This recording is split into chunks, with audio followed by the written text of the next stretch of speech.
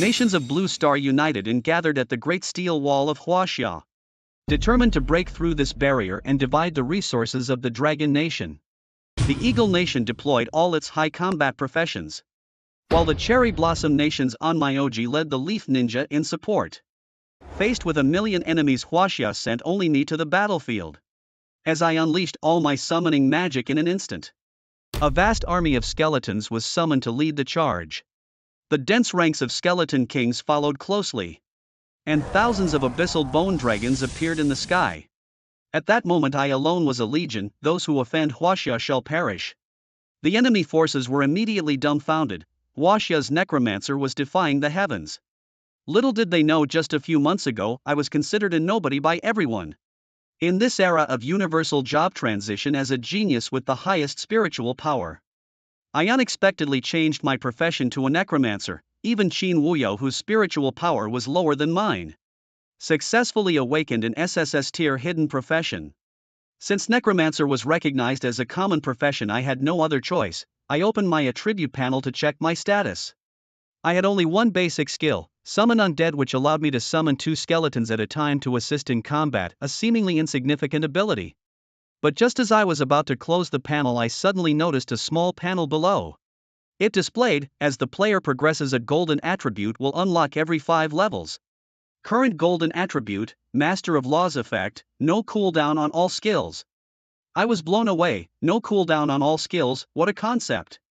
This meant that as long as I had enough mana I could summon an infinite skeleton army. As I leveled up I could summon even more formidable beings like Wraith Knights, skeleton tyrants, and even ancient abyssal dragons. With the boost of no cooldowns I could hardly imagine the scene. Alone I could match thousands of troops. Wasn't this a rise to power? My head throbbed with excitement and I jumped up. I could no longer contain my restless heart and immediately ran to tell my girlfriend Lu Ruyan about this discovery. However, at that moment I saw Lu Ruyan arm in arm with another man. When Lu Ruyan saw me, she froze, then looked at me and said, "I have a rare profession and you have a common one. We're simply not from the same world." I stood there dumbfounded, my heart going cold. After saying this, Lu Ruyan didn't wait for my response and left with Liang Xiaoyu. I was secretly heartbroken when suddenly a hand landed on my shoulder, startling me. I turned to find Qin Wuyo standing there, breaking up right after graduation. "That's really sad," she said sarcastically. I rolled my eyes, shrugged off her hand, and turned to leave. "Can't you take a joke? You should be happy she's gone," she continued. "Qin Wuyo and I had a decent relationship. After all, she was one of the only 2 people in the academy with a spiritual power over 100. She then invited me to team up for leveling, not believing that I was just an ordinary necromancer. I shook my head, declining, as I wanted to level up alone and familiarize myself with the effects of my skills. After purchasing some basic equipment at the shop, I had 200 mana points, equivalent to launching 20 summon undead spells, summoning 2 each time for a total of 40 skeletons. This was a formidable number, and considering my mana could naturally regenerate, providing an endless supply, 40 skeletons charging through was much more comfortable than 5 newbies teaming up to fight monsters in the wild. With my mind made up, I headed to the dungeon hall. There was no one at the entrance to the newbie trial grounds. I decisively stepped forward, my figure flashing as I disappeared into the teleportation gate. At the same time, a young man in the crowd, noticing my disappearance, immediately informed Qin Wuyo, "Miss Lu Ran has entered the newbie trial grounds." The monsters in the newbie trial grounds were all aggressive. Entering their attack range would trigger them. I took a deep breath and stepped out of the safe zone, my withered staff in hand. I thrust the staff forward, summoning the undead. 2 streams of black smoke shot out from the staff, and in the blink of an eye 2 skeletons formed before me. They were clad in tattered armor and wielded rusty broadswords, looking quite formidable indeed. Continuing my incantations, I was pleased to discover there was no cooldown on my skills. More and more black smoke surged from the staff, and before long, 40 skeletons had materialized before me, a dense and formidable group. These 40 skeletons then swarmed out. To those unaware of the mechanics, it might have seemed as though these skeletons were wild monsters, as the local mobs, known as Pippy Pigs, were unilaterally pummeled. As a result of this onslaught, I rocketed up to level 5. I opened my panel once again, and sure enough, a new entry was unlocked: Transference. The effect of this entry was astonishing. 100% of the damage I would take was to be transferred to my summoned creatures. Upon reading this, my mind was blown. This meant that as long as I had summons, I would not die or even lose any health. Lu Ran brought the bracelet closer for a better look. It was crafted from a titan python shimmering with a dark sheen reminiscent of an obsidian bracelet. The snake's head bit its own tail, forming a seamless loop, yet Lu Ran could feel the potent life force emanating from it. With just a thought, he could transform the bracelet back into its original form, commanding it at will. The other three guild leaders gathered around, their eyes filled with envy as they admired Lu Ran's titan python bracelet. Unlike typical equipment formed from a titan python, this was the creature itself. Wow, you're carrying a level 60 titan python with you, Lei Tai exclaimed with envy. However, Lei Tai admitted he'd be too terrified to wear it himself, as he had a deep-seated fear of snakes. If he had to wear a titan python on his wrist, he likely wouldn't be able to sleep. Initially, Lu Ran was worried about how to take it outside, but he was pleasantly surprised by the bracelet's versatility. Lu Xinshin was equally astonished, having never heard of such a thing before. After all, no profession allowed for the control of a relic boss. It seemed the titan python had always been there, merely dormant. Only after clearing the inner sanctum of snake creatures did the boss activate, revealing its true form from a state of dormancy. Yihani analyzed the situation as she spoke. Suddenly, a rustling sound caught their attention and they turned to see scattered snake creatures beginning to respawn. Isn't the titan python still alive? Lu Ran wondered, using his necromantic skills to control the newly spawned creatures. Though it's not dead, you've taken ownership of it, so the system considers the titan python no longer present, Lu Xinshin explained. In this digitized world, once the conditions for clearing a relic are met, it begins to regenerate. Although she hadn't fought in the Hall of 10,000 Snakes before, it seemed the rules aligned with Lu Xinshin's explanation. I see. Should we continue farming here then? Lu Ran asked, considering the rich experience points available in the area. No need, Yihani shook her head. The relic's respawn rate is slow and it won't be efficient to stick around. The titan python's venom sac is already secured, so let's hand it to the grass ghost granny and head to Misty Valley for more efficient farming. Ignoring the respawning snake creatures around them, the group decided to save time and promptly left the inner sanctum. Outside, Wei Yingying and others who had been waiting noticed the snake creatures beginning to respawn and retreated from the area to wait outside. The creatures couldn't leave the relic zone, so their regeneration implied that the titan python had been defeated. Wei Yingying pondered this, surprised by the outcome. Initially, she had acted out of spite, not expecting Yihani to accept the challenge so decisively and succeed. Wei Yingying had organized many failed expeditions to conquer the Hall of 10,000 Snakes over the years to cultivate her life goal, never managing to breach the inner sanctum. The challenges posed by the Temple of Myriad Serpents were indeed formidable, yet the trio led by Yihani, along with a young necromancer barely in their 20s, managed to storm through and swiftly conquer the titan python. As they emerged from the inner sanctum, they were surprised to find Wei Yingying and her companions waiting outside. Yihani raised an eyebrow, quipping, "What's this? So eager for the titan python's venom sac that you followed us here?" Wei Yingying, not one to hold back, retorted, "Eager? Not really. It's been years and no one's made it through, so we've gotten used to it. I'd never have come if I wasn't worried about you dying in the Temple of Myriad Serpents just for your pride. After all, you're still one of our own and I came to collect your body." Yihani shrugged dismissively. "The Temple of Myriad Serpents is nothing to us. Here, take the venom sac you wanted. Now, can we proceed to Mist Vale Valley?" With that, she casually tossed an item their way. Although Wei Yingying had been told about the titan python's demise, seeing the venom sac in her hands left her genuinely astonished. She acknowledged, "You've done me a great favor. Let me lead you to Mist Vale Valley." With a satisfied nod, she cast a meaningful glance at Lu Ran but refrained from further comment. As she turned to lead the way, she cautioned, "I must warn you, Mist Vale Valley is treacherous. It's been mostly closed off these past 2 years. Even if you entered, grinding for experience might not be as efficient as running dungeons." Yihani waved off her concerns. "We have our ways and strategies. You don't need to worry about us. Others might struggle to grind for experience, but with Lu Ran on our side, it's no issue. Plus, the monsters in Mist Vale Valley are diverse with plenty of high-level ones. The experience will be rolling in." Intrigued, Wei Yingying glanced at Lu Ran again. Among the four, she was most familiar with Yihani, knowing her limits well. The other 2 guild leaders were also no strangers, recognized for their strength among professionals. Venturing into Mist Vale Valley posed no problem, but grinding extensively for experience seemed unlikely. The only unknown factor was Lu Ran, a necromancer in his 20s. In ordinary circumstances, a necromancer at Such a level wouldn't catch Wei Yingying's attention. However, recent events had stirred up quite a buzz about a mysterious necromancer. The fact that the three guild leaders had personally brought this necromancer to level up raised suspicions, yet Wei Yingying was sharp. She decided to proceed. Let's go, she nodded decisively. Behind her, Lu Ran, full of curiosity, inquired, Sister Xin, what's Mist Vale Valley? Why is there a need for permissions? Is it a grinding area managed by professionals? Lu Xinxin shook her head, saying, occupational practitioners themselves are unmanageable. Misty Valley is located in the southern region, a wilderness area dense with creatures offering high experience. However, many Gu masters used to level up there, often facing dangers and losing their lives. As the grass ghost woman, Wei Yingying sought out an array master to set up a barrier there and have it maintained, prohibiting Gu masters from entering recklessly. The authority naturally lies in her hands. Ultimately, it's to prevent some reckless Gu masters from venturing in and meeting their demise.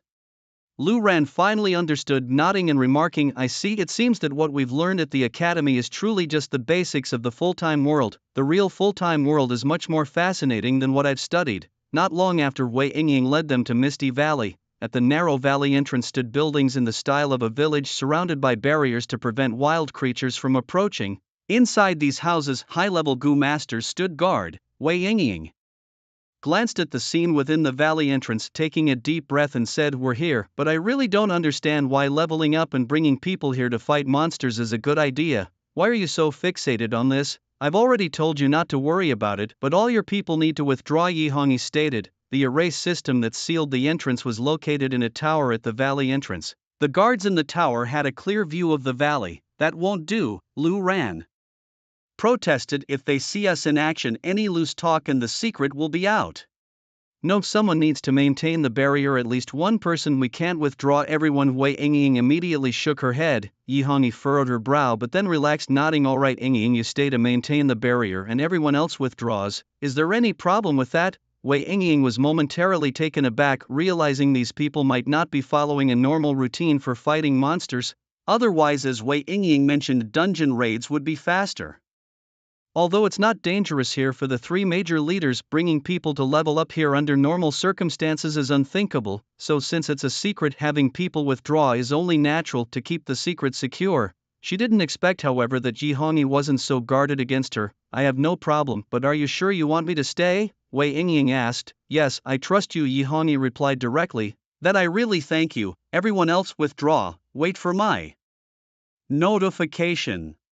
Before I notify you, no one is allowed to approach, Wei Yingying immediately instructed. Yes, everyone responded in unison. In the southern region, the grass ghost woman's status and power were absolute. Subsequently, Wei Yingying's people quickly withdrew. Wei Yingying ascended the tower overlooking the group. Then she took out a palm-sized cauldron, and whatever she did, it caused ripples to spread throughout the valley, clearing the view.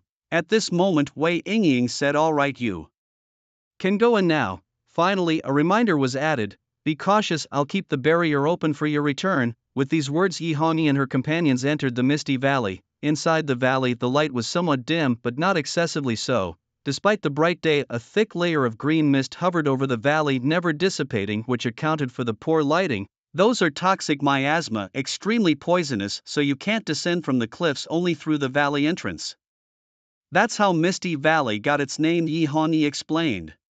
She glanced at Wei Yingying, who was watching from the tower at the valley entrance, and added, just do your thing. Yingying is one of us. She may bicker with me, but she's trustworthy. With Yihongi's assurance, Lei Tai and Lu Xinxin had no objections. They turned their attention to Lu Ran. Lu Xinxin suggested, let's get started. The monsters in Misty Valley respawn quickly, giving you plenty to work with. Cover as much area as you can see, but don't overdo it. If you exceed the valley's boundaries and harm other practitioners, it won't be good. Lu Ran nodded, looking ahead. Misty Valley was indeed a good place. While it was overgrown with weeds, there weren't many trees, and due to the lighting, the weeds were not too dense or tall. The area appeared vast and open, but various poisonous creatures roamed within, along with translucent spirits drifting about. Yihongi continued, this place is mainly home to poisonous and some sinister spirit-type monsters, all falling under the dark category. Just go ahead and clear them as fast as you can. As for the three of them, they were just there to accompany Lu Ran. They didn't even need to protect him. Lu Ran had the Titan Python on his side. Moreover, Lu Ran could directly control all dark-type monsters. In Misty Valley, there was nothing that could pose a threat to him. Meanwhile, Wei Yingying from the tower at the valley entrance watched the four with curiosity. Hani is a mage, likely in charge of dealing damage. Lei Tai is the tank, drawing aggro and taking hits, and Lu Xinxin handles healing, but that's just the usual setup. What's the role of this necromancer? She muttered, full of curiosity, her eyes glued to the scene. At that moment, Lu Ran made a gesture with one hand and the sea-stabilizing trident appeared in his grasp. Startled, Wei Yingying gasped, "The sea-stabilizing trident?" Although she was in the southern borderlands, the news about necromancers had been rampant lately, and the sea-stabilizing trident was among the highlights. It was truly in Lu Ran's possession. Lu Ran was that necromancer, at least the one on the global equipment rankings. Of course, these three wouldn't bring a nobody for leveling up without reason. Wei Yingying was shocked, but what astonished her even more was yet to come. With a thud, Lu Ran struck the ground with his staff, summoning an ancient golem. An ancient golem? Isn't this the type of meat shield creature summoned by a necromancer? With Lu Tai, the Earth Knight, here, what's the need for ancient golems? Wei Yingying muttered in confusion. Could it be that your ancient golems are more formidable than an Earth Knight? As she was pondering this, suddenly bang bang bang, black mist continuously gathered and burst around Lu Ran, summoning one giant ancient golem after another. Over 20 of them emerged before Lu Ran finally stopped. "Hey you kid, there's no need for ancient golems just to clear this area," Yi Hani said, both amused and exasperated. "It's a habit." "Just a habit," Lu Ran scratched his head and chuckled. "That's a good habit, nothing wrong with it. No matter the situation, whether there's danger or not, summon the ancient golems first to prevent any unexpected incidents. Keep up with this habit," Lu Xinxin added gently, not finding Lu Ran's actions excessive. It was essential for him to develop the habit of summoning ancient golems first, regardless of the circumstances. Meanwhile, on the tower behind them, Wei Yingying almost lost her balance and nearly fell over. So many ancient golems, how did he summon them all at once? Isn't there a cooldown for summoning skills? She was dumbfounded. This necromancer truly is something else. But this was just the beginning. Lu Ran's gaze swept over the scene. Large groups of monsters were directly controlled by his eyes, launching indiscriminate attacks on other nearby creatures. The monsters' skills were being cast wildly, turning the entire Misty Valley into utter chaos. Wei Yingying swallowed hard. For the first time in her life, she witnessed the creatures within Misty Valley turning on each other. Meanwhile, Lu Ran and his companions were comfortably sitting back, waiting to gain experience. So some of these monsters are being controlled by Lu Ran, used as pets. But does a necromancer have such skills, such a vast area of mass control? Wei Yingying was utterly bewildered. The scene before her shattered all her previous assumptions. And then, as Lu Ran saw the monsters beginning to slaughter each other, he looked up towards the distant part of the valley. A massive bone storm began to form. In the sky, white bone fragments started to gather. Wei Yingying wasn't unfamiliar with this. It's a necromancer's bone storm. However, as she looked up, something seemed off. Everywhere she looked, bone fragments filled her vision. The bone storm formed, instantly enveloping all creatures within its range. But that's not all. The density of the bone storm increased, nearly obscuring the view of the monsters. Such density. Could it be that the bone storm is stacking? Wei Yingying's mind was in a whirl. Watching Lu Ran's sea-stabilizing trident continuously flash was a sign of skill activation. There really was a possibility. At present, a necromancer in their 20s like Lu Ran possesses abilities that defy conventional limits. With no cooldown on the bone storm, it can be stacked infinitely. The summoning of ancient golems requires only sufficient mana, allowing for limitless summoning. Moreover, he can control the monsters in this area on a large scale, though the specifics of this control remain unknown. Wei Yingying mused on these possibilities. However, she suspected that Lu Ran's capabilities extended beyond what she could perceive, potentially being even more formidable. Despite his impressive skills, if he were the one in the deathmatch arena, these ancient golems and bone storms alone might not suffice to defeat the high-level combatants of the Eagle faction. Wei Yingying continued to analyze, noting that Lu Ran being a magic class and only at level 20. Something could still be overwhelmed by the Eagle faction's strong warriors if they withstood his attacks and charged forward. Yet all assassination attempts by stealthy assassin classes had failed. Even when the presidents of the 5 major guilds teamed up, they were utterly defeated by Lu Ran. This led her to ponder that unless the necromancer in the deathmatch arena wasn't Lu Ran, it implied that he had more terrifying skills yet to be revealed. If it were the latter, it made sense why the three guild leaders personally assisted in leveling him up. He was practically a national treasure. Meanwhile, Lu Ran was thoroughly enjoying his spree. Countless monsters under his control attacked indiscriminately around him. His bone storm continued to stack, with damage increasing continuously. Although there was a critical point where the original bone storm layers would start dissipating, Lu Ran adeptly replenished them layer by layer. Even within this critical threshold, the damage from the stacked bone storm was immensely terrifying. Nearby, Yi Hongyi and the others seemed a bit bored. Lei Tai commented. Although this isn't as orderly as a dungeon run, this place feels pretty dull too. Yi Hongyi lazily replied, you should appreciate the downtime. Once Lu Ran hits level 30, we'll be tackling team dungeons and you'll be busy enough. Take the chance to relax while you can. As for Lu Xinxin, she merely watched Lu Ran with gentle eyes. She stood close by his side, not speaking much but always vigilant about his safety. However, at the moment there didn't seem to be any danger at all. Yi Hongyi turned her head, raising her eyebrows as she glanced at Wei Yingying, who was observing from the tower. Yingying must be dumbfounded by now, she mused. It's understandable, anyone unfamiliar with Lu Ran's abilities would be bewildered seeing them for the first time. Wei Yingying naturally noticed Yi Hongyi's playful gaze. She rolled her eyes, choosing to ignore it, yet she was indeed deeply shocked. At that moment, Wei Yingying suddenly noticed a slight bulge on the ground not far in front of Lu Ran. It wasn't very noticeable and was covered by grass, however from her elevated vantage point she could see it clearly. In contrast, Lu Xinxin, standing beside Lu Ran, couldn't see it due to the angle, as the grass completely obscured the ground's subtle movement. Wei Yingying was momentarily stunned, but quickly realized the situation. A level 58 Quiet Poison Earth Dragon. Her face changed dramatically. This creature was high level and rare in the Mist Valley, and because it burrowed underground, it had not been controlled by Lu Ran. Now it was approaching quietly, aiming directly for the critical point. The Quiet Poison Earth Dragon at level 58 had explosive attack power and fierce poison. If its target was the 20-something level Lu Ran, it would be a one-hit kill. Lu Ran, be careful. Wei Yingying shouted loudly without hesitation and flung a purple palm-sized cauldron-like object into the air. With a hum, the cauldron rapidly expanded and flew towards Lu Ran. Lu Xinxin reacted quickly. She took one glance and was shocked. The immortal King Gu Cauldron. At the same time, she heard Wei Yingying's warning.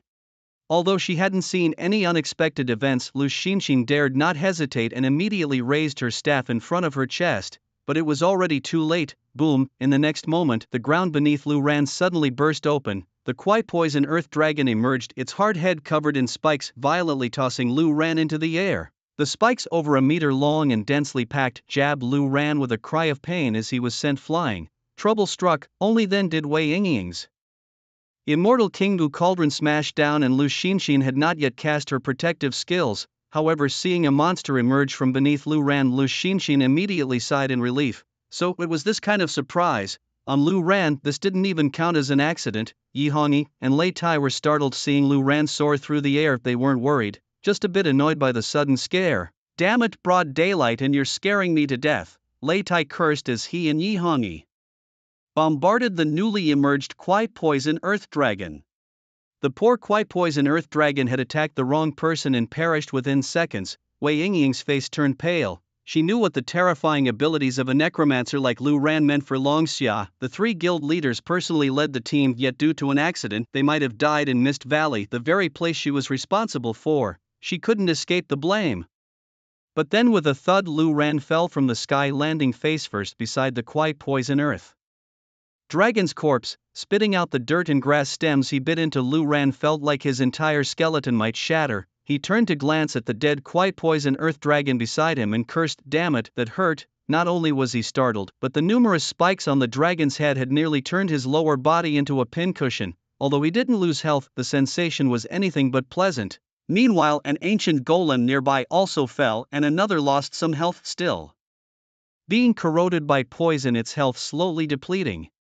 As for Wei Yingying, she was wide-eyed again. She could see clearly that Lu Ran's health bar hadn't moved an inch. It wasn't high damage causing defensive nullification. It truly hadn't moved at all. Not even a sliver was gone. Even a level 20 necromancer would find it challenging to withstand a sudden hit like this. If Reitai, a knight of the earth, were suddenly struck, he would lose at least a tenth of his health, and that was evident. Moreover, the toxic damage from the attack of the Kaduo Earth Dragons seemed to have no effect on Luran at all. This guy, invincible.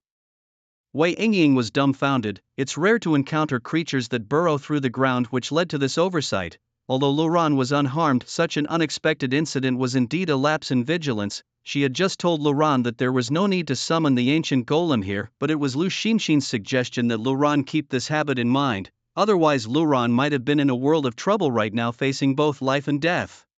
After all, the ancient golem and Luran's treasured gourd wouldn't have been enough to offset the damage from the Kaduo Earth Dragon's explosive attacks. After this realization, Yi Hongyi raised one hand holding a burning talisman and smashed it powerfully onto the ground.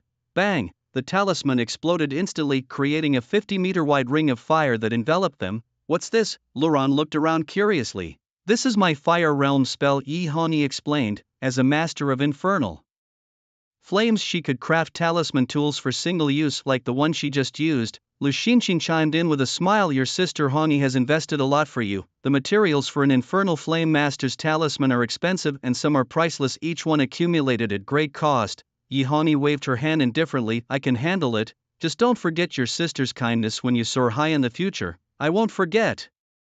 Luran promised. Alright, let's keep grinding this fire realm spell is just to prevent the troublesome thing from suddenly appearing, but even if it does, it's just a minor inconvenience, Yi Hongyi joked, causing Luran to mumble about more than just minor discomforts. With renewed vigor, they continued their efforts in the Misty Valley. Before they knew it, the time approached 5 in the afternoon. Luran's level successfully rose to 29, level 29, just one more level to unlock new entries and skills. Luran exclaimed excitedly. Great, not bad at all. This trip has been doubly efficient. Yi Hongyi was very pleased, laughing heartily. She was already charming, and her laughter made her even more enchanting, causing Luran to swallow hard. Noticing Luran's embarrassment, Yi Hongyi decided to tease him, swaying her hips as she approached him, wrapping an arm around his shoulder and whispered teasingly in his ear, Little brother, your eyes have a bit of a glint, don't they? Gulp. Luran swallowed again. Despite himself, he felt a surge of bravado, though he cursed his lack of composure internally. What kind of look?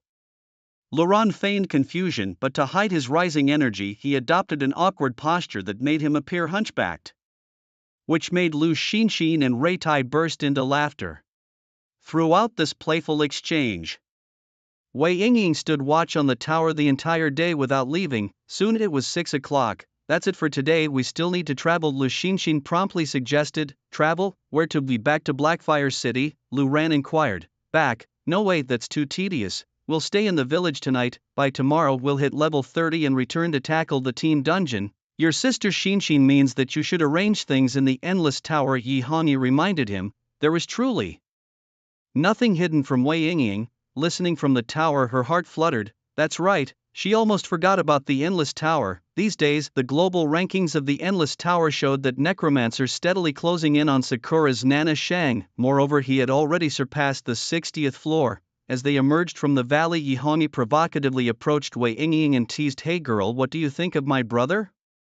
Wei Yingying gave her a sidelong glance and replied, Think about what? I didn't see anything. With that, she turned to leave, adding, I'll head back first. I'll prepare some food for you in the village, so you better return soon. Yi Hongyi clicked her tongue dismissively but was confident that Wei Yingying would keep whatever she saw about Luran to herself. Afterward, Yi Hongyi and the group headed to Joyo City. It was still eerily desolate, with the streets and alleys profoundly empty, a rare sight for such a main city. Not just Luran but even the 3 guild leaders sighed at the sight. Hurry up, stop sightseeing, I'm starving, Leitai shouted. For efficiency's sake, they hadn't even eaten lunch. Unlike the Blackfire City dungeons where they could pause to eat, returning from Mist Valley was too time-consuming. The instance hall, though deserted, still operated as usual. Luran, familiar with the place, smoothly entered the Endless Tower. Simultaneously, people in instance halls globally remained engrossed in the Endless Tower's world rankings. However, today, despite it being past 6:30, the Necromancer's cleared floor count hadn't changed, staying at 60. Why isn't it on time today? Could he have hit a wall? Is this the Necromancer's limit? Someone speculated. Limit my foot. If he surpassed the 60th floor, what more could challenge him? He's only a Necromancer, achieving this much is impressive. But to surpass our Sakura's Nana Shang, he's still got a long way to go. Meanwhile, Nana Shang herself arrived at the instance hall as expected. Since morning, Luran and their journey in the southern frontier had been thrilling, but for Nana Shang, after returning in the morning, she found herself daydreaming by a stream, skipping meals entirely. In the afternoon, as the time neared, she rushed over, her focus fixed on the endless tower. The pressure Lu Xinxin had once placed on Lu Ran to steadily advance was apparent. Now Nana Shang was consumed with thoughts of the endless tower's global ranking. This surpassed even her intense desire to conquer the Black Dragon mountain range and went beyond her obsession with gear. At this moment, all she wanted was to maintain her ranking. She couldn't allow anyone, especially a necromancer with a level below 53, to surpass her. That would be a disgrace. But today it seemed like the necromancer had already missed the usual time he stormed the levels in the evening. Was he not continuing? Nain Shang hoped deep down that the necromancer had ceased his attempts due to a lack of strength, but she knew the chances were slim. As Lu Ran entered the endless tower, 100 high-level combat professionals silently approached from 50 kilometers southwest of Misty Valley on the other side of the border mountains. Indeed, even the Battle Banner National Guard was reluctant to set up defenses in the southern frontier. Beyond the next mountain was Longxia territory. This journey through the border's no man's land had already cost 13 lives. Reaching the southern frontier would be even more perilous. How many could successfully enter Longxia depended on their own fate. If they could enter Longxia and assassinate the necromancer, there would be great rewards upon their return. Now, they rested and would begin their mission after nightfall. Time ticked by slowly. Nain Shang watched the global rankings of the Endless Tower, which hadn't changed, and felt a slight relief, yet she still worried about a sudden surge from that necromancer. After all, despite not knowing his exact strength, she knew he couldn't be underestimated after witnessing his performance in the death arena. Her maid watched Nain Shang cautiously and asked, "President, should we keep watching?" "A lot of time has passed already." Nain Shang pondered for a moment and shook her head. "Forget it, maybe he won't advance tonight. I'm already surprised he made it to the 60th level. Even if he can't surpass the 61st, I understand. I've fought through it myself and know how difficult it is." With that, she glanced at the 8-eyed Luo umbrella in her hand. Without such a massive investment to acquire it, she wouldn't have reached the 62nd level. And now, the necromancer at level 60 was only 2 levels behind her. Nain Shang waved her hand, saying, "Let's go, we're heading back." But before she could finish her sentence, the entire instance hall suddenly became restless. "He's here, the necromancer from Longxia has reached the 61st level, better late than never. The necromancer is mighty." Someone grumbled, "Damn it, he's from Longxia and mighty." My asked Baka, "He's only 1 level behind Nain Shang now. My god, is this necromancer going to defy the heavens?" Nain Shang's expression changed slightly as she quickly looked up at the ranking board. Sure enough, the necromancer was still in second place, but the level count had updated to 61, and now, the only ranking above him was Nain Shang 62. Taking a deep breath, Nain Shang suppressed the turmoil and unease in her heart. The once unassailable lead had been rapidly closed in upon, leaving a sense of urgency akin to a fire at one's heels. Damn it, he actually made it past the 61st floor. Nana Shou gritted her teeth as she spoke. What left Nana Shou speechless was how the necromancer wasn't just attempting to break through the levels of the Endless Tower in the usual manner. Instead, he climbed one floor after another, one in the morning, another in the evening, steadily drawing closer. It was as if it were a habitual routine, unlike the life and death struggles she had witnessed over the years. Nana Shou had seen numerous top players make fleeting appearances on the global ranking of the Endless Tower only to perish in their quest to reach higher floors, but this necromancer seemed to treat it like a game. Yes, just like a game. Is he targeting me? Nana Shou mused to herself. This all began after she had subdued Yuqing Song and surpassed him by 2 levels. Suddenly this necromancer emerged. Even Yuqing Song had halted his ascent, yet this necromancer pressed on relentlessly. He had hidden all his information, leaving only question marks on the ranking board, causing Nana Shou's heart to skip a beat. She was curious, yet there was no way to know how long it took him to conquer the 61st floor, or how his strength compared to hers at that level. If she knew that Lu Ran had only taken a few seconds to pass the 61st floor, she would be at a loss for words. No matter, once he clears the 62nd floor, we'll see who's quicker. Nana Shou contemplated aloud. Her maid was startled, asking in a hurried tone, "President, do you think he can pass the 62nd floor?" Glancing at the rankings, Nana Shou replied calmly, "It's very likely. I must prepare. I cannot be surpassed by him, no matter what. He is merely a necromancer, a common class, a class that has never appeared in the Endless Tower before. Being overtaken by a necromancer would be an absolute disgrace. The most crucial point was that this necromancer was from Longxia and he wasn't even level 53 yet. With determination etched on her face, Nana Sho turned and left decisively as if prepared for a fight to the death. Her maid hurried to follow, sensing that Lu Xinxin's strategy was incredibly effective. Now Nana Sho found herself in an awkward predicament. Her newly acquired honor as the top player on the global Endless Tower ranking was at stake. When the necromancer surpassed her, she would lose everything. No one would remember her as the former number one. Instead, they would recall how the top on Myoji of Sakura was utterly suppressed by a necromancer. Meanwhile, in the instance hall of Joyo City, only 3 guild leaders were present. After Lu Ran emerged, he glanced at the rankings on his panel and said, "Done, shall we head to the village?"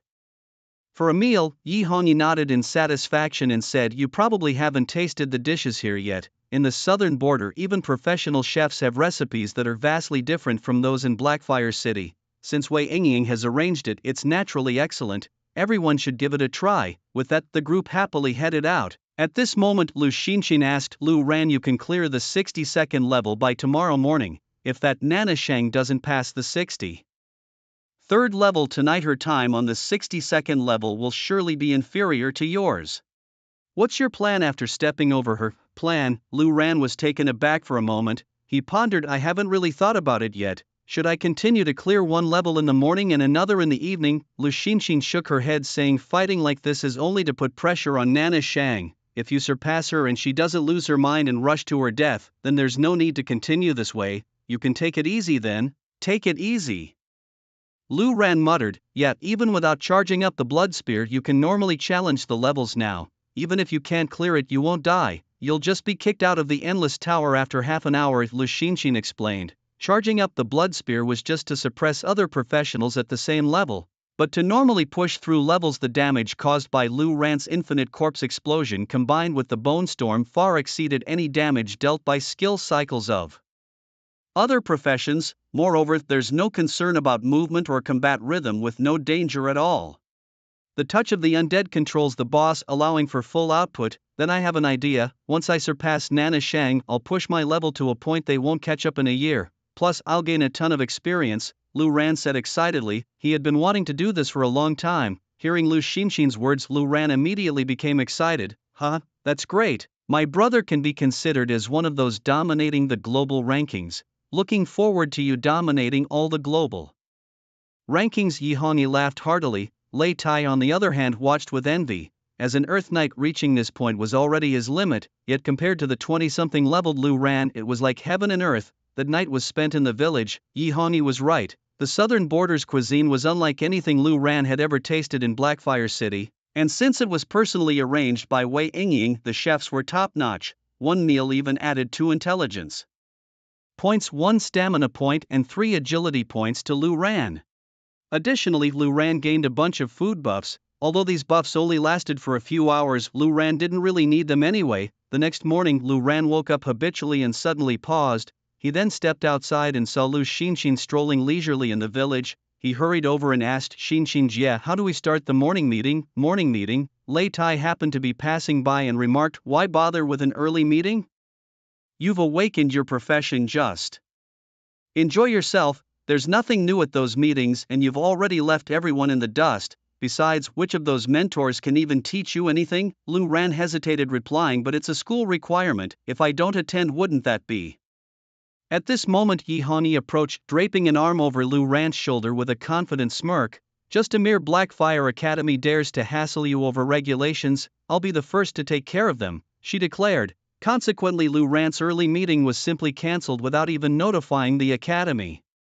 Indeed, this did catch the academy's attention. Throughout the meeting, Lu Ran never showed up, prompting Qin Wuyo to glance toward his class with a tinge of reluctance in her eyes. She opened her communicator, contemplating reaching out to Lu Ran. However, after deliberation, she bit her lip and closed the message window, her expression somewhat troubled. During the meeting, Lu Ran's ranking was unsurprisingly far ahead of everyone else, with the others unable to catch up. The disparity was so vast it felt like an experienced senior had infiltrated the newcomers' leaderboard. After the meeting concluded, Jiang Jinbei and several mentors gathered in the conference room. Did Lu Ran ultimately not show up? Jiang Jinbei asked, frowning. The other mentors exchanged glances, remaining silent. How audacious, For years the newcomers' meeting has been a steadfast rule, not showing up without leave. Does he think he's above it all?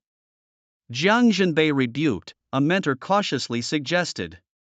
Lu Ran's current level indeed surpasses the need for our guidance, but skipping the meeting without notice is somewhat disrespectful. Humph, Jiang Jinbei snorted. It's not about respect or not, I admire his rapid progression. No necromancer in history has ever leveled up so swiftly, but that's no reason to become arrogant. He continued, by the way, does anyone know how Lu Ran managed to level up so quickly? Any intel? One mentor pondered for a few seconds before replying, I've been paying attention, but none of my contacts have interacted with Lu Ran. He used to be close to Qin Wuyo, but they haven't teamed up recently. Lu Ran also had contact with Qin Lai. Qin Lai, Jiang Jinbei was taken aback, furrowing his brow. If Qin Lai has given tacit approval, it would be tricky to confront Lu Ran. This kid is getting too cocky. Even with Qin Lai from the Tiandao Alliance backing him, Lu Ran shouldn't be so arrogant. Jiang Jinbei mused, refraining from directly questioning Lu Ran. Instead, he sent a message to Qin Lai. Chief Steward, Lu Ran didn't attend the early meeting today, which isn't great, is it? If you approved, at least inform the academy, right? Despite his frustration, Jiang Jinbei was cautious not to overstep with Qin Lai, knowing full well that Qin Lai was the chief steward of the Tiandao Alliance's Blackfire City branch. Qin Lai received the message while he was already overwhelmed with personal matters at home. He had no time or patience to discuss with Jiang Jinbei whether Lu Ran should attend the morning meeting. With Lu Ran's current capabilities, he could dismantle Blackfire Academy if he wanted to, Qin Lai muttered. Helplessly, after pondering for a moment, he replied, it wasn't with my approval, but you'd better not worry about it. It's just a morning meeting, no big deal, right? Qin Lai, already in a foul mood because of his family issues, naturally didn't have a pleasant tone when sending the message. He imagined Jiang Jinbei would still be unsatisfied, so he directly messaged Yi Hongyi explaining the situation. Sure enough, when Jiang Jinbei saw the message, his eyes widened in disbelief. All right. If it's not Qin Lai's approval, I want to see who gave Lu Ran such audacity, Jiang Jinbei exclaimed angrily. Meanwhile, in Mist Valley, Yi Hongyi received the message. At that moment, Lu Ran was still battling monsters with Lei Tai and Lu Xinxin by his side. Wei Yingying was at the entrance of Mist Valley watching from the tower just like the day before. Even though she had seen Lu Ran's battle prowess yesterday, witnessing it again today was still breathtaking. Jiang Jinbei, oh, the principal of Lu Ran Academy, right? Damn, he's really questioning Lu Ran over something so trivial. Lei Tai was speechless. We should resolve it, though. It's indeed against the rules, Lu Xinxin pondered. At this time, Jiang Jinbei was preparing to personally question Lu Ran, opening his communicator. After a moment's thought, he sent a message to Lu Ran. Lu Ran didn't attend the morning meeting? Just as he sent it, another message came in with a ding. My brother won't need to attend morning meetings anymore, I said so. The message was bold and Jiang Jinbei raised his eyebrows immediately, but when he checked the sender's profile, he was shocked. Yi Hongyi of the Red Pavilion. What was going on? He had just sent a questioning message to Qin Lai, and now Yi Hongyi responded. Lu Ran had Yi Hongyi backing him. Jiang Jinbei swallowed hard, contemplating how to respond to Yi Hongyi. Then another message arrived. It's just a silly morning meeting, who cares? Annoying, isn't it? I'm Lu Ran's brother, and if you keep harping on about your rules, I'll tear down your academy. This one was even more arrogant. But learning from his previous experience, Jiang Jinbei quickly checked the sender's profile. His mind buzzed when he realized it was Lei Tai of the National Defense Army. Lei Tai was also supporting Lu Ran. Jiang Jinbei was dumbfounded. But it wasn't over yet. Another message came in, this time much gentler. Lu Ran is my brother, the morning meeting is pointless, he won't attend in the future. With trembling hands, Jiang Jinbei opened the sender's profile. It was Lu Xinxin of Mirage Moon. The three presidents of Longxiao's four major guilds had messaged him simultaneously. Hastily, Jiang Jinbei opened Lu Ran's message list and sent a message. Lu, I didn't mean anything by it, I was just worried you didn't come. Since your brothers and sisters say you're fine, that's good. You don't really need to attend the morning meeting if you don't want to. At this moment, Lu Ran didn't have the luxury to check his communicator. He was gearing up to enter the Tower of Infinity, aiming to completely surpass Nana Shang. He was also ready to kick off today's monster hunting spree with plans to reach level 30, unlocking new entries and skills. Lu Ran was filled with anticipation. In contrast, the thought of suppressing Nana Shang didn't excite him as much. Meanwhile, professional players worldwide were almost entirely focused on the ranking board of the Tower of Infinity. Although they couldn't witness the necromancer master tackling the 62nd floor live, they could see the rankings change, the floor numbers shifting, and that alone captivated professionals globally. Naturally, this included Nana Shang, who still held the first place. She looked a bit worn out, seemingly having not slept all night, standing before the global ranking board, her fists clenched, palms sweaty. She was surrounded by a throng of cherry blossom professionals, none of whom realized that Nana Shang was amidst them, her face obscured by a veil. The air was abuzz with endless discussions. Is that necromancer really going to clear the 62nd floor? Damn it, Long Xia is pushing too far. Why doesn't Nana Shang continue fighting? She mustn't lose. What are you afraid of? Even if that necromancer miraculously clears the 62nd floor, he'll still be second place. Exactly, a mere necromancer. Does anyone truly think he can clear 62 floors faster than Nana Shang? What are you saying? Long Xia hasn't even cleared the 62nd floor yet. Do you really think it's that simple? Nana Shang heard all of this, the noisy surroundings only adding to her agitation. On the other side in Long Xia, the main city's dungeon halls were filled with jubilation. Every Long Xia professional rushed into the dungeon halls, their eyes glued to the global ranking board of the Tower of Infinity. It's happening, it's happening. The Necromancer Master is about to clear the 62nd floor. Ha, awesome. After suppressing Yu Qingson, the Necromancer Master is reclaiming his position, a regular profession under level 53, suppressing Nana Shang. She must be livid. I wonder if that necromancer can really clear the 62nd floor. At this moment, Lu Ran had already entered the 62nd floor of the Tower of Infinity. Having been grinding daily, Lu Ran seldom paid attention to the monsters on each floor. He would simply enter, throw a blood spear to instantly kill them, and then exit. Today was a significant day. As Lu Ran glanced up, he saw the vast open ground of the 62nd floor, where a female boss over 2 meters tall and human-like in appearance stood. Her skin was grayish-brown with an explosive figure and a perfectly exquisite face adorned with fine scales along her cheeks.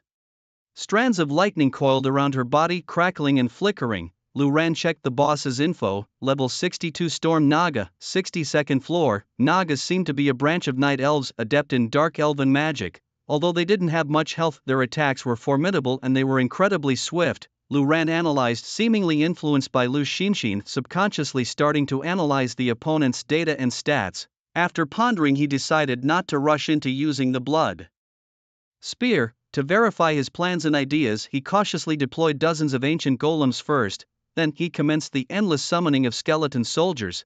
The touch of the undead persistently restrained the Storm Naga in the middle. This boss was primarily a mid to long range attacker with some ranged skills, but most of its attacks had a limited reach. Lu Ran stood right on the edge, just stepping out of the safe zone, a significant distance from the boss at the center of the arena. This positioning meant that many of the boss's ranged skills couldn't reach Lu Ran, ensuring his safety.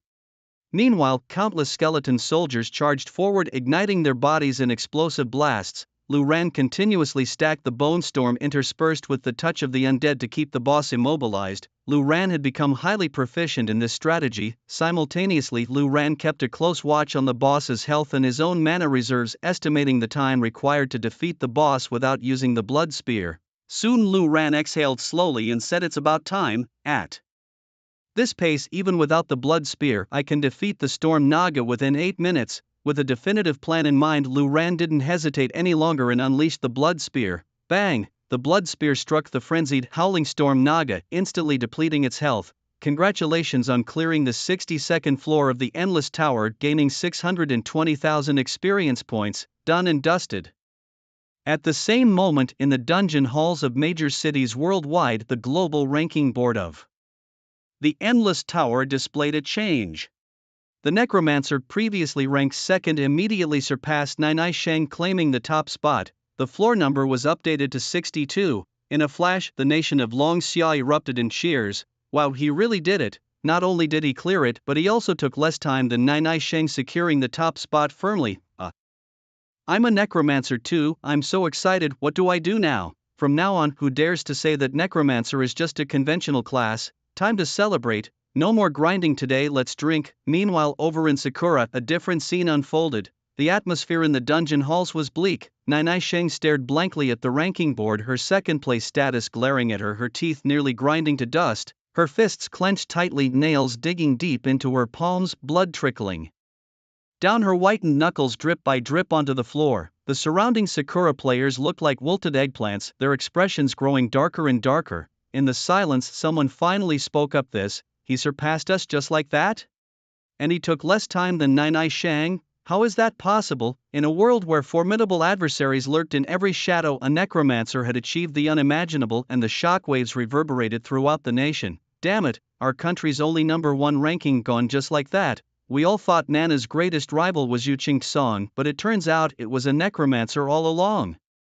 This cunning necromancer had hidden their identity well, catching everyone off guard. Sakura's spirit was severely crushed by this unexpected turn of events. Meanwhile, amidst the crowd, Nana stood staring at the leaderboard for what felt like an eternity. She took a deep breath, exhaled slowly, and with a resolute expression she began to walk toward the teleportation array of the Tower of Eternity. The Sakura Guild members were right. She couldn't afford to lose. To reclaim her ranking, there was only one route: clear the 63rd floor and suppress the necromancer once again. Yet she didn't consider if the necromancer might have already surpassed that level.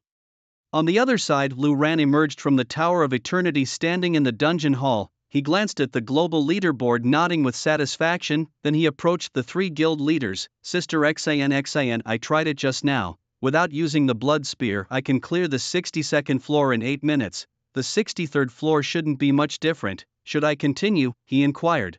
After all, topping the rankings and achieving an absolute crush are two different concepts. Lu Xinxin shook her head. There's no rush. This is probably Nana's most difficult moment. Let's see what she does next. For now, let's head to Mist Valley to level up. This day was destined to be anything but ordinary. The mysterious necromancer from Longxia had suppressed Nana and claimed the top spot, sparking global discussion. Of course, most countries were just here for the spectacle. Only Sakura, a small nation, had finally achieved a global #1, only to be swiftly shown up by Longxia. And it wasn't even Yu Song who reclaimed the top spot. If Yu Song had done it, it wouldn't have sparked such heated conversation. The one who suppressed Nana was a necromancer, a regular class below level 53. That was the real shocker. In all of Sakura's dungeon halls, the atmosphere was tense and somber, while Longxia was celebrating nationwide. Half an hour later, Nana appeared at the teleportation array of the Tower of Eternity. Several attendants rushed to her side. Upon seeing her emerge, simultaneously they looked up at the global leaderboard of the Tower of Eternity, only to find that the rankings remained unchanged. Nana's cleared floor count was still at 62, sitting just below the necromancer. This meant Nana had failed. Though she hadn't perished on the 63rd floor of the Tower of Eternity, she had been forcibly ejected after the 30-minute mark. At that moment, Nana's face was a mask of frustration. Panting heavily, it was clear the battle hadn't been easy.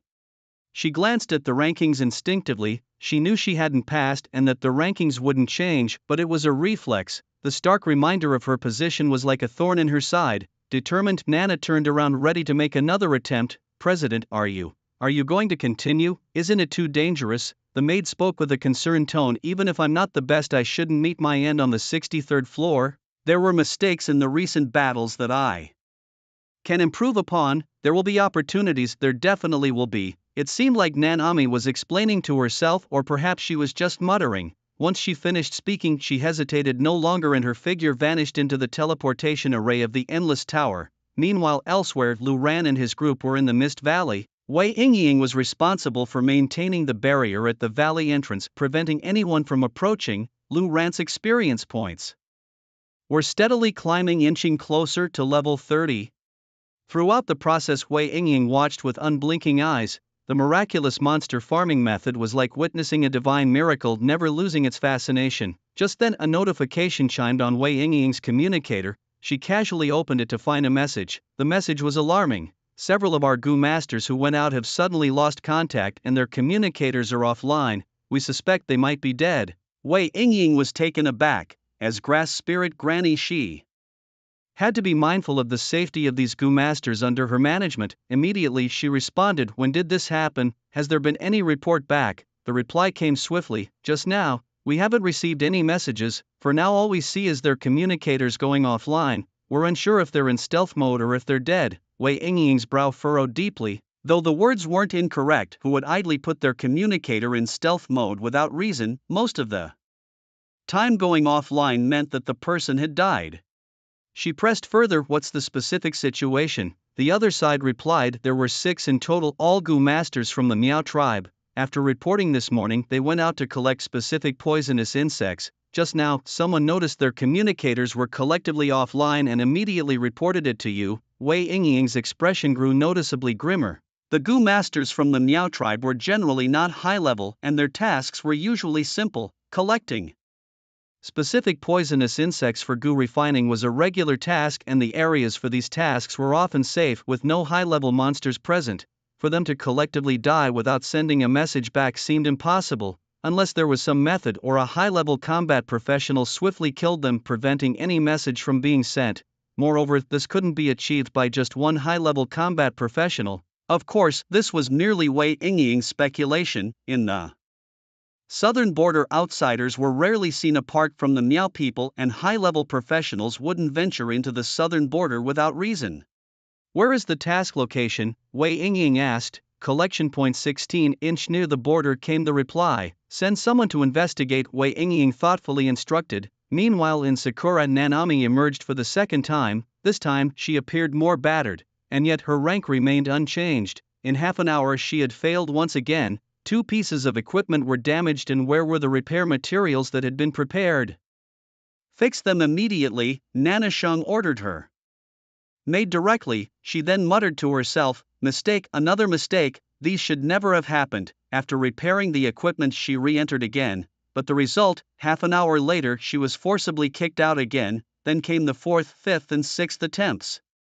Nanasheng didn't even stop for lunch. At 2 in the afternoon, on her 9th attempt, Nanasheng entered the 63rd floor of the Endless Tower and lasted for 29 minutes. As she emerged from the instance, the global ranking of the Endless Tower refreshed. Nanasheng's floor count reached 63. She successfully knocked the necromancer back down, reclaiming her spot at the top. Upon emerging, Nanasheng looked excitedly at the global ranking panel, her eyes bloodshot. I'm back, first place is still mine. She laughed heartily with excitement. Her maid, who had been anxious all the while, finally breathed a sigh of relief. However, one maid lacking tact remarked from the side, President, what if that necromancer reaches the 63rd floor again tonight? You took 29 minutes this time. If you attempt the 64th floor, it's almost impossible to pass. She trailed off, feeling Nanasheng's chilling gaze pierce through her, and instantly fell silent. The excitement that had just filled Nanasheng vanished without a trace. Indeed, she had reclaimed first place, but it had been exceedingly difficult. Attempting the 64th floor was almost impossible, very dangerous. If that necromancer continued to advance and could pass, Nanasheng would be truly helpless. It's not easy to pass. If I struggled, he won't breeze through either. This is a game of strategy, and who's stronger remains uncertain. Nanasheng gritted her teeth. Little did she know that the 63rd floor, which was perilous for her, was as easy as drinking cold water for Lu Ran. Meanwhile, in Mist Vale Valley, Lu Ran had deliberately accelerated his monster farming pace today. Together with Wei Yingying, he meticulously mapped out the boundaries and shape of Mist Vale Valley, expanding his skill coverage for more experience. Not long after Nanasheng cleared the 63rd floor, Lu Ran finally received a delightful notification. Level successfully raised to 30. Lu Ran immediately stopped. Previously, Lu Xinxin had mentioned that the sole purpose of leveling up here was to quickly get Lu Ran to level 30. Now, that goal had been achieved. However, the 3 guild leaders standing nearby, feeling somewhat bored, hadn't noticed Lu Ran had reached level 30. Since Lu Ran was meant to enjoy the experience alone, they didn't need to participate. Joining the party would only split the experience. Seeing Lu Ran stop, the 3 curiously turned to look. Lu Xinxin seemed to realize something and asked, leveled up? Lu Ran nodded. Wow, level 30 already? Seriously? Ray suddenly let out an exhilarating shout, and Yi Hongyi quickly leaned in to see what the fuss was about. This scene left Wei Yingying, who was perched atop the valley tower, a bit puzzled. Given Lu Ran's peculiar way of leveling up by monster farming, wasn't it expected that he would level up? Moreover, he had only reached level 30, what was there to be so excited about? Quick, check the new entries. Oh, and the new skill, what is a necromancer's level 30 skill again? Ray eagerly asked, instinctively glancing at Lu Xinshin. Evil corrosion. Lu Xinshin replied nonchalantly, really, you forgot the skill tree of a standard profession. Ray, as the president of the National Defense Army, you're slacking a bit, Yi Hongyi teased. I was just too excited, my bad, Ray replied sheepishly, scratching his head. The trio then turned their gaze to Lu Ran.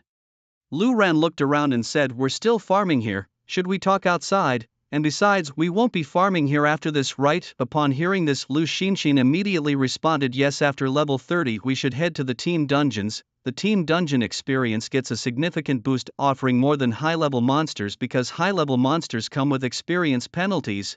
So since we don't plan to continue farming here, let's leave the valley. The four of them promptly exited the area. At the valley's entrance, Wei Yingying, maintaining the barrier, curiously inquired, what's up? Why did you stop farming all of a sudden? With this farming speed, anyone would find it explosive, perfectly aligned with the Mist Valley. Why not continue? The goal was to reach level 30. Now that it's achieved naturally, we stop farming, rest a bit, and either tonight or tomorrow we'll leave the southern border, Yi Hongyi explained. Wei Yingying was taken aback for a moment but quickly realized that level 30 unlocked access to the team dungeons.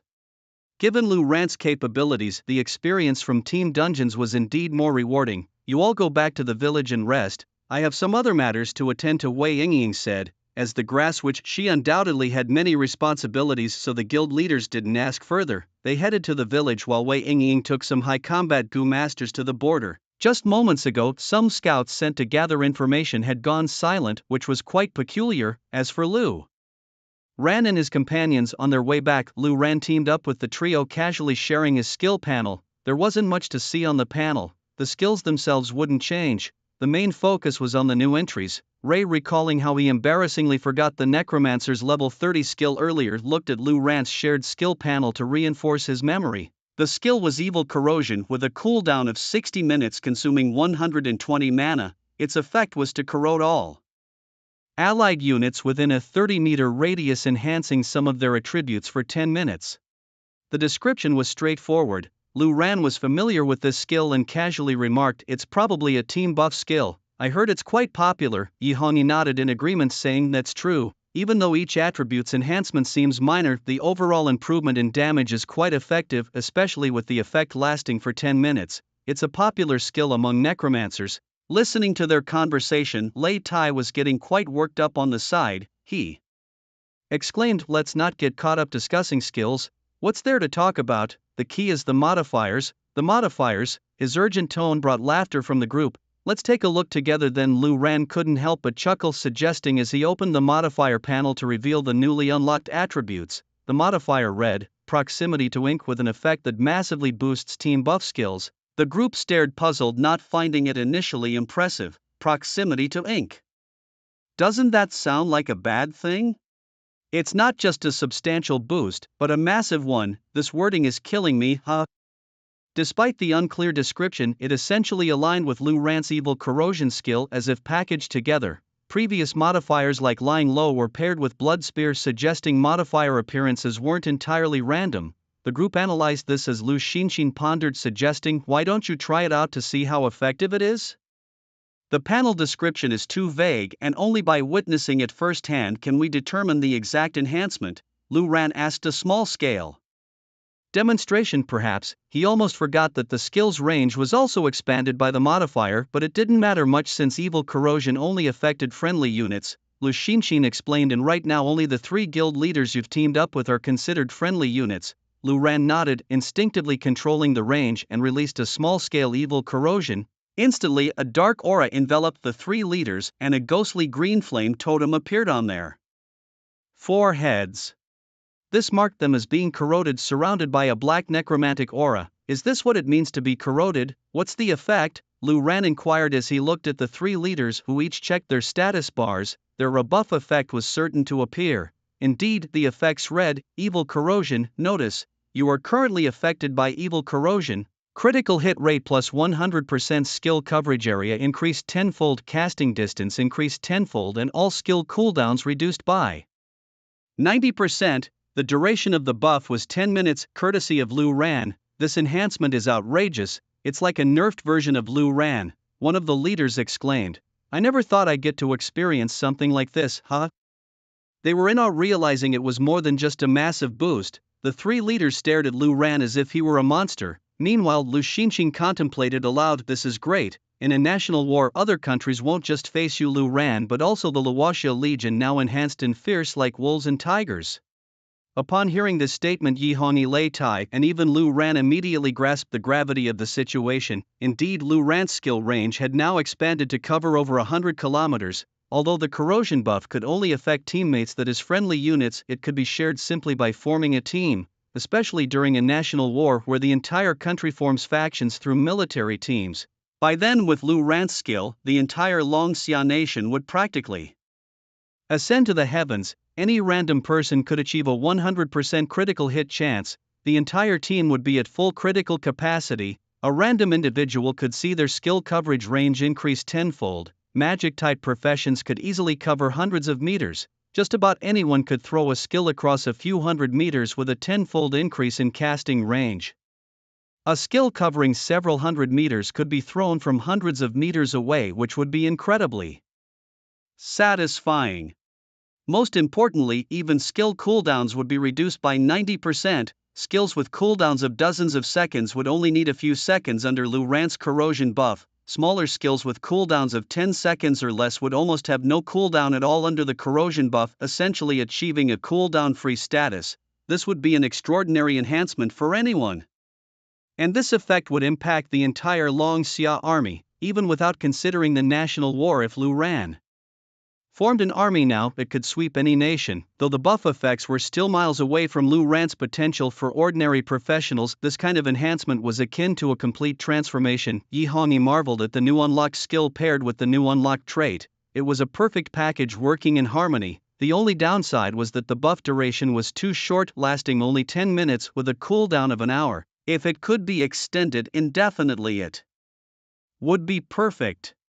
Lei Tai lamented upon this, but as soon as he spoke, Lu Xinxin and Yi Hongyi, even Lu Ran, looked at him as if he were an idiot. Lei Tai hadn't yet realized the oddity in the situation. He blinked and said, "What's wrong? You all think what I said makes a lot of sense, right? Sense, my foot on Lu Ran. Where does something like cooldown time even exist?" Yi Hongyi said, exasperated. Only then did Lei Tai suddenly realize. He slapped his forehead and cursed, "Darn it, I completely forgot about such an important detail. I was fooled by the cooldown time displayed on Lu Ran's skill panel." Afterward, Lei Tai's curiosity about the effect grew instantly, so he said, "Since there's nothing else to do, I'll test the buff effect." Without waiting for any response, he suddenly stepped forward. In the next second, boom, like a cannonball, he blasted off. That's right, he blasted off.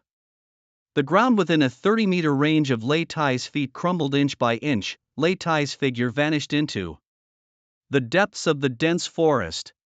Leap slash. This was Lei Tai's skill with the longest casting distance, allowing him to freely control the landing distance with a maximum range of 100 meters. Lu Xinxin began her explanation. So now, if Lei Tai uses his maximum distance, he's already 1,000 meters away. A leaping slash can cover 2 miles.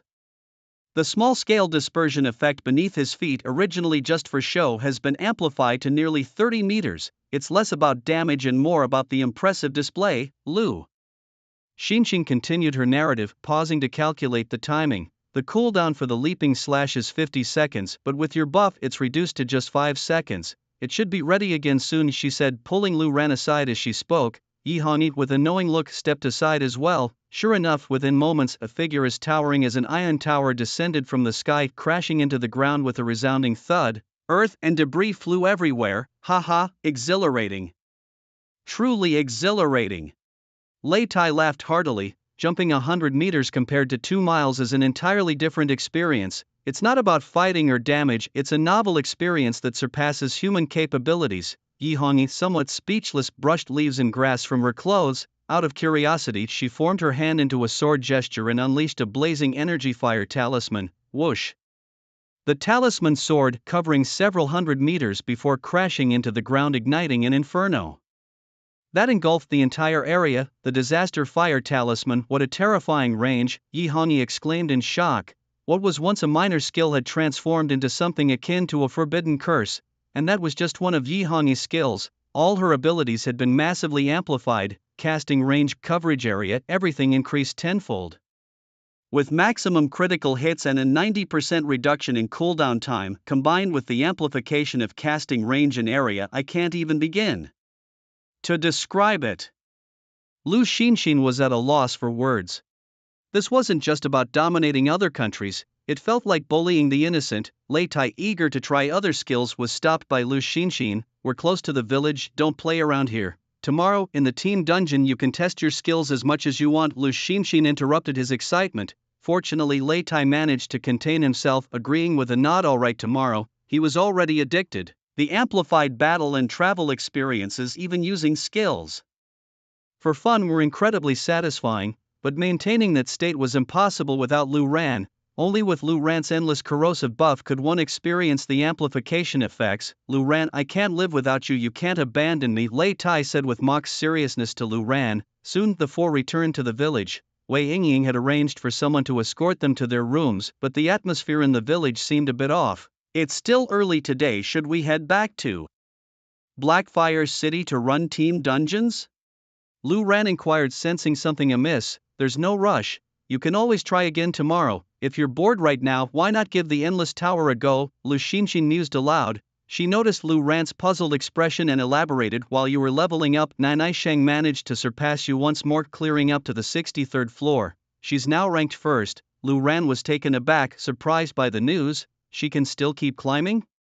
He asked, astonished. I thought she'd be stopped by now. Lu Xinxin responded, she's probably reached her limit. Hearing this, Lu Ran raised an eyebrow and suggested, then why not push her a bit further? To his surprise, Lu Xinxin shook her head. That was the old way of thinking. Now, going back and forth wasting time holds no meaning. Play the game however you want. You can push her if you wish, establish your absolute dominance in the Endless Tower and give the world a little shock. It's really up to you. With that, Lu Xinxin peered out from the tower's window. The atmosphere in the village seemed off, with Wei Yingying hurrying away as if something had happened. Lu Xinxin turned to look at Yihongi. The two exchanged a knowing glance. I'll go ask around, Yihongi said, a hint of worry in her eyes. Meanwhile, Lu Ran was lost in thought, replaying Lu Xinxin's words in his mind. How did he want to play this? Of course, Lu Ran wanted to climb as high as he possibly could. In the Sakura Instance Hall, Nanai Sheng had cleared the 63rd floor, but had not left. She was fixated on the global leaderboard for the Endless Tower, staring blankly. This was an honor meant for her, a title she fought fiercely to reclaim. She wouldn't allow anyone to take it away again. Just a mere necromancer, not even 53rd level, so what if he stands on par with me? In the end, he'll still be beneath my feet, Nanai Sheng declared through gritted teeth, her expression full of pride. Her maid stood by, not daring to speak. Nanai Sheng's current rank was truly her limit.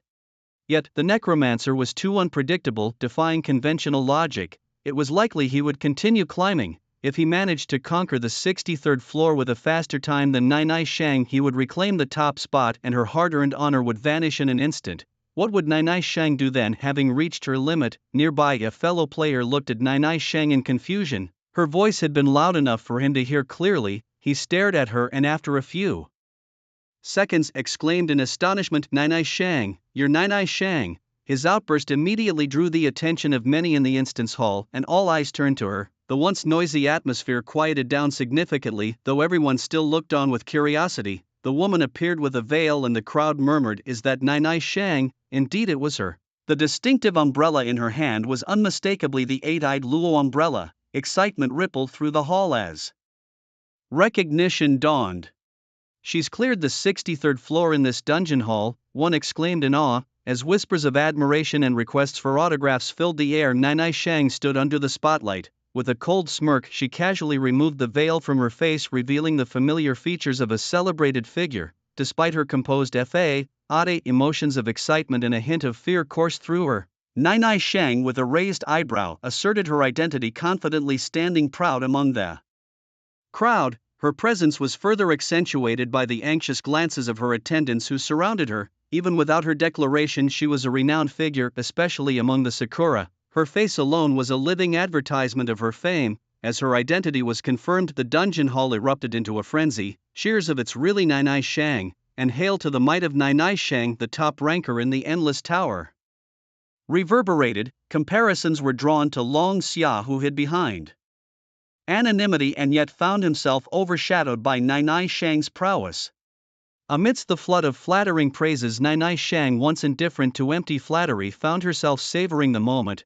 The restoration of her global top rank in the Endless Tower filled her with immense satisfaction. She lingered basking in the adulation, her eyes fixed on the ranking board. With a haughty expression, she declared that necromancer may have reached his limit, but if he dares to challenge me further, I'll show him the true deity of the Endless Tower. Her bold statement left even her attendants visibly uneasy. They dared not voice their concerns, pondering what would happen if the necromancer were to suppress her once more, or if she could truly conquer the 64th floor. Meanwhile, on the other side, Yi Hongyi returned swiftly. "What's happening?" Lu Xinxin inquired. "Just a minor issue," Yi Hongyi replied thoughtfully. "Xinxin, why don't you take Luran to Joyo City and visit the Endless Tower? Lei Tai and I will go out and have a look." Concerned by Yi Hongyi's troubled expression, Lu Xinxin offered, "Do you need our help? Luran could be quite useful." "We're not sure of the situation yet," Yi Hongyi reassured her. "Once we've figured it out, we'll handle it. Don't worry, even if something unexpected happens, Lei Tai and I can manage." In this world, aside from Luran, the other professionals were considered ordinary. Among them, Yi Hongyi and Lei Tai were undoubtedly at the pinnacle. Their unmatched talents set them apart, ensuring they were more than capable of dealing with any challenges that might arise. "All right. Keep in touch at all times. I'll be waiting for your message in the dungeon hall. Inform me immediately if anything comes up," Lu Xinxin acknowledged with a nod. With that, the team parted ways for the first time. Lu Xinxin led Luran to the dungeon hall in Joyo City, while Lei Tai and Yi Hongyi left the village, quickly vanishing into the depths of the dense forest, heading towards the border. Lei Tai, puzzled, asked, "What's going on?" Yi Hongyi, her brows tightly knit with worry, replied, "I don't know the specifics, but someone from the village died at the border. Wei Yingying went with some people and we haven't heard back from them yet." Messages sent to Wei Yingying vanished without a trace. Upon hearing this, Lei Tai's face changed slightly, exclaiming, "Is Wei Yingying dead?" His words were immediately met with a fierce glare from Yi Hongyi, who retorted, "No, her communication device is still online. She's just not responding. It's strange, unless something's blocking the messages or that girl is deliberately ignoring me. Let's go check it out first.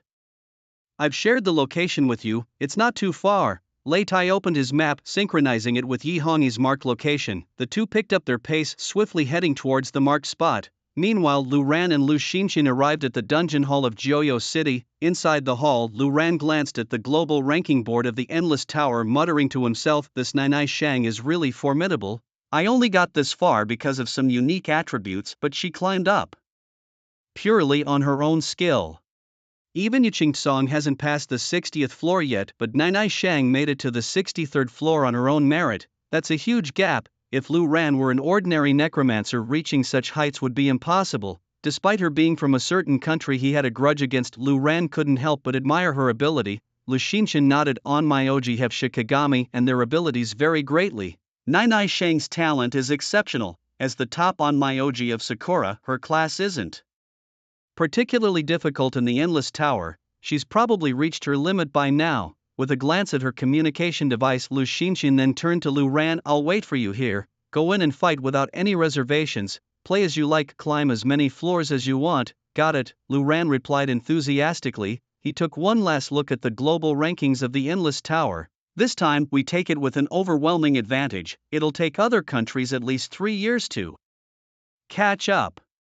In the next moment, Lu Ran's figure vanished into the teleportation array of the Endless Tower. Upon reappearing, Lu Ran encountered a group that bore a resemblance to the Storm Naga from the previous level, but this time they were Night Elves. More precisely, these were a branch of the Night Elves, born from the corruption of the Highborn.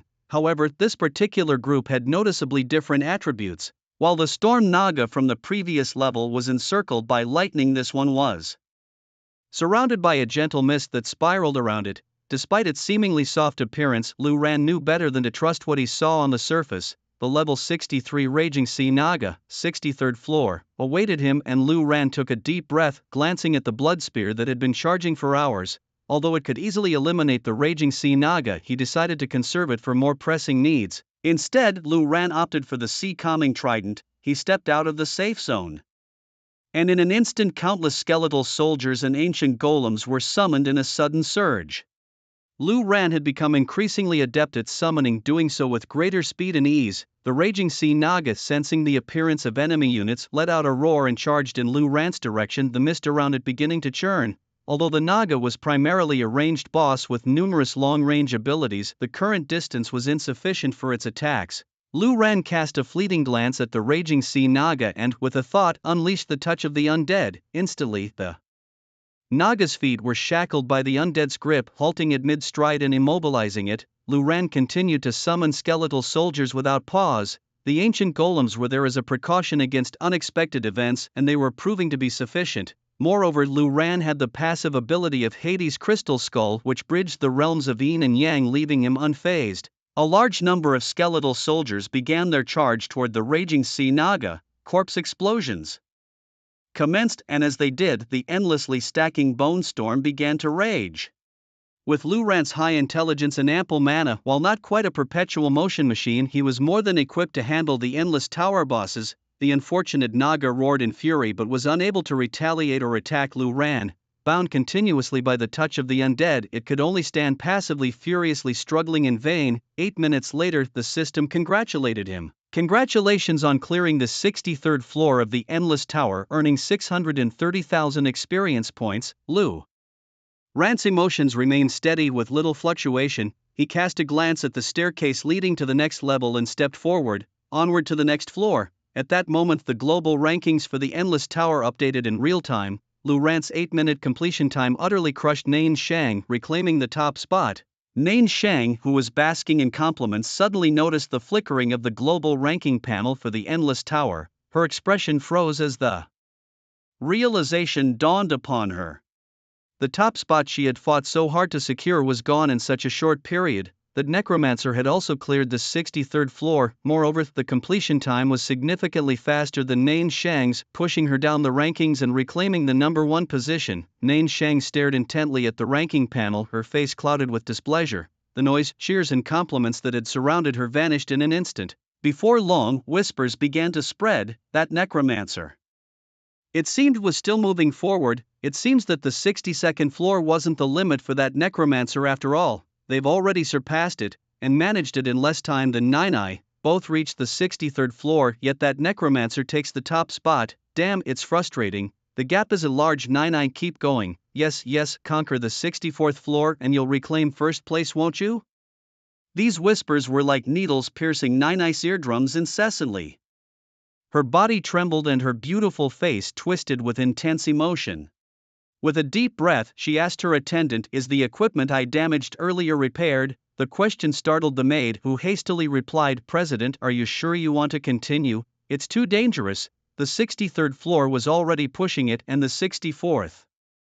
"Shut up, give me the equipment," Nine shouted. The maid immediately fell silent, obediently handing back the repaired gear to Nine. "I won't lose, I can't possibly lose." He wants to continue, does he? Well, fine, let's see who ultimately suppresses whom. The 64th floor, I must conquer it, Nine declared through gritted teeth. Without waiting for a response from her attendants, she resolutely charged towards the teleportation array. Like Lu Ran, she took one last look at the global rankings of the Tower of Infinity before vanishing into the teleportation array. The professionals in the dungeon hall exchanged glances. Nine is continuing as well. The 64th floor should be manageable, right? Once she conquers it, she'll reclaim first place.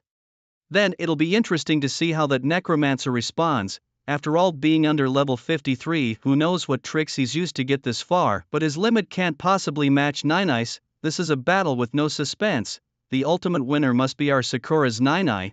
It seems there are still quite a few who have absolute confidence in Nine. But 10 minutes later, the global ranking panel of the Tower of Infinity suddenly flickered. Everyone's eyes brightened. The rankings refreshed. But when they looked closely, they realized that while the panel refreshed, the rankings themselves hadn't changed. No, to be precise, they had updated, but Nine was still in second place. The necromancer remained in first place, and the floor count had already reached 64. Meanwhile, Nine was still recorded at 63 floors.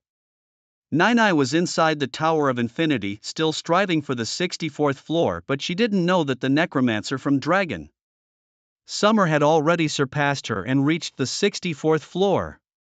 That necromancer continued to advance through the levels. The maid, realizing this, said with a troubled expression, "The speed is astonishing. It's been only 10 minutes since the challenge began on the 63rd floor, just 10 minutes, and the necromancer has already cleared the 64th floor in that short span." Damn, the necromancer is now on the 64th floor. How did he manage to pass it in just 10 minutes? This is bad because Nai Shang hasn't even cleared it yet. Even if Nai Shang manages to pass the 64th floor, catching up in the rankings seems impossible. The only chance is if she can tackle the 65th floor. But the maids are aware that Nai Shang has already reached her limit on the 63rd floor, making the odds of passing the 64th floor extremely slim. Even if she does make it, she would still be overshadowed by the necromancer. What they don't know is that the necromancer has already moved on tirelessly to the 65th floor, continuing to climb the tower. 12 minutes later, the global ranking of the Endless Tower updates. The necromancer still holds the first place position, but the leaderboard refreshes as his cleared floor count increases to 65. Meanwhile, Nai Shang is still struggling within the 64th floor, leaving her record at 63. This has opened up a 2-floor gap, drawing the attention of professionals worldwide. The necromancer has shattered his previous routine of clearing 1 floor in the morning and another in the evening. Now he's pushing through floors consecutively, clearing the 64th floor in 10 minutes and the 65th in 12. This move decisively suppresses Nai Shang by 2 floors. In the realm of Longxia, every main city's dungeon hall is buzzing with excitement, as if everyone has been energized. Wow, this is incredible! 65 floors, Yu Qingsong is only at 59, they exclaim. My goodness, he's not even at level 53 yet, so he's not showing on the level leaderboard. Who knows what level he really is? It doesn't matter. This powerhouse is from our Longxia. Let the Sakura folks eat their hearts out. They wonder if the necromancer will continue his streak. On the other side, the atmosphere is somber in Sakura's dungeon halls. The 2-floor suppression and such a brief clearing time are discouraging. Nai Shang can't possibly catch up. Initially, they believed that Nai Shang was evenly matched with the necromancer, perhaps even stronger, but now, the gap between them seems insurmountable. It's especially disheartening because Nai Shang is the top on Myoji of Sakura, while the opponent is just a regular necromancer under level 53. This vast difference is what stings the most. A necromancer under level 53 has overpowered Sakura's best on Myoji. Damn, how did he do it? There must be something unusual about this person. A thorough investigation is warranted. What the heck are they investigating? She muttered, frustration boiling over. The digitalization of the world is an unstoppable force beyond human interference. Nai Shang was still struggling on the 64th level, uncertain of her success. It seemed hopeless. Defeat was simply unavoidable. 8 more minutes ticked by. Suddenly, the leaderboard refreshed. But this time, it wasn't the necromancer's level that changed, it was Nai Shang's. Her count climbed to 64 with barely a second to spare before the 30-minute mark. She had just scraped through. The professionals from Sakura watched this unfold with little more than a shrug. Clearing 64 levels in half an hour paled in comparison to the necromancer's awe-inspiring 10-minute feat. The gap was immense. At that moment, Nai Shang emerged from the dungeon. Her face was alight with wild excitement, laughter spilling from her lips. I did it in one go, huh? Let's see what that necromancer dares to compare with me now. Her exhilaration was palpable, bordering on madness. Yet as her laughter echoed, she noticed the atmosphere around her was strangely muted. She'd cleared 64 levels, so where were the cheers and applause? Were there no flatterers left to praise her? The air in the lobby felt heavy and stifling. Nai Shang was bewildered. Had she not managed to take down the boss's last bit of health in time? Just then a maid approached, her expression troubled. President, though you've cleared 64 levels, the necromancer, he...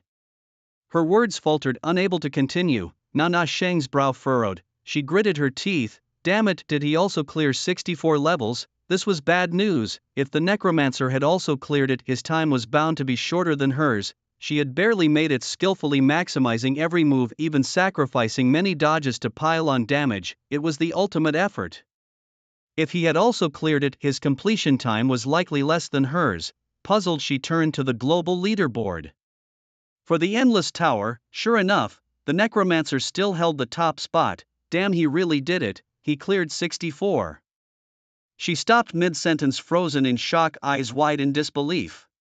Was she seeing things? The leaderboard showed that the necromancer's level count was 65, not 64. Nai Shang even doubted her memory, but she had just cleared it. The refresh was definitely for 64. That meant in the same half hour she was on level 64. The necromancer had cleared not 1 but 2 levels, 64 and 65. What was going on? She was dumbfounded, turning to ask in a daze. You entered level 64 and 10 minutes later the necromancer cleared it, the maid cautiously explained. 10 minutes, 10 minutes to clear level 64, are you kidding me? Nana Shang reflexively retorted. She had worked so hard, even risking everything by abandoning dodges to endure damage, barely squeezing through in the end, and yet the necromancer had done it in 10 minutes. It's true, the maid nearly wept, confirming the harsh reality. I was thinking to myself, I'm just teasing you, there's no way that ranking can be faked, but then, what happened after that? Nanai Shang knew that the rankings couldn't be tampered with, so she urgently asked for more details. About 12 minutes later, the necromancer advanced to the 65th floor. The maid's voice trailed off. Nanai Shang turned to glance at the ranking panel. Indeed, the necromancer had reached the 65th floor. She was almost tempted to rush back in and continue her quest immediately, however, she paused in her tracks. Her attempt at the 64th floor had been extremely taxing.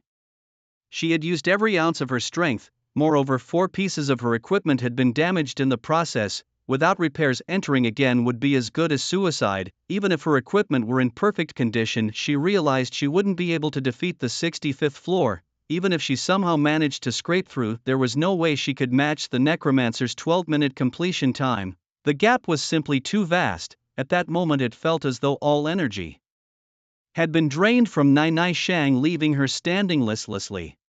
The peculiar gazes of the surrounding adventurers fell upon her, no longer offering flattery. The awkward atmosphere made her feel entirely uncomfortable, as if she were being pierced by 1,000 needles. She was not willing to accept this outcome. Help me repair my equipment as quickly as possible. Nanai Shang mustered up her spirit, gritting her teeth as she instructed the maid. The maid was taken aback, her face changing dramatically. Wasn't continuing to climb the tower tantamount to courting death? But before she could even attempt to dissuade her, something happened in front of everyone. The global ranking panel of the Endless Tower refreshed once more. The necromancer had claimed the top spot again, setting a new record with the 66th floor. Nanai Shang saw this unfold, and it completely extinguished the last flicker of hope she had. In that moment, Nanai Shang found herself in a daze. The necromancer had cleared 3 floors in just over half an hour. Now they had reached the 66th floor.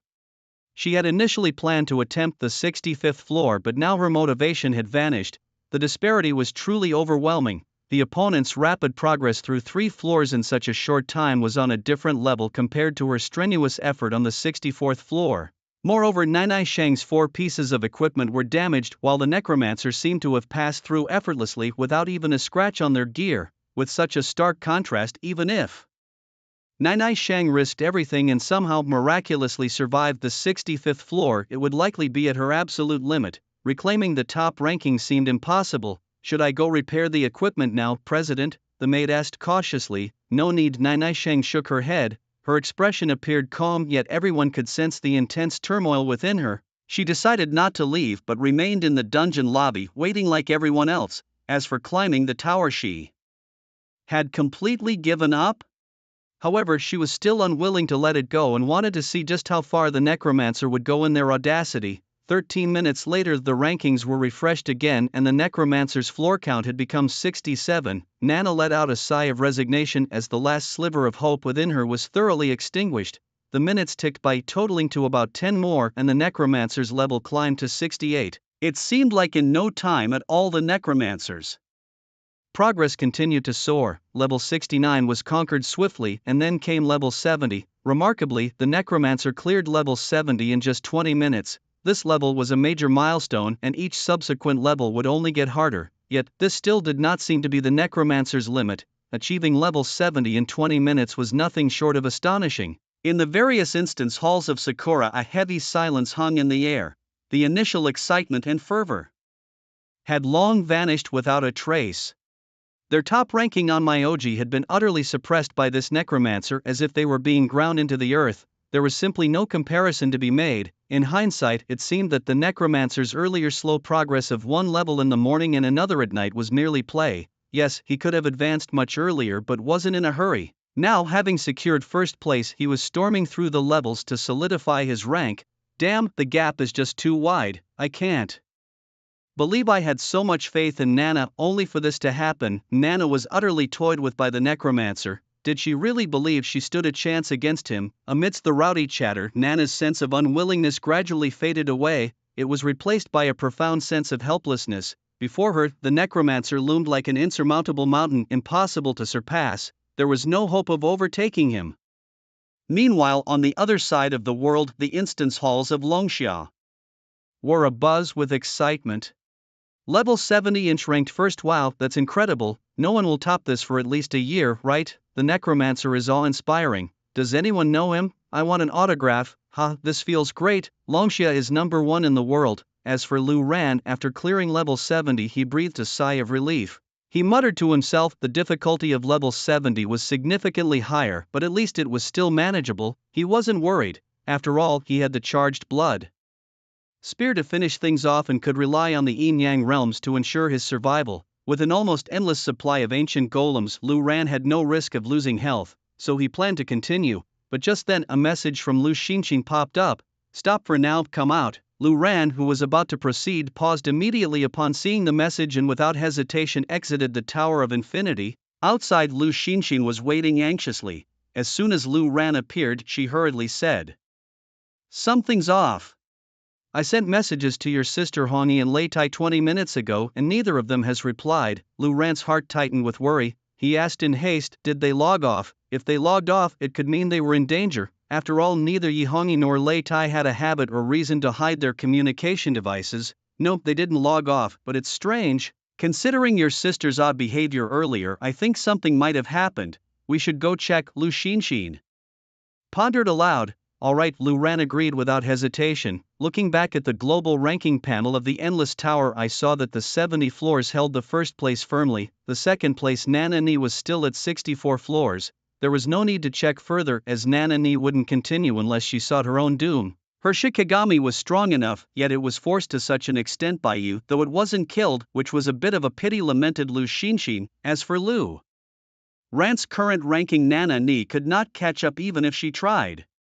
After saying this, Lu Xinxin took out her staff. A bright emerald light began to shimmer around them, enveloping both her and Lu Ran. In the next moment, a hum emanated as a cluster of green energy wings appeared on their backs, and Lu Ran immediately felt much lighter. Can I fly now? How do I fly? How does this work? Lu Ran asked excitedly. No, you can't fly, Lu Xinxin replied with a mix of amusement and exasperation. This is a buff skill from the elven race which greatly increases movement speed. Combined with your corrosion skill, it allows me to prolong the acceleration without interruption, making our journey quicker. Their destination was the southern border, the forest of 10,000 corpses, a place where the Miao village gathers materials for refining goo. Though usually tranquil, today it was in chaos. At this moment, Yi Hongi, Lei Tai and Wei Yingying were standing together with others, a group of over a dozen people. Lei Tai braced his shields in front of him, with 5 massive energy shields rotating defensively around the group.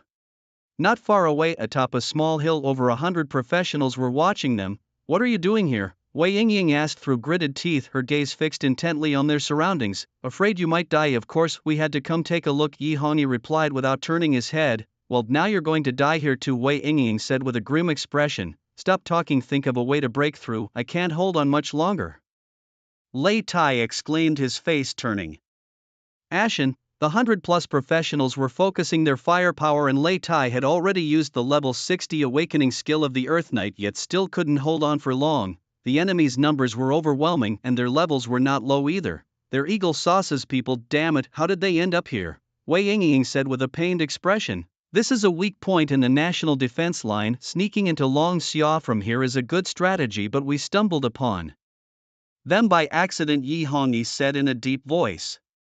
Wei Yingying took a deep breath and said, let's break through, smash this barrier. Yet Yi Hongi shook his head, saying, even the communicators are jammed. This isn't an ordinary barrier, it's the awakening skill of an exorcist, the fierce demon barrier. It can't be broken in a short time. To break through, we must first kill the exorcist. But although this was true with over 100 opponents on the hill, how could they rush over to kill him? They were in a tight spot. Wei Yingying glanced at the scattered corpses wandering around, and a trace of determination flashed in her eyes. She held a goo cup single-handedly, from which an intense crimson smoke seemed to spread. 1,000 days red, Yi Hongi exclaimed in shock. Yingying, what are you doing? Wei Yingying gritted her teeth and declared, I will awaken all the zombies in this forest of 10,000 corpses. if we are to die they won't leave alive either. The forest of 10,000 corpses was once the domain of the corpse-driving sect.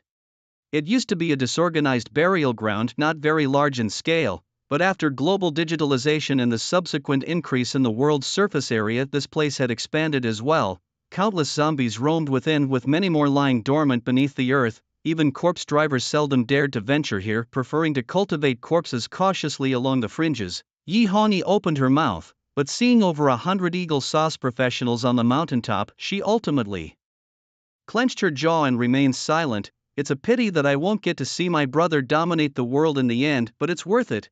At least I was part of it, she murmured to herself. If only Lu Ran were here. Lei Tai sighed deeply. Meanwhile, the 1,000-day red goo poison spread out, quickly seeping into the ground, invisible and untouchable. Lei Tai looked around in confusion and asked, "Isn't 1,000-day red the exclusive life goo of the grass ghost granny? Does it have a large range?" "The forest of 10,000 corpses is quite vast," Yi Hongyi explained. 1,000-day red can grow and spread rapidly in the soil. Meanwhile, the 100-plus eagle sauce professionals on the mountaintop were oblivious to the gravity of the situation. The blonde leader laughed heartily and said, "Sneaking into Long Xia was planned all along. It's just unexpected that the presidents of the Red Cloth Tower and the National Defense Army are here, and perhaps the grass ghost granny from the southern frontier too. Haha, an unexpected windfall." "Absolutely," the exorcist behind him boasted. "Just kill them. My wrath demon barrier is something they can't break through in a short time, and I blocked their communications so no messages will get out." The other eagle sauce professionals were equally excited, chattering away. "Who would have thought we could kill Yi Hongyi and Lei Tai on this trip? If we return, it would surely be a huge achievement. The rewards from the Congress are quite generous, even if we don't find that necromancer." "It seems it doesn't matter?" Indeed, the loss of 2 presidents would be a significant blow to Long Xia. Listening to the chatter around him, the blonde leader grew more exhilarated. Laughing loudly, he shouted, "Yi Hongyi, Lei Tai, do you have any last words?" Lei Tai cursed, "Damn it, villains always talk too much. These bastards will regret it soon enough." Yi Hongyi frowned and said, "Unless a large number of high-level combat professionals come to our rescue or Lu Ran arrives, no one can save us. We hadn't prepared for high-level professionals in advance. There are quite a few in the Miao village, but Wei Yingying's message can't get out. As for Lu Ran, he should still be in the Endless Tower now. Damn it, I should have brought Lu Ran here first." She gritted her teeth, but it's too late to say anything now. Meanwhile, Wei Yingying focused all her attention on controlling the 1,000-day red rapidly covering the entire forest of 10,000 corpses. Her beautiful eyes suddenly sharpened. In an instant, the entire forest of 10,000 corpses suddenly erupted with a red mist rising from the ground. The mist was faint, carrying a peculiar fragrance as it drifted through the air. The professionals from Eagle Sauce felt a bit dizzy, yet they sensed something amiss. "There's something strange here, kill them quickly. The Earth Knight can't hold us back for long," shouted the blonde leader. In the next moment, the ground of the forest seemed to boil. The earth churned as corpses adorned with rotting flesh began to emerge one after another. Their levels ranged from as low as 1 to as high as 60. The sounds of rotting flesh and bones grinding against each other were everywhere, making one's hair stand on end. Although the place was called the Forest of 10,000 Corpses, it seemed that Wei Yingying's scarlet silk had awakened far more than just 10,000. Yi Hongyi, startled, hurriedly cast a fire realm spell, working with Lei Tai's defenses to fend off the undead. At this moment, the small hill they stood on was like a lonely island in a sea of lava with no other path to take. The faces of the Eagle Sauce professionals turned green. "Damn it, if we had known, we wouldn't have wasted time talking. Now we're going to die here too." One of them with a hooked nose trembled as he spoke. "Useless, why panic?" the lead blonde scolded, yet looking at the dense crowd of undead, even his expression was grim. There were too many high-level undead among them. Their strength was formidable and their attacks carried corpse poison. Though slow-moving, they were overwhelming in numbers. Falling into them would be like an ant falling into a pot of boiling oil, evaporating instantly. Moreover, the forest of 10,000 corpses was so vast that none of their displacement skills could traverse it. Huh?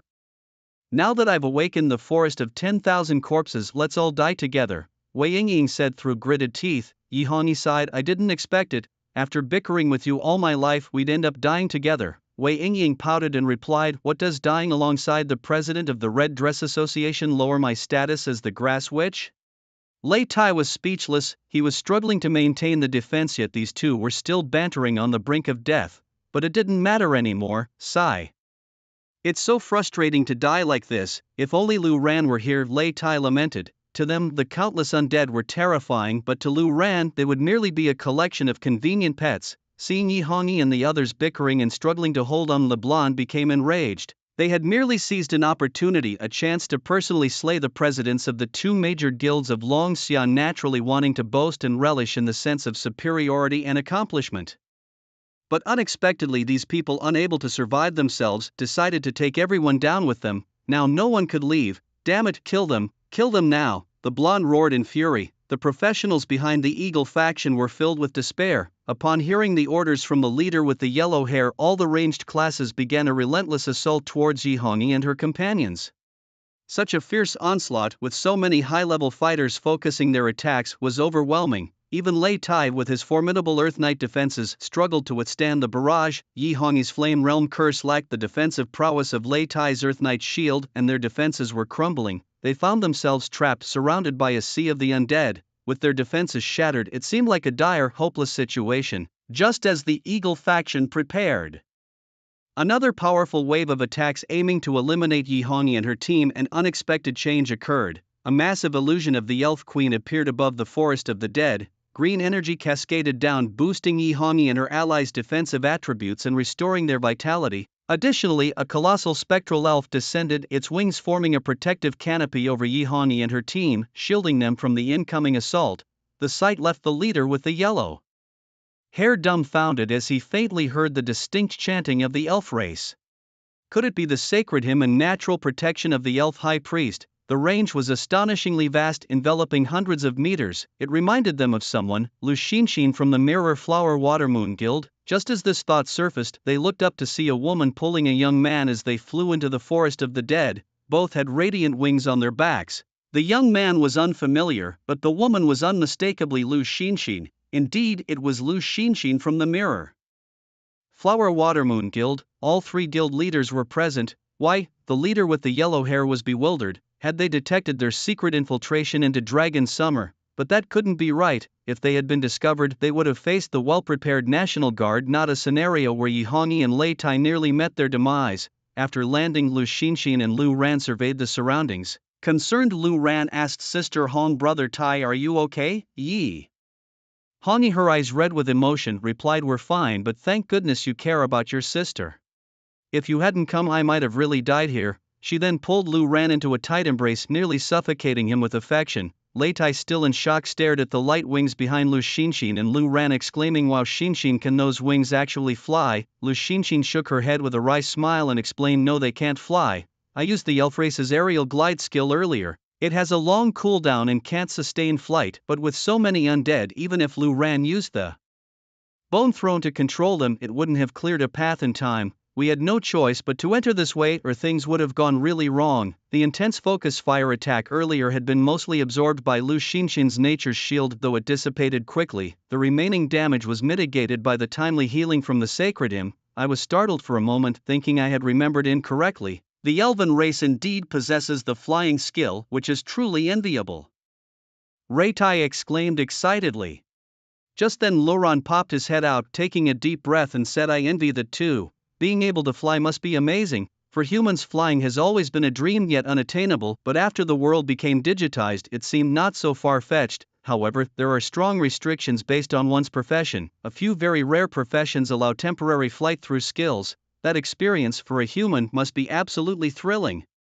If you really want to fly, there is a way, Liu Xin Xian said with a smile from the side. Seeing that Yi Hongyi and Lei Tai were fine and Wei Yingying and her companions were safe too, Liu Xin Xian finally breathed a sigh of relief. Is there really a way? What is it? Luran asked excitedly. Wings of the elves, Liu Xin Xian shrugged as she spoke. What's that? Equipment? Luran was confused, having never heard of it. It's considered equipment, I guess. It's the sacred artifact of the elven race, almost impossible for a human to obtain. Liu Xin Xian shook her head. She only mentioned there was a way, but it's extremely difficult to achieve. Luran wanted to ask more questions, but Liu Xin Xian reminded him, we'll talk after the fight. Let's deal with those people first. So many have infiltrated Longxia, they're a menace and need to be eradicated. It jolted Luran back to his senses, reminding him why he had rushed over in such a hurry. Meanwhile, the group of Eagle Sauce professionals were also bewildered watching Liu Xin and Luran, who had suddenly appeared. One of them used a detection skill to observe for a long time before suddenly exclaiming, "Necromancer, that young man is a necromancer." As soon as these words were spoken, all of the Eagle Sauce professionals' eyes lit up. A necromancer worthy of being with the three guild leaders who seemed to be very familiar with them and could even get facial cleanser from Yihongi. This was no ordinary person. It was easy to connect the dots to the mysterious necromancer they were tasked to investigate on this trip. But then the professional lamented, "Unfortunately, he's not the one we're looking for. This necromancer is only level 30, probably some high-ranking Longxia official's son. Killing him would not be a loss." Kill, Yellowhair's mouth twitched. Now the problem wasn't about whether to kill these people, it was about how they would leave this place. Liuxin Xian and that necromancer could fly in, relying on the elves' flying skill. But among their group of over 100 people, not one could fly. Even if there was 1 inch, they couldn't possibly take so many people away. Reitai, observing their murmuring, said sternly, "They're doubting Luran's identity. We need to act quickly." Liuxin Xian added, "It's right to kill them, but there's no need to worry about information leaking. Yuqing Song has blocked transnational teleportation and communication, so their information won't get back. This is a classic case of catching turtles in a jar." With that, she gave Luran a knowing look. Luran, looking up, realized that these people were on a mountaintop and he had no idea from which direction they had climbed up. Suddenly, the skeleton soldiers and ancient golems couldn't make it up there, but since their messages couldn't get out, Luran decided not to hold back. He pulled out his staff and in the next moment a series of explosions occurred. A swarm of ancient golems was summoned to form a protective circle around the group, preventing any unexpected incidents. The group of professional Eagle Sauce players on the mountaintop was stunned. "What? There's nothing wrong with these ancient golems, but summoning so many at once? What kind of trick is this? How did you do it? Can a necromancer summon like that?" a blonde player asked in shock. At that moment, another professional behind him, looking rather grim, said, "I'm a necromancer too and I'm level 51. I can't summon like that." Luran, of course, didn't bother explaining to them. He just muttered, "These people are up there, how do we kill them? Although our ranged skills can reach them, there are over 100 of them and they have healers. Relying solely on Yihongi and the others' ranged skills, it's impossible to kill them. We should just knock them down," Lu Xinshin suggested. However, Luran recalled that he didn't have any skills to knock people down, so he shook his head and said, "I don't have any skills that can do that." As soon as he finished speaking, Lei Tai excitedly shouted, "I do, Luran corrode me." Only then did Luran remember and hurriedly teamed up with Yihongi and Lei Tai. Wei Yingying, watching curiously from the side, pleaded, "Hey, brother, can you pull me into the team too?" Luran glanced at Lu Xinshin and then at Yihongi. After Yihongi nodded, Luran pulled Wei Yingying into the team. After all, Wei Yingying had seen Luran's prowess in Mist Valley, so bringing her in wasn't a big deal. As for the other Gu masters, witnessing a miracle was already enough. Then Luran cast corrosion, affecting a small area that included Lu Xinshin, Yihongi, Lei Tai and Wei Yingying. The moment the corrosion effect took hold, Lei Tai seemed invigorated, bursting into laughter. 3 golden shields suddenly appeared, spinning around him. With a great shout, boom, he blasted off the ground like a cannonball, launching himself into the midst of those 100+ people. Before they could react, Lei Tai shouted again, "Earth flow wall." Instantly, a circular earth wall emerged around Lei Tai. Originally, the earth flow wall protected a 3-meter radius around Lei Tai, but with the corrosion's amplification it expanded to 30 meters. The earth wall exploded outwards, rolling over the surroundings like a bulldozer. Lu Xinshin and the others immediately understood. Lei Tai was trying to forcibly push them off the mountaintop, making them fall into the surrounding horde of zombies. Instantly, the group panicked. "Don't go down, everyone hold your ground," the blonde leader shouted. The others were being relentlessly pushed outward by the earth wall, frantically searching for footholds and places to hide. But there was nowhere to go. The small mountaintop was like a pillar stuck in a forest of corpses. Where could they possibly hide? "Don't panic, stay calm and don't jump off on your own. The range of the Earth Knight's earth flow wall is quite small as long as everyone." Huang Mo shouted, trying to keep everyone steady, but before he could finish his sentence he discovered in despair that Lei Tai's earth flow wall was still expanding. Initially just a few meters wide, the wall had now stretched to over 10 meters and it was still pushing outward. "What on earth is this? Why is the earth flow wall's range so vast?" Huang Mao yelled in bewilderment. coupled with the earlier scene when Lu Xin appeared, whether it was her holy chant or natural guardianship, the range seemed to have increased by at least tenfold geometrically. What trick are these Dragon Xia professionals pulling? How did they manage this? There was no time to think further. The ever-expanding earth flow wall had already pushed some of the Eagle Sauce professionals down. Falling from this height didn't cause much damage thanks to the global datafication. After the datafication, health points became the core concern. As long as one didn't fall to their death, they could continue to fight energetically with healing. Plus, there were no fractures. However, falling down without dying or breaking bones meant facing the densely packed zombies surrounding them. High-level zombies were everywhere. As the professionals fell to the ground, the nearby zombies went into a frenzy, pouncing with claws outstretched. Screams echoed all around. The light effects of various skills kept flashing, but those who fell into the forest of zombies were scattered and could not resist effectively. As a result, they began to die one by one. On the hilltop, Huang Mao was still holding on till the end. Seeing that he was about to fall, he gritted his teeth and suddenly drew a strangely shaped sword resembling a cross. With a skill jump, he surprisingly leapt over the earth flow wall and entered inside. As for the others, they weren't so lucky and were all pushed down by the wall. "I'll kill you," Huang Mao gritted his teeth and said. He forgot though that standing before him was not an ordinary opponent but Lei Tai, the president of the War Flag National Defense Army. "Kill me, then give it a try," Lei Tai sneered. With that, he swung his shield with both hands and smashed it down. As an Earth Knight, Lei Tai possessed not only astonishing defense but also fierce and violent suppression. Although Huang Mao was filled with resentment, gnashing his teeth with hatred, he was instantly overpowered by Lei Tai, leaving him flustered and helpless. Talking tough was easy, but he was clearly outmatched. "Nia, save me," Huang Mao shouted while blocking Lei Tai's attack. It was then that Lei Tai noticed a female Eagle Sauce professional who had fallen but hadn't reached the ground yet, instead hovering in midair using some skill. However, it was evident that this hovering had a time limit. Nia was also contemplating how to escape from here. Hearing Huang Mao's plea, Nia hesitated, furrowing her brows in thought. She was in a dire situation herself, with no time to spare for Huang Mao. However, Huang Mao seemed well acquainted with Nia's temperament. He urgently shouted, "Save me and I'll help you break through. Otherwise, we'll all perish together." Upon hearing this, Nia's eyes suddenly lit up. As a healer, she truly had no means of escaping on her own. Although the three guild leaders were present, the likelihood of Huang Mao escaping was slim, yet at the moment it seemed like the only option. Thus, she raised her staff high, intending to save Huang Mao first, but in the next second Lei Tai erupted with a roar, sky-piercing pillar. In an instant, a massive stone pillar, even larger than the mountaintop, shot skyward, flinging Huang Mao away. Lu Ran watched in awe, surprised. "Brother Tai has such a skill, that name sounds so over the top." Yi Hongyi burst into laughter and shook her head, saying Lei Tai came up with that nickname himself, shouting, "Nonsense, it's actually the Great Totem, not some sky-piercing pillar. Don't listen to his nonsense." As she finished speaking, the surrounding fire barrier spell shattered. A large wave of zombies rushed in. Wei Yingying and her group of Gu masters were visibly shocked, yet Yi Hongyi remained unruffled. Her staff struck the ground, unleashing a fiery ring that exploded outward, pushing back the surrounding zombies in large numbers. Wei Yingying was dumbfounded, exclaiming, "Flame ring? How is your flame ring's range so large?"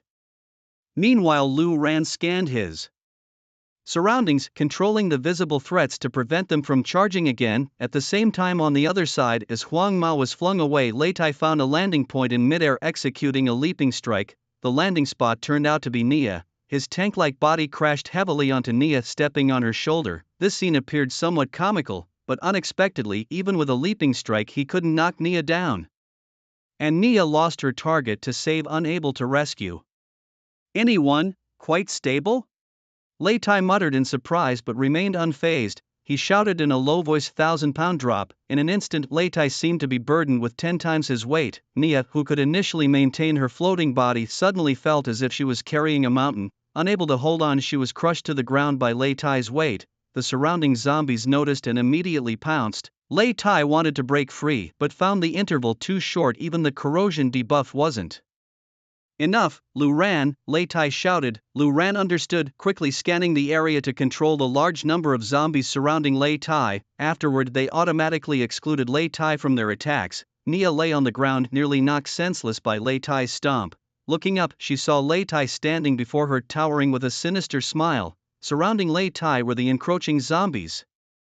Astonishingly, they did not attack Lei Tai but instead targeted Nia alongside him. Nia was utterly bewildered.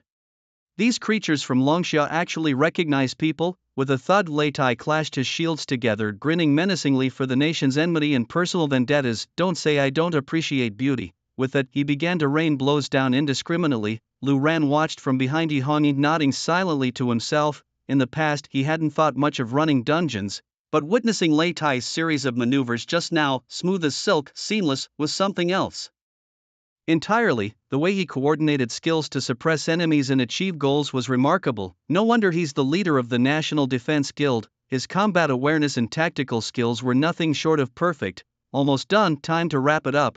This forest of 10,000 corpses has so many zombies, the experience points are even more outrageous than Misty Valley. Lu Xinxing glanced around, speaking to Lu Ran. All right, Lu Ran nodded, lifting his foot to walk away. Wherever he looked, large swathes of zombies were brought under control.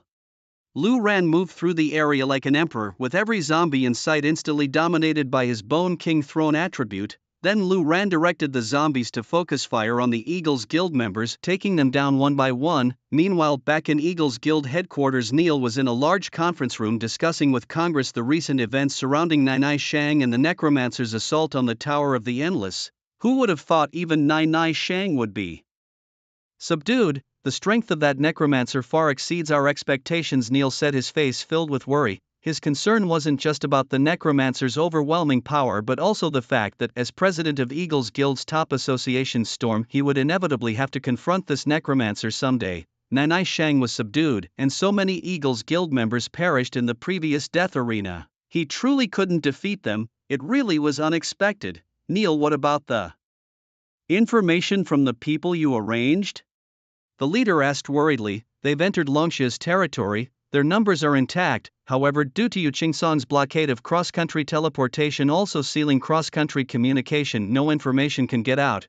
We'll have to wait for the results, Neil explained. He added confidently, I've arranged for high combat professionals, some of whom are core members of my Storm Guild. There shouldn't be any issues.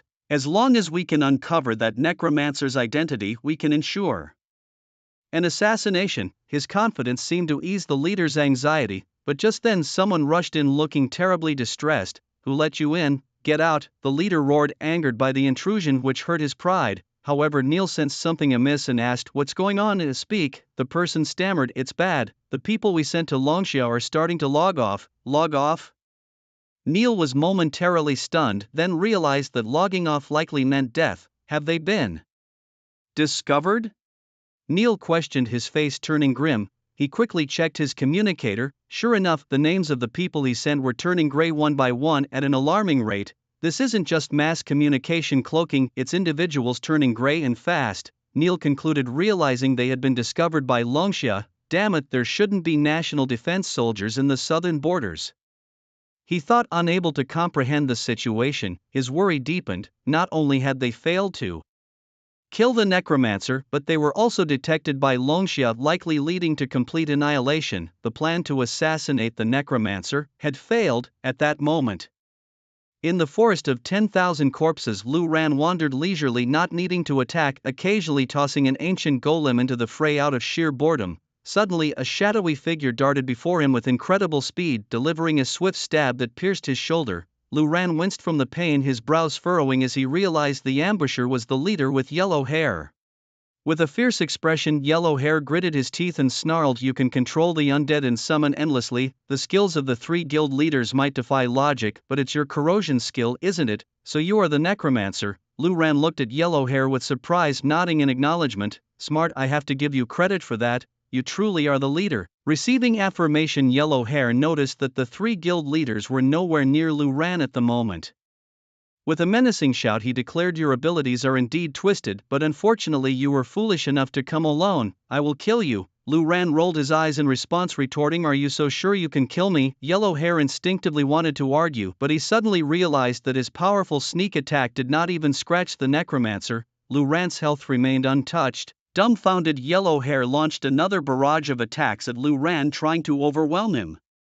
Though none of the strikes caused any damage as the ancient golems absorbed the blows, each hit was genuinely painful. Despite the lack of visible impact, Yellow Hair was astounded. The necromancer seemed invincible. Realizing this, Yellow Hair's hair stood on end. No wonder this necromancer could dominate the deathmatch arena against the formidable Eagle Squadron. He was invincible. How could one fight such a foe? In a panic, he turned to flee, abandoning the idea of killing the necromancer altogether. Yet as he turned, countless undead were already closing in. Lu Ran slowly retreated, a smile playing on his lips. Yellow Hair found himself trapped, unable to run or fight back, utterly overwhelmed. Soon he was entirely engulfed by the undead. The other Eagle Squadron members also fell one by one to Lu Ran's control over the undead until none remained. Lu Ran's undead then cleared a vast area around him. Looking around the vast forest of 10,000 corpses, Lu Ran licked his lips with excitement. "This is a great place," he exclaimed. "Taiga, you guys go collect the spoils from the Eagle Squadron. I'll be here farming monsters." However, Lu Xinshin raised her hand and said, "Wait." She then turned to Wei Yinyin, saying, "The forest of 10,000 corpses is now clear. Lu Ran plans to farm here, so your people can leave." Even though the Gu Masters had seen quite a lot, Lu Ran no longer needed to hide, but having them around was still inconvenient, especially since they weren't in a team with Lu Ran, making them susceptible to his area-wide damage skills. They were becoming a bit of a hindrance. Wei Yinyin hesitated but nodded, quickly instructing her Gu Masters to retreat. The Gu Masters felt as if they had received a pardon, eager to leave after having been so desperate for survival. As they faced the daunting task of escaping, the road ahead was blocked by a horde of zombies. Desperately, they turned their hopeful eyes towards Wei Yinyin. She in turn looked at Lu Ran, who seemed to understand without words. With a subtle nod and a mere thought, the path ahead was suddenly cleared as the zombies orderly moved aside, leaving the onlookers in shock. Seizing the moment, they dashed out quickly, not wanting to waste any time. Yet Wei Yinyin stayed behind, observing Yihongi, Lu Xinshin and Lei Tai, who was eagerly gathering the spoils of their previous battles. Curious about the peculiar skills displayed, Wei Yinyin asked, "Your skills seem unusual today. Why is that?" Yihongi replied with a grin, "You're part of the team too, and you've benefited from Lu Ran's buff. Just take a look and you'll understand." Wei Yinyin momentarily taken aback recalled seeing a status notification earlier but hadn't paid much attention. Prompted by Yihongi, she opened her status panel to examine the buff details carefully. What she saw left her wide-eyed: an evil corrosion buff that increased critical hit rate by 100%, expanded skill range tenfold, extended casting distance tenfold, and reduced all skill cooldowns by 90%. The revelation of this powerful buff stunned Wei Yinyin. She had encountered necromancer corrosion buffs before, but they were never this potent, usually just enough to provide a slight edge in large team raids. However, Lu Ran's buff was transformative, a perfect critical rate with skills reaching 10 times further and cooling down almost instantly. This was beyond extraordinary. Wei Yinyin couldn't help but wonder about the secrets Lu Ran might still hold. Nonetheless, she chose not to probe further. By now she fully grasped Lu Ran's significance to Long Xia, which explained why figures like Yihongi, Lei Tai and Lu Xinshin were eager to aid in his leveling. Reflecting further, Wei Yinyin realized that Yu Qingsong's decision to close the cross-country teleportation coincided with the awakening of new professionals. It seemed obvious that Yu Qingsong's actions were intended to protect Lu Ran. This protective effort wasn't limited to Yihongi and the others. Even Yu Qingsong's Heavenly Path Alliance was involved. The four major guilds of Long Xia united to support a single person, indicating that Lu Ran enjoyed the backing of the entire nation. Matters on a national scale were beyond Wei Yingying's reach unless officially invited, making her aware of the sensitive nature of Lu Ran's situation. As these thoughts raced through her mind, Lei Tai finished collecting the spoils in the distance. After agreeing on dividing the loot later in the evening, they prepared to engage in more monster hunting. Observing the numerous zombies roaming the area, Lu Ran didn't rush into controlling them all at once. Instead, he asked, "Why are there so many monsters in the forest of 10,000 corpses? This place is even more thrilling than the Misty Valley." Despite the lack of variety, the forest's sheer size and density of monsters were remarkable, unlike anything Lu Ran had encountered in the wild, surpassing the Misty Valley's challenges significantly. In comparison, this place is a monster farming paradise. Originally, there weren't so many creatures. The natural spawn rate of monsters in the forest of 10,000 corpses is quite low, much like any ordinary wild area, Wei Yingying patiently explained. However, beneath the earth in the forest of 10,000 corpses lie many dormant zombies that need to be triggered with area skills. My Lifebound Gu can do this and continuously expand and extend. From Wei Yingying's introduction, Lu Ran quickly grasped what had happened here before. Listening to this, Lu Ran couldn't help but feel a lingering fear. He hadn't expected the situation here to be so perilous. Wei Yingying's purpose in triggering the entire forest of 10,000 corpses was to perish together with that group of eagle sauce professionals.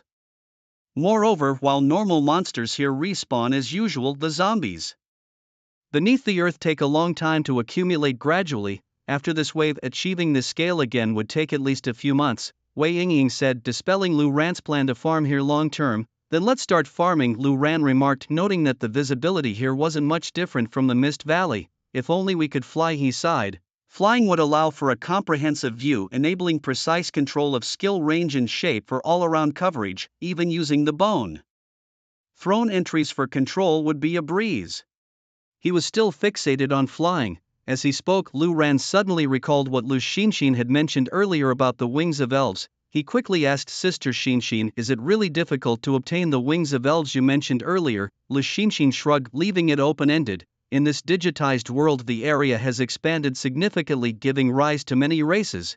For instance, there's my elf race, the hill dwarves in the northwest region, and so on. Each race has its sacred artifact. The elves have the wings of elves and the dwarves have the dwarven forge. Strictly speaking, sacred artifacts aren't considered equipment, but they do occupy equipment slots. Currently, it's unknown whether human professionals will enter the global equipment rankings after equipping them. Since the global digitization, no one has ever qualified to obtain a sacred artifact. As for the wings of elves, there's only one way to obtain them, earning the approval of the elf queen. But for a human to gain the approval of the elf race is as difficult as climbing to the sky. The elf race and the human race have no grudges but don't get along either. The elf race's stereotype of humans is that they are cunning, insidious and utterly untrustworthy. Hearing this, Lu Ran pursed his lips. It was clearly impossible to get them. Let's farm monsters then, he said. Even though we can't fly, I can get you up there, Lei Tai suddenly asked mysteriously. Get up there? Lu Ran was taken aback. What do you mean? In a lively exchange, Lei Tai proposed an idea to Yi Hongyi, suggesting that his technique, one pillar to hold up the sky, could elevate her to a vantage point, providing a comprehensive view of the scene. He pointed out that the nearby hill was not centrally located within the forest of 10,000 corpses, making it ineffective. He suggested heading straight to the forest center where he could use his technique to boost her up, allowing her to commence her task. Yi Hongyi, surprised by Lei Tai's ingenuity, jokingly praised him but corrected his terminology, insisting that it should be called the Great Totem instead.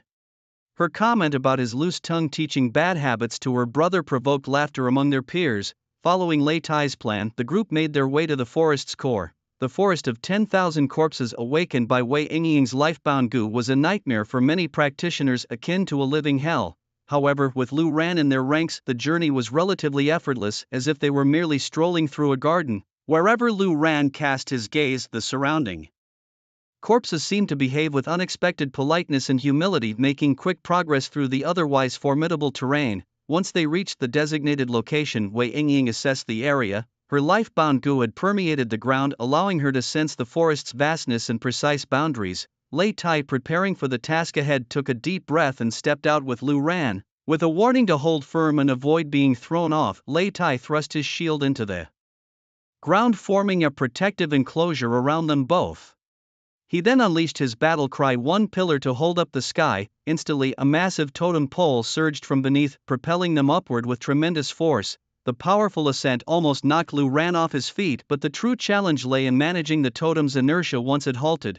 Fortunately, Lei Tai was well prepared. As the totem emerged from the ground, he murmured, Ming King stabilizes the mountain, unleashing a potent wave of pressure. His feet embedded firmly into the ground and he clung tightly to Lu Ran, ensuring their stability. This series of rapid actions occurred in the blink of an eye, and as the totem halted, Lu Ran remained secure, much to Lei Tai's relief. It works, Lei Tai exclaimed, encouraging Lu Ran to begin their mission. With the shields retracted, the panoramic view from their elevated position was breathtaking. Lu Ran surveyed the scene, finding the vantage point perfect for their task. The whole expanse of the forest of 10,000 corpses lay before them, teeming with the undead, each a potential source of experience.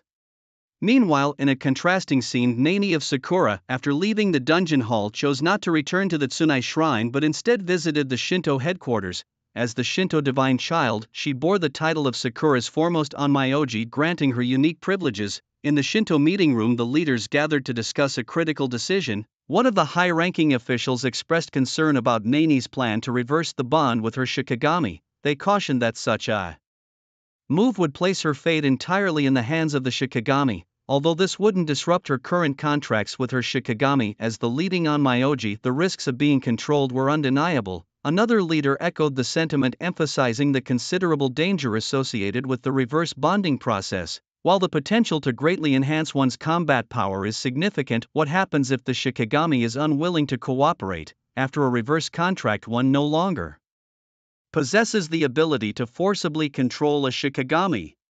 The necromancer's combat prowess was beyond our expectations, and taking such a risk for him seemed hardly worth it. Opinions varied widely. Nanami, however, remained silent throughout. After some time, she took a deep breath, shook her head, and said, "I know I cannot surpass that necromancer. Even with a reverse contract, I might only be evenly matched with him. My intention to forge a reverse contract is not for my own sake."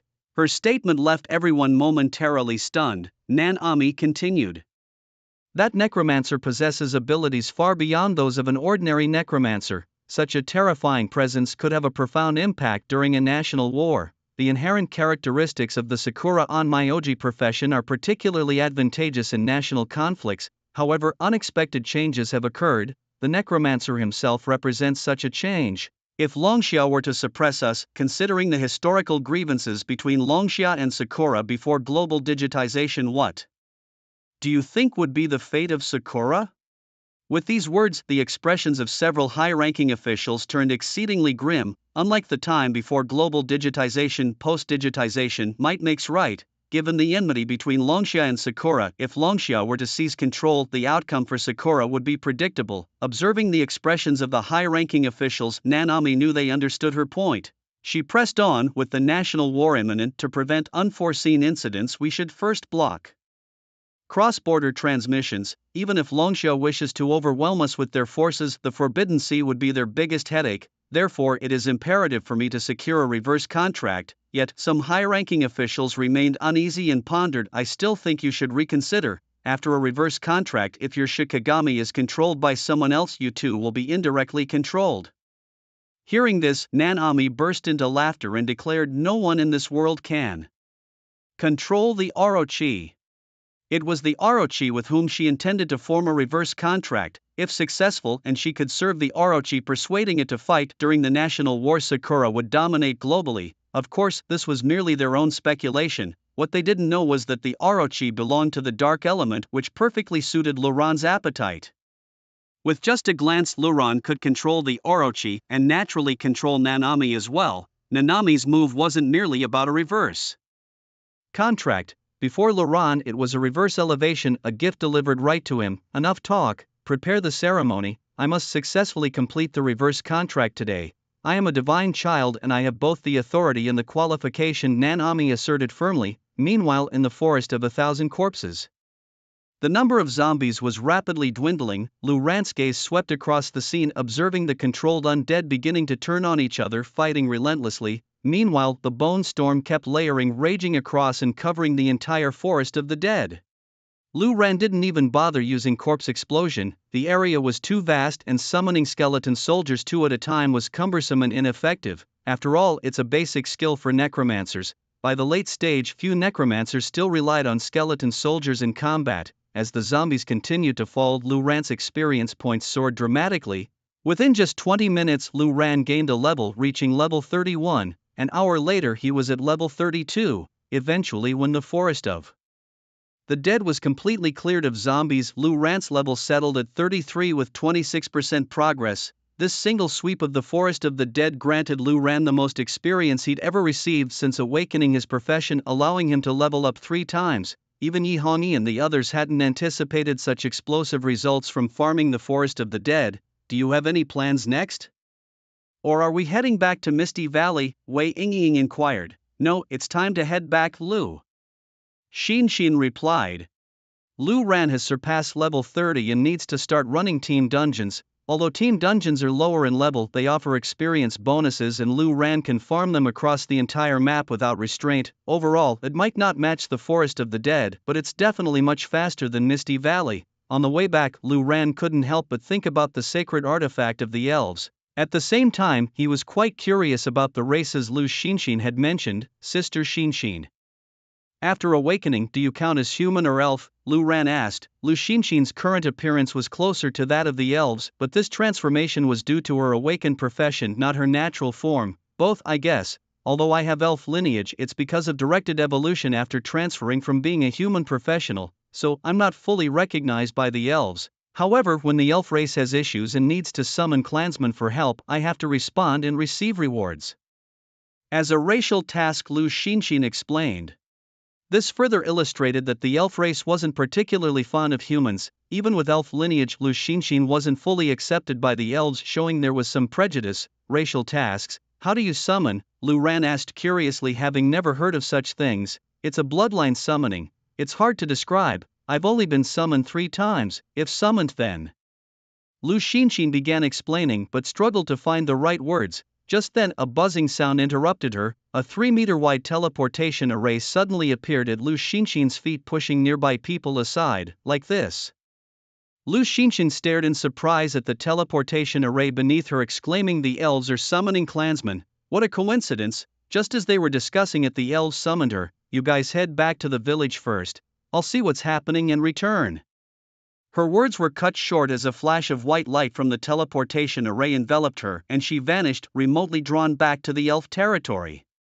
Lu Ran and the others were left dumbfounded. Returning to the elven realm, Lu Xinshin suddenly had a thought. A full clan summoning usually indicated that the elves were facing a significant problem. If Lu Ran could help resolve this issue, wouldn't it be a perfect opportunity to gain the queen's favor, perhaps even earn the coveted wings of the elves? After all, individual warriors often struggle to stand out in large-scale crises, but Lu Ran might just be the exception. When Lu Xinshin's vision adjusted, she found herself in a vast teleportation square. This was the Forest of the Elves, where the trees towered far above those in any ordinary forest. Lifting her gaze, she saw the Tree of Life, the symbol of the elves' core essence, standing thousands of meters tall behind scattered structures. The Tree of Life emitted a gentle glow, its immense canopy shading the land below. Countless tree houses were built along its sturdy branches, with elves flitting to and fro. As pure-blooded elves, they had the innate ability to fly from birth. However, as a human practitioner with only a trace of elven blood, Lu Xinshin couldn't share this gift of flight. By this time, a number of practitioners had gathered around Lu Xinshin. They were all professionals associated with the elves. "President Lu, you're here too. It's been ages since the last gathering. What's the occasion this time?" someone inquired. "I'm only level 13 and I haven't even awakened my profession for a month. What's expected of me?" Another added. "I'm level 23 and I was summoned too."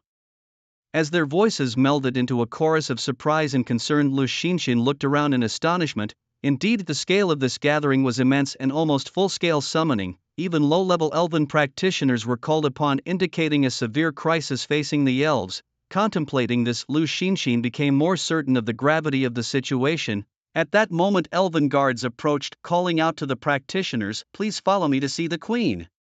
Queen Tina awaited them, yet rather than offering detailed explanations, she simply stated, "Tonight you may stay in the Forest of the Elves or return to rest, but by 10 o'clock tomorrow morning you must gather here to join me in battle." Is it really that simple? Lu Xinshin couldn't help but ask, what is the reason for this? But Tina, with a furrowed brow, merely glanced at Lu Xinshin before responding, "You humans do not need to know the reason. Just follow me into battle. Tomorrow your mission will also be triggered, and the rewards will not disappoint you." It was apparent that Queen Tina did not hold much goodwill or trust towards the human-converted elven practitioners. This interaction left Lu Xinshin with furrowed brows, finding the queen's withholding of information rather bothersome. Nonetheless, it was clear that in this data-driven world, missions and such were well understood, and it was Queen Tina who was responsible for setting these tasks and their rewards. Very well, Lu Xinshin thought, acknowledging the necessity of compliance. The queen concluded, "I will have accommodations arranged for you, you may withdraw now." With that, Lu Xinshin prepared to follow the queen's directives, knowing that the unfolding events would soon reveal the nature of the crisis and the role she was destined to play. Tina had little desire to say much more. helplessly Lu Xinxin had no choice but to follow the professionals to the arranged dormitory. Sitting by the bed, she opened her communicator and contacted Lu Ran and the others. "I can't return for now," she said. "There's a mission tomorrow and I need to figure things out first. You shouldn't just wait around in the Miao village. It's more important for Lu Ran to level up. You should go tackle the team dungeons first. Lu Ran's abilities are strong enough now that there shouldn't be much risk, but be cautious." Upon receiving Lu Xinxin's message, Lu Ran and his group left the southern border and returned to Blackfire City. It was far more convenient here. The Miao village was not a main city, making it inconvenient for dungeons, food and lodging. Only the people of the Miao village seemed accustomed to the life and environment of the southern border. In the dungeon hall, the three of them directly entered a level 30 team dungeon, and it was the highest difficulty setting. They found themselves on a vast open ground with the surface made up of stone slabs intricately carved with various complex runic patterns resembling something like an altar. In the north, south, east and west, 4 large doors stood, each glowing with different lights. With Lu Xinxin absent, Yi Hongyi took on the role of the guide. The level 30 team dungeon elemental domain is the first team dungeon. There are 5 regions within the elemental domain and the first 4 must be cleared first. Those 4 doors lead to the 4 elemental regions: wood, water, fire and earth. Each region contains a certain number of elemental monsters and elemental bosses. Once defeated, we return to this spot, which becomes the 5th region, the final boss area, the chaotic elemental region. The rules are quite simple, Yi Hongyi continued. Enter the surrounding 4 doors, defeat the monsters and bosses inside. After clearing all 4 regions, this vast open ground will trigger into the 5th region, the chaotic elemental region. The final boss awaits us there. Unlike regular dungeons, team dungeons are larger in scale with more monsters and higher experience gains, and we're tackling the highest difficulty. There are only 3 difficulty levels for team dungeons: normal, hard, and abyss. The number of team members allowed changes with the difficulty. Normal allows 50-inch, hard 100, and abyss 200 players. For example, the elemental domain at abyss difficulty can accommodate a large team of 200 players. Lu Ran swallowed hard. Even before they started, he could already imagine the sheer scale of a team dungeon from Yi Hongyi's explanation. "So the level 60 team dungeon Black Dragon Mountain range that we've never beaten is like this too?" Lu Ran asked. "Yes, and we couldn't even beat the normal difficulty of Black Dragon Mountain range," Yi Hongyi shrugged, finishing her explanation.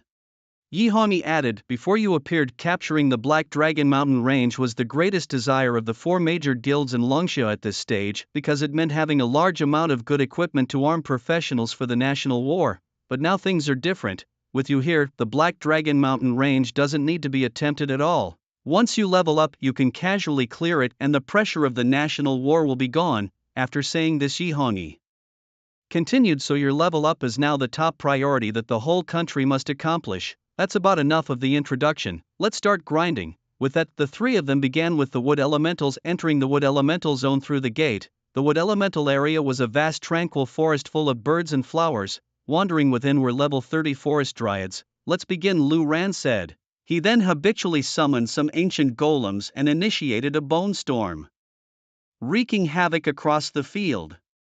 Meanwhile, Lu Xinxin, who was in the elven forest, was not staying idle. She was originally sitting on her bed deep in thought when an elf guard knocked on her door. "The seer has requested your presence." "Follow me," the guard said coldly. Like other elves, they looked down on humans transformed into elf professionals, believing they were not true elves. Lu Xinxin was a bit surprised. The elven seer was the most mysterious figure among the elves, wielding power no less than that of the elven queen. Lu Xinxin had been summoned by the elves 3 times. She had the authority to enter the elven forest frequently, but she never had the chance to meet the seer. Unexpectedly, at this critical juncture, the seer specifically named Lu Xinxin. Lu Xinxin was puzzled but obediently followed the guard. She couldn't gather information from the elven queen, so maybe the seer had something to share? To Lu Xinxin's surprise, the high-ranking and powerful elder seer of the elves did not reside at the top of the life tree. Instead, she lived in an inconspicuous corner. The thick trunk of the life tree was like a large road, and at the point where the branches split, there was a small wooden hut. Some flowers and plants surrounded the hut, making it a secluded and pleasant spot. After bringing Lu Xinxin, the guard left on his own. Lu Xinxin glanced in the direction of the small wooden hut and stepped forward. After walking a few steps, she suddenly heard a kind and gentle voice from behind her. "Young lady, among Humans, whether it's in terms of level or profession, you are considered one of the top, aren't you? Lu Xinxin paused, turning her head to see. In the flower bushes behind her, an elderly elf woman was watering flowers with a small trowel. Despite her age, her beauty from her youth was still evident, as was typical for elves. Are you the seer? Lu Xinxin asked. Yes, that's me, the elderly woman replied, standing up casually. Let's go over there and sit down to talk. It's alright if the bucket spills. There's a spirit spring on the elven tree, so it can be replenished at any time, no need to worry. Bucket? Lu Xinxin was a bit confused, thinking the old woman wanted her to be careful, so Lu Xinxin stepped aside to make way. Unexpectedly, just a slight shift caused her to bump into a small wooden bucket behind her foot. The bucket toppled over, spilling water all over the floor. Lu Xinxin was stunned. She was adept at calculating data and preferred to see with her own eyes rather than believe what she heard. But what was this? Could it be foreseeing the future? This elven seer was so powerful. Can you foresee the future? Lu Xinxin asked in astonishment. The old woman merely chuckled and said, The future is elusive, but the fascinating part is, if I hadn't warned you, would you still have knocked over the bucket? Would the predetermined future still come to pass? The concept was somewhat abstract, she admitted. Come sit here, young lady, the old woman said, pointing to a few small wooden stools nearby. Lu Xinxin complied and sat down. The old woman took a seat opposite Lu Xinxin. As soon as she sat down, she introduced herself. My name is Haley and I am the seer of the elven race. What is your name? Lu Xinxin replied truthfully, while thinking to herself, aren't you supposed to be able to calculate all this? Meanwhile, Lu Xinxin remembered that Haley wasn't just any seer. She was the Grand Elder of the Elven Council, an absolutely significant figure among the elves. Haley poured Lu Xinxin a cup of water and said, The Elven Archpriest, this occupation exists among us too, but the ability is not as strong as that of your human transformed professionals. This matter concerns the life and death of the elven race, hence the summoning of the entire tribe. Tina must have mentioned it to you, though with her nature she probably didn't explain it outright. It's understandable you are curious about the details. Without Lu Xinxin needing to voice her curiosity, Haley had already discerned her thoughts. Lu Xinxin nodded, acknowledging her interest in understanding what exactly happened and the plan to follow the Elven Queen into battle the next day. A fight involving the Elven Queen herself was no small affair, and it was indeed a matter of life and death for the elves. Haley nodded in agreement and continued, Tina, the child was born with the status of a high elf from the Tree of Life over 500 years ago. At that time, the humans and the humans after the world became data-driven had some differences. Haley explained that she held no prejudice against humans, but Tina had experienced several unequal transactions with humans. So even though humans had transformed into elven professionals, their impure elven bloodline might still be criticized by Tina, which was understandable. After explaining the Elven Queen's bias against humans, Haley continued, the elven race depends on the Tree of Life, but 800 years ago, before Tina was born, the elves split into two factions. One faction advocated for peace, focusing on quietly thriving within their territory. The other faction was belligerent, believing they should invade human lands to expand the influence of the elven race. It may sound like an old tale, but such is the truth. Two factions ultimately went through a great war. The defeated were driven out of the elves' territory. Without the nourishment of the Tree of Life, the exiled elves began to degenerate and fell into becoming dark elves, no longer worshipping the goddess of life. However, those who remained were not faring well either. The elves' two main sources of life, the Tree of Life and the Magic Stone, were both crucial. The exiled dark elves stole the Magic Stone, which was essential for the Tree of Life's growth. Unfortunately, the Magic Stone had no effect on the Dark Elves, and over the years the Tree of Life began to wither. Queen Tina of the Elves had a lifelong dream, to retrieve the Magic Stone and rejuvenate the Tree of Life. Without it, the elves could not survive another century. Lu Xinxin's face changed dramatically upon hearing this. She knew this was part of the quest storyline, but she hadn't expected it to be so severe. She quickly asked, what exactly is the event this time? Haley smiled and replied, to retrieve the Magic Stone, Tina has decided to take a risk and challenge the Dark Elves. Tomorrow at noon, the Dark Elf Queen Silolo will lead her kin to battle. This will be the first direct confrontation between the natural elves and the Dark Elves. The stakes are the Tree of Life and the Magic Stone. It's a true battle for racial survival. Both the natural elves and the Dark Elves understand that the Tree of Life and the Magic Stone are indispensable. Only the winning side has the right to control these two sacred relics. The severity of the battle was clear, yet Lu Xinxin's expression was peculiar. The Dark Elves, didn't they perfectly align with Luran's abilities? If a fight truly broke out and Luran was present, a mere glance from him could subdue the Dark Elf Queen. Although she wasn't sure about the combat prowess of the Dark Elf Queen, considering Tina was the top-level boss of the elves at level 100, the Dark Elf Queen probably wasn't much different. If Luran could defeat her, it would be like the world's greatest pet. Additionally, Luran could directly control the Dark Elves and retrieve the magic stone. By then Tina might even be willing to give the wings of the elves to Luran. Everyone would be overjoyed. Thinking of this, Lu Xinxin looked up at Haley. Taking a deep breath, she said, "You are the prophet of the elves, perhaps you can sense something in the unseen." Haley pondered and said, "I can't say for sure, but if you have your own ideas, I can lend you a hand." With that, she reached out and pulled out an octagonal crystal badge, saying, "This is the identity emblem of an elf emissary. Humans possessing this can enter the elves' territory, what you humans call territory instance rights." Indeed, Haley truly had something up her sleeve. Understanding this, Lu Xinxin was certain that the elves' crisis would surely be resolved safely. Accepting the identity emblem of the elf emissary, Lu Xinxin solemnly declared, she had been worried about how to involve Luran, but little did she know it would be resolved so easily. And with this, Luran could soar to new heights. In the vast Shinto space of Sakura Shrine, Nanami knelt with both knees on the ground, reverently looking up.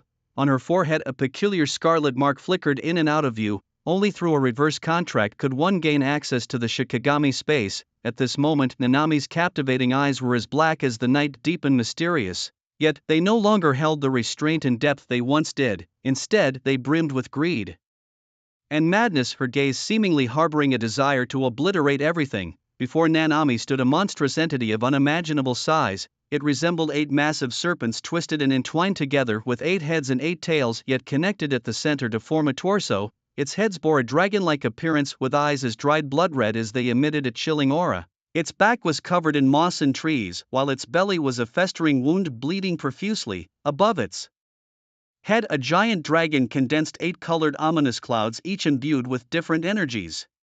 The enormous body loomed like 8 towering mountains and 8 vast valleys. In its presence, Nanami was as insignificant as an ant. This overwhelming pressure caused even the successfully contracted Nanami to tremble. Although a contract had been formed, the one in control was the 8-headed serpent. Nanami was merely its servant. At this moment, all 8 heads of the serpent were fixated on Nanami. Though it did not speak, Nanami instantly felt the serpent's greed and desire.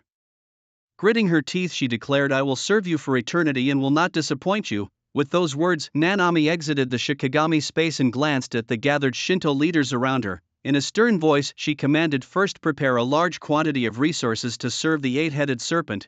The Shinto leaders dared not defy her. The power Nanami now wielded far surpassed that of ordinary practitioners. Although she wasn't in control, due to the reverse contract, as long as the 8-headed serpent was willing to act on her behalf, she would be invincible in this world.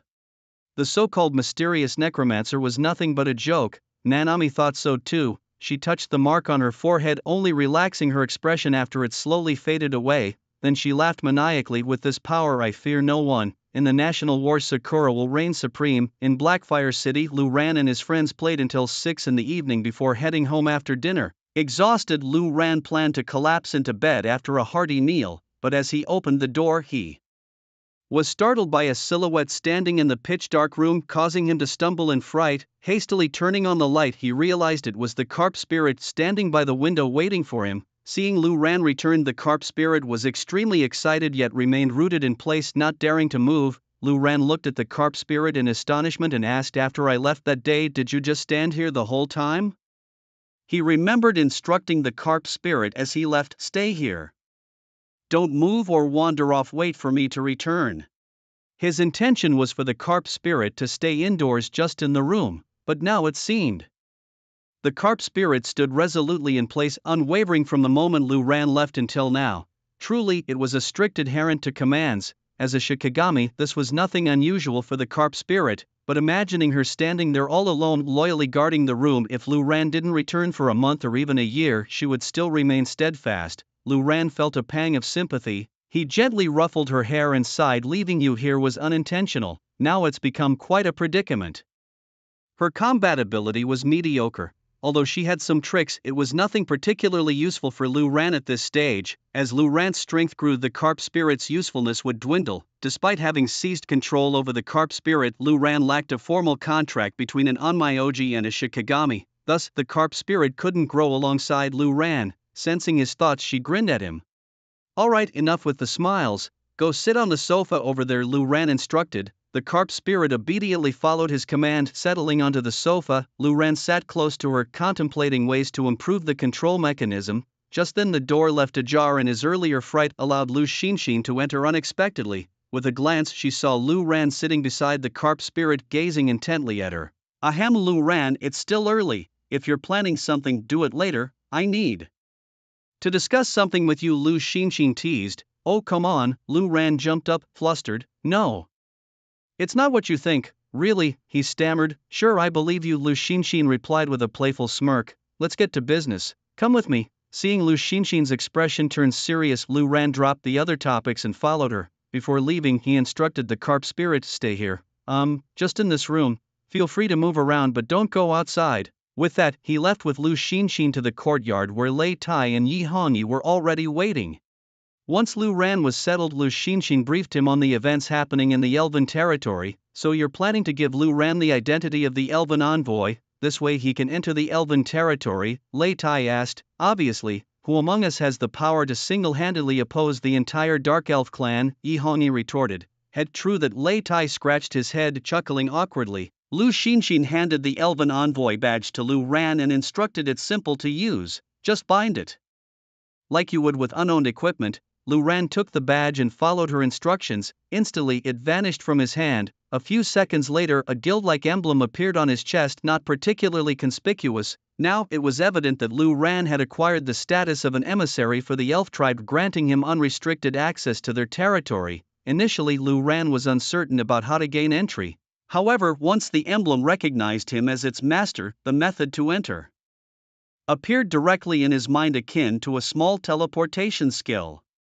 With this he could enter the elf tribe's land at will. Lu Ran's charged blood spear had been prepared for quite some time, almost 2 days now. With it, he believed he could instantly defeat the Dark Elf Queen, right? Yi Hongyi instinctively inquired. "I don't think there will be any issues," Lei Tai echoed in agreement. Meanwhile Lu Xinxin looked at them with a mix of amusement and exasperation. She remarked, "The plan is for Lu Ran to go in, resolve the crisis and gain the trust of the elf Queen Tina. Moreover, Lu Ran's throne of bone should be able to directly control the Dark Elf Queen. Assuming my guess is correct, the Dark Elf Queen is likely at level 100. To date, no one has ever encountered anything beyond level 60. Even in the Black Dragon Mountain Team dungeon, the creatures are only level 60. Yi Hongyi immediately grasped the significance of this. Excitedly she asked, "So my brother has the chance to obtain a level 100 pet, and it's a level 100 Dark Elf Queen boss too? This is going to be a huge win for us."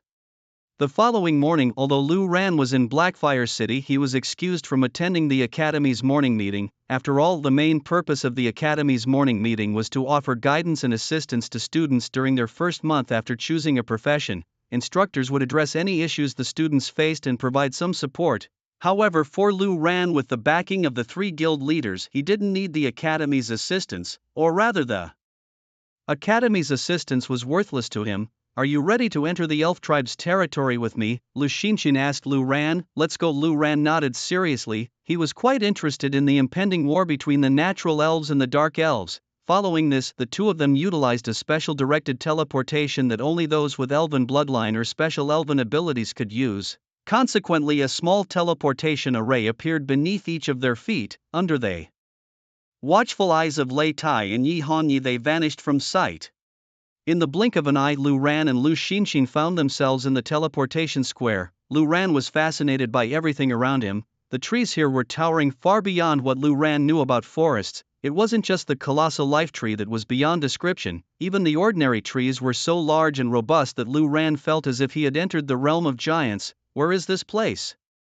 Can other adventurers not come here without teleportation? Lu Ran curiously asked. You can think of it as a separate copy, an independent small world plane which requires teleportation to enter. Those eligible to teleport here, besides the elves themselves, include human professionals who have taken on elven roles and of course individuals with your special envoy status, explained Lu Xinxin. At that moment a guard noticed someone teleporting in and quickly approached. Upon seeing Lu Xinxin they didn't react much, but their hostility towards Lu Ran was noticeably intense. However, this hostility lasted only a few seconds. When they saw the emblem on Lu Ran's chest signifying his status as a natural elf special envoy, their attitude shifted dramatically by 180 degrees. They even performed an elven gesture of respect towards Lu Ran. The lead guard respectfully said, "Honorable envoy, welcome to our midst." Oh, even Lu Xinxin was a bit surprised. Is the envoy status really that esteemed? She pondered. These guards have never shown such a favorable attitude towards human professionals. In fact, their respect seemed to surpass even that for their fellow elves. It seems that this envoy status must be incredibly hard to obtain, yet it was so easily granted to Hailey. Afterwards, the two were personally escorted by the guards to the dormitory area. Now all they had to do was wait. "You're at level 34 now?" Lu Xinxin inquired. "Yes, I leveled up to 33 in the Forest of 1,000 Corpses, and after a full day in team dungeons yesterday, I reached level 34. I'm not far from level 35 now." Lu Ran nodded. Team dungeons really do help you level up quickly. Places like the Forest of 1,000 Corpses are rare opportunities and take a long time to regenerate, Lu Xinxin remarked. She hadn't expected Lu Ran's leveling speed to be so swift. It's thanks to the relentless support from the 3 guild leaders that Lu Ran has been able to progress so quickly. For an ordinary person, even a scion of a great family, such speed would be unattainable.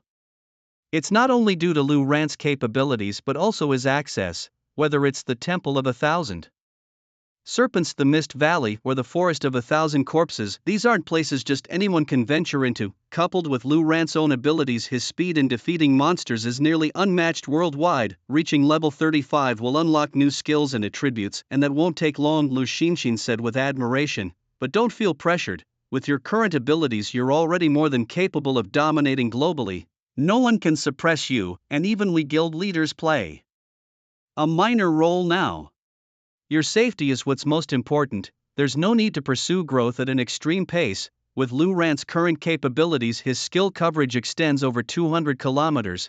The range of his spellcasting is also 200 kilometers. Who could withstand a bone storm that stacks infinitely over such a range? And with the continuous casting of the touch of the undead, who could dare move a single step?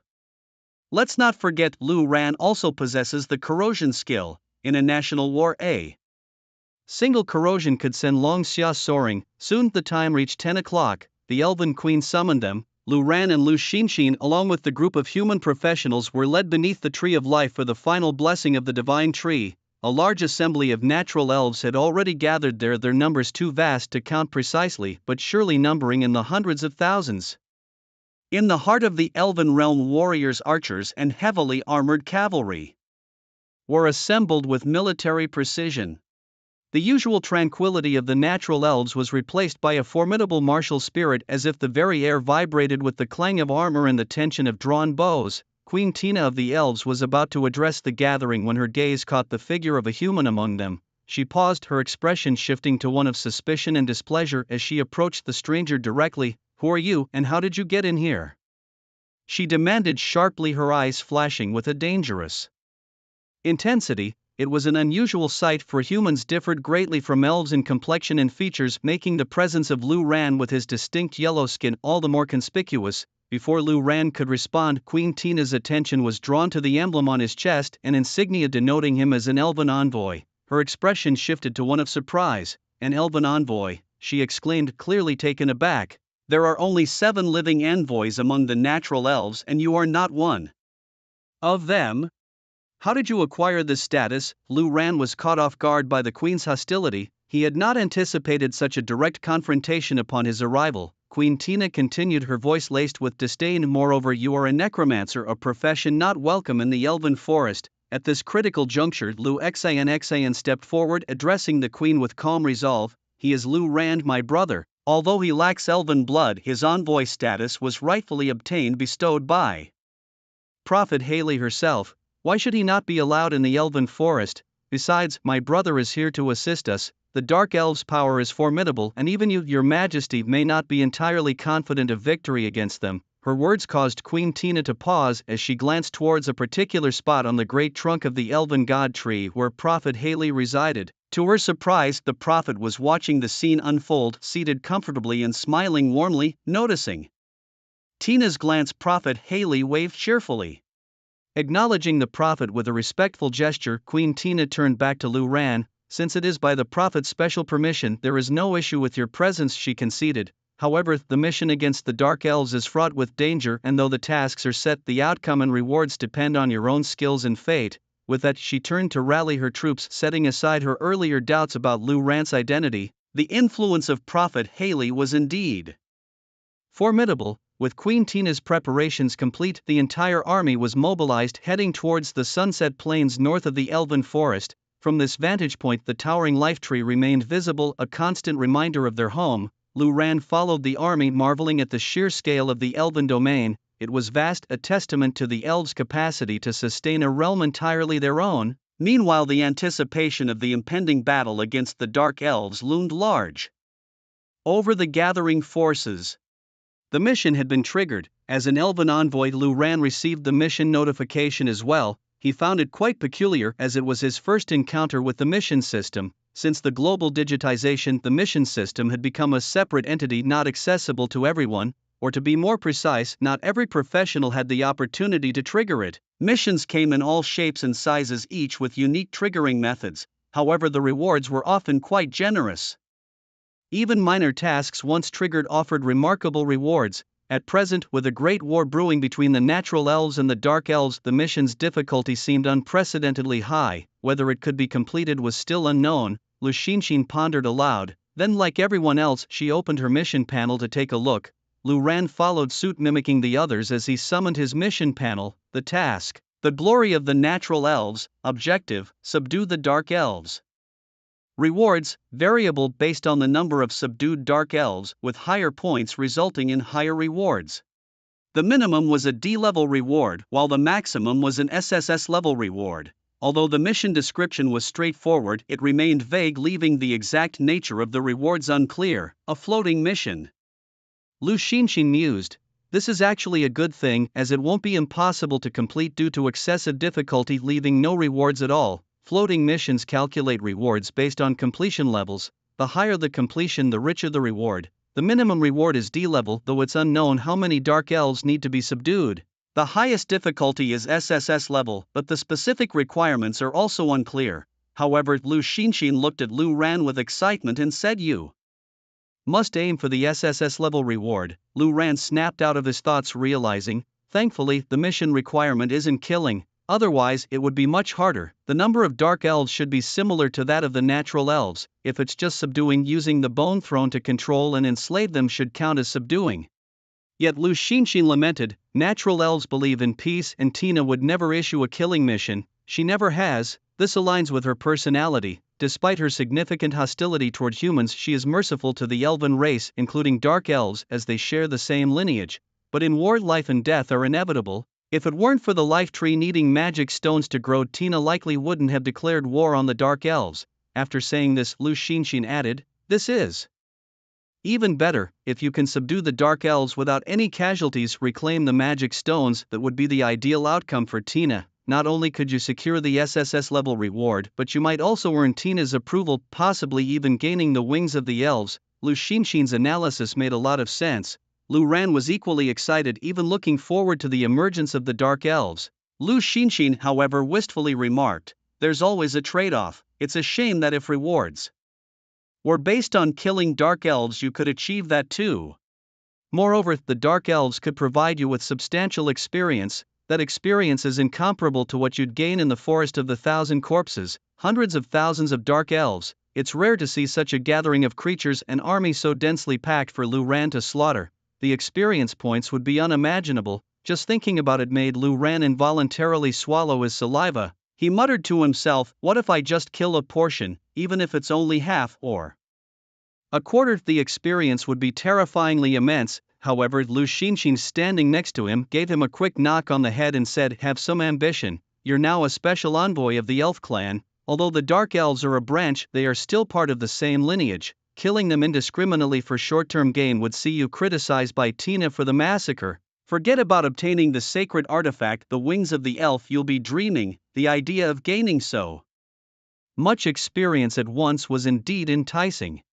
But losing the opportunity to forge an alliance with the entire race of natural elves and missing out on acquiring the sacred artifact, that would be the most foolish move. Lu Ran let out a chuckle and said, I was just speaking off the cuff. After all, Shinshin, you're also part of the elf clan. I do know my limits. Since the prophet Haley granted me the title of elf envoy, it's clear she doesn't want me to resolve this conflict through slaughter. Hearing this, Lu Shinshin finally relaxed and said, good to know. Once the battle begins, don't worry about other things. First, deploy the ancient golems to ensure nothing unexpected happens, and the first target to control should be the Dark Elf Queen Isilalu. Once you have her under control, dealing with the entire Dark Elf army will be much easier. Lu Ran nodded solemnly, and in his mind he began to ponder what the ultimate SSS level reward might be. As he looked up, he saw the elf army in full readiness. The vast expanse of the sunset plains before them was serene, with only the occasional breeze stirring waves in the grass.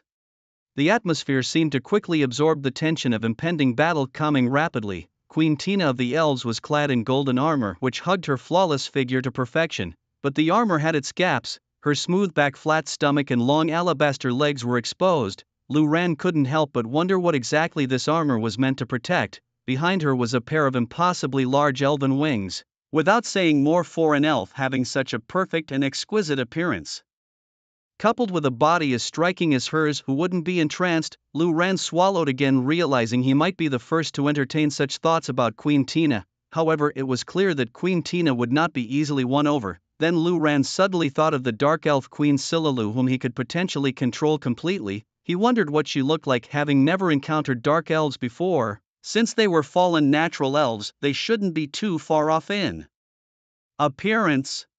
But if they had indeed turned into grotesque monster elves, that would be a great disappointment. It was unlikely that Lu Shinshin could have imagined the jumble of thoughts swirling in Lu Ran's mind at that moment. If she did, she would have surely reprimanded him harshly. Perhaps she sensed Lu Ran's intense gaze, or maybe it was because he was the only pure human present.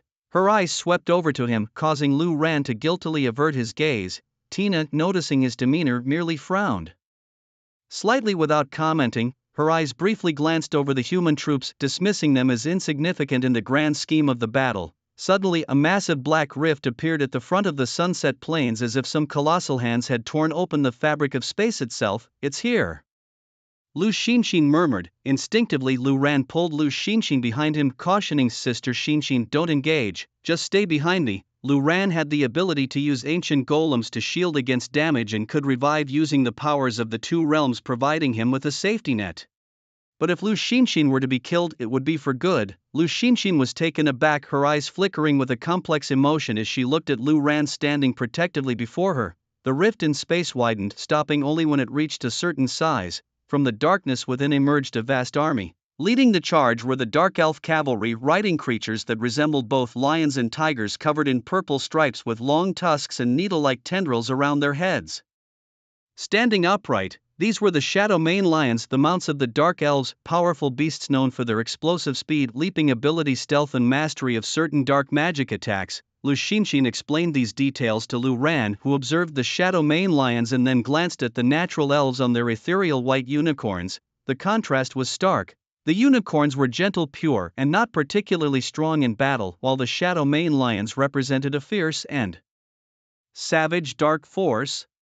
This mirrored the overall nature of the Dark Elves versus the natural elves. Meanwhile, Lu Ran's attention was drawn to the Dark Elves themselves. Like the natural elves, they were strikingly handsome and beautiful, with a wild allure despite their pale violet skin. Their faces were finely crafted, and their wings, though reduced to black feathered appendages, seemed even more striking. As more Dark Elf units emerged, the sheer size of the force made Tina's expression turn grim. The Dark Elves had advanced far beyond her expectations over the years. Despite this, Lu Ran noticed the absence of the Dark Elf Queen. Although every Dark Elf had a controllable marker floating above their heads, this small detail brought Lu Ran a sense of relief, indicating that he held the upper hand in this situation. At last the Dark Elf army was fully assembled, and so the stage was set for what was to come. A striking Dark Elf with a figure so captivating that she could be recognized even amidst a sea of people emerged from the rift.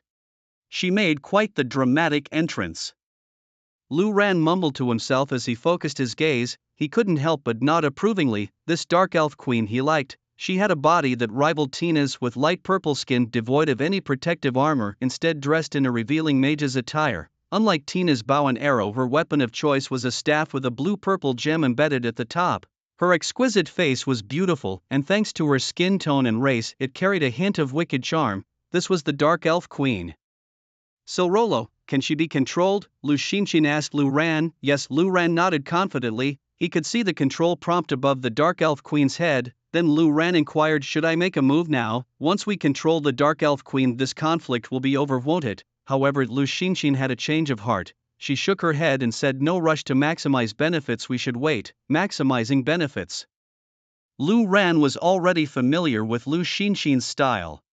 He raised his eyes and saw that the number of dark elves actually exceeded that of the natural elves, and since the natural elves are inherently peace-loving and not adept at fighting, they were almost certainly going to lose if it came to a battle. Even Tina's expression was extremely grim at this point. Tina had declared war on Silrolo to reclaim the magic stone and prolong the elf race. But given the current situation, not only would they fail to retrieve the magic stone, but the natural elves might face extinction. Once the dark elves took control of the Tree of Life, their ambitions, which had been suppressed by the natural elves, would likely be rekindled. I understand, the elf queen Tina should also see the situation clearly by now. There's no hurry to act. If I step in at the last moment before the fighting begins, I might gain the maximum favor from the elf queen, right? Lu Ran asked. As expected of you, you understand quite well, Lu Xinshin praised. The clearer Tina saw the situation, the more desperate she became. In such a scenario, if Lu Ran could turn the tide, wouldn't Tina be grateful? Thinking of this, Lu Ran decided not to rush. He decided to sit back and watch for a while. For so many years, without your permission, the dark elves would never have set foot on this land again. Silrolo breathed in the air greedily, speaking with infatuation. Though they had fallen and become dark elves, their roots were still here. The Tree of Life was still here. What I want is the magic stone, Tina said calmly. I understand, the magic stone is in my hand, and it serves no purpose. Without the magic stone, the Tree of Life will gradually wither. Silrolo nodded in agreement. Tina gritted her teeth, looking at Silrolo and the dark elf army behind her, her face a bit distressed. The unfolding situation was far beyond her expectations. This was a battle they could not win.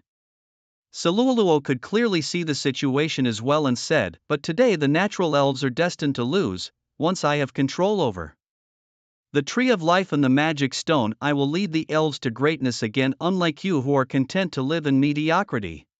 It should have been a straightforward fight. However, at this moment Tina hesitated. How could she begin a battle they couldn't win? Would it just be a futile sacrifice, especially if it meant the destruction of the natural elves, something that deeply troubled her? But now, she had no solution. Meanwhile, not far from Lu Ran, other human professionals looked aghast. Oh my god, how are we supposed to fight this? Someone exclaimed. I swear if I had known it was going to be such a big scene, I wouldn't have come at all. Isn't this just sending us to our deaths? Oh man, this mission shouldn't have been accepted, and we don't even know what the reward is. Even if the rewards were lavish, it wouldn't matter if we couldn't survive to receive them. The human professionals were despairing. In stark contrast, the army of dark elves was brimming with confidence, their ambition undeterred by any battle. This was a fight with no suspense. At this moment, Silrolo suddenly spoke up. We share the same lineage, and although we were driven out of the Elflands by you, I do not wish to annihilate you completely. Take your people and leave, let this place be ours, and today's battle can be avoided. No way, Tina shouted, her body trembling. Impossible, this place will never be yours. This was not her intention at all. Challenging the Dark Elves was not about handing over their territory. Moreover, if they left and lost the nourishment of the Tree of Life, the natural elves would eventually transform and fall. Then let it be war. Silrolo was done talking. She raised her staff slowly. If words couldn't resolve it, then they would fight. Having finally gained the opportunity to enter this place, Silrolo would never give up easily. Both armies were on edge, the atmosphere growing tense and oppressive. It's time, Lu Xinshin reminded. The next second, Lu Ran suddenly made a bold move, running forward and stopping beside Queen Tina. His audacious action amid the tense standoff instantly drew the attention of both sides. What are you doing? Tina asked, looking Lu Ran up and down. Realizing he was the only human, her already irritable mood turned even more frustrated. In this situation, Tina couldn't find a solution. She couldn't lead her people away, nor could she fight trapped in an impossible predicament. Just at this moment, this human had to come and stir things up. If not for the fact that he was an envoy of the elf tribe, he would have been shot with an arrow long ago. Simultaneously, the human professionals were stunned. Damn, who was this kid so arrogant? Someone whispered. Didn't you hear earlier? He's Lu Xinshin's brother, and he's the elf tribe's envoy. Damn, isn't the necromancer the most hated profession by the elves? Envoy or not, what's he doing jumping out now? We're just here to see what's going on. If this kid drags humans into the front as cannon fodder, we're screwed. I don't want to die yet. Amid the murmurs, Lu Ran grinned at Tina and said, Queen, can we discuss something? The elven queen furrowed her brows perplexed and asked, what do you mean? With a great battle imminent, what are you planning to do, Lu? Ran cast a glance towards the direction of the dark elves and replied, this battle was always unavoidable. But given the current situation, do you think the natural elves stand a chance? With a resolute tone, Tina declared, there's no need for your reminder. The natural elves do not fear any battle. Her anger flared even more at Lu Ran's skepticism of the natural elves' prowess. Bravery in battle is commendable, but if the entire natural elven tribe is lost here and in the end the lands are handed over to the dark elves, what is the point of such a battle? Lu Ran questioned. Tina's expression turned grim. Although she understood the situation, hearing it so bluntly from Lu Ran was hard to accept. Taking advantage of the moment, Lu Ran continued, if we were to leave things be, even if the tree of life withers, it wouldn't happen within a few decades. But because of your declaration of war, you risk sacrificing the entire natural elven tribe. That would be a grave mistake. Tina's body trembled with anger and she gritted her teeth, demanding, what exactly do you want to say? I have no solutions at the moment. Lu Ran chuckled internally, thinking, if you had a solution, how would I have my fun? He then stated, I can resolve this issue, but if I do, I need the queen to promise me a condition. Tina sneered, impossible. The elven tribe does not engage in disgraceful acts with humans. As a high-ranking elf, I certainly wouldn't with you. Ha! Lu Ran's eyes widened in surprise. Heavens, I swear I had no intentions towards Queen Tina. Hastily he clarified, your majesty misunderstands, that's not my condition. Tina asked, then what is it? Lu Ran replied, we'll discuss it after the victory. I assure you what I need won't affect the natural elves. He knew asking for the wings of the elves now would be met with staunch refusal, so he decided to hold off and prepare Tina for the future. With that, he began his work. Tina glanced in the direction of the dark elves, took a deep breath and agreed, all right, I promise you, as long as you can resolve this crisis and achieve my goal of obtaining the magic stone, I will give you what you ask for.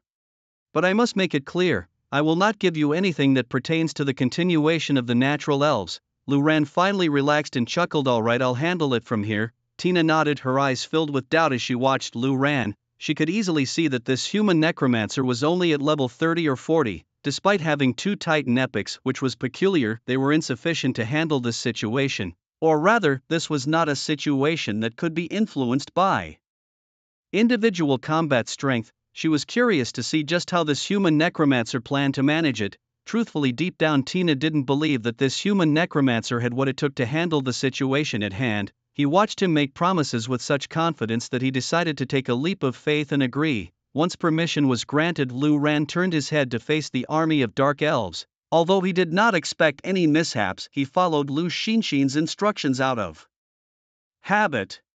He raised the sea-calming trident in his hand and with a few swift motions summoned a dozen ancient golems. Feeling that it wasn't quite enough, Lu Ran added another dozen. Over 30 golems now surrounded him, leaving Tina utterly astonished.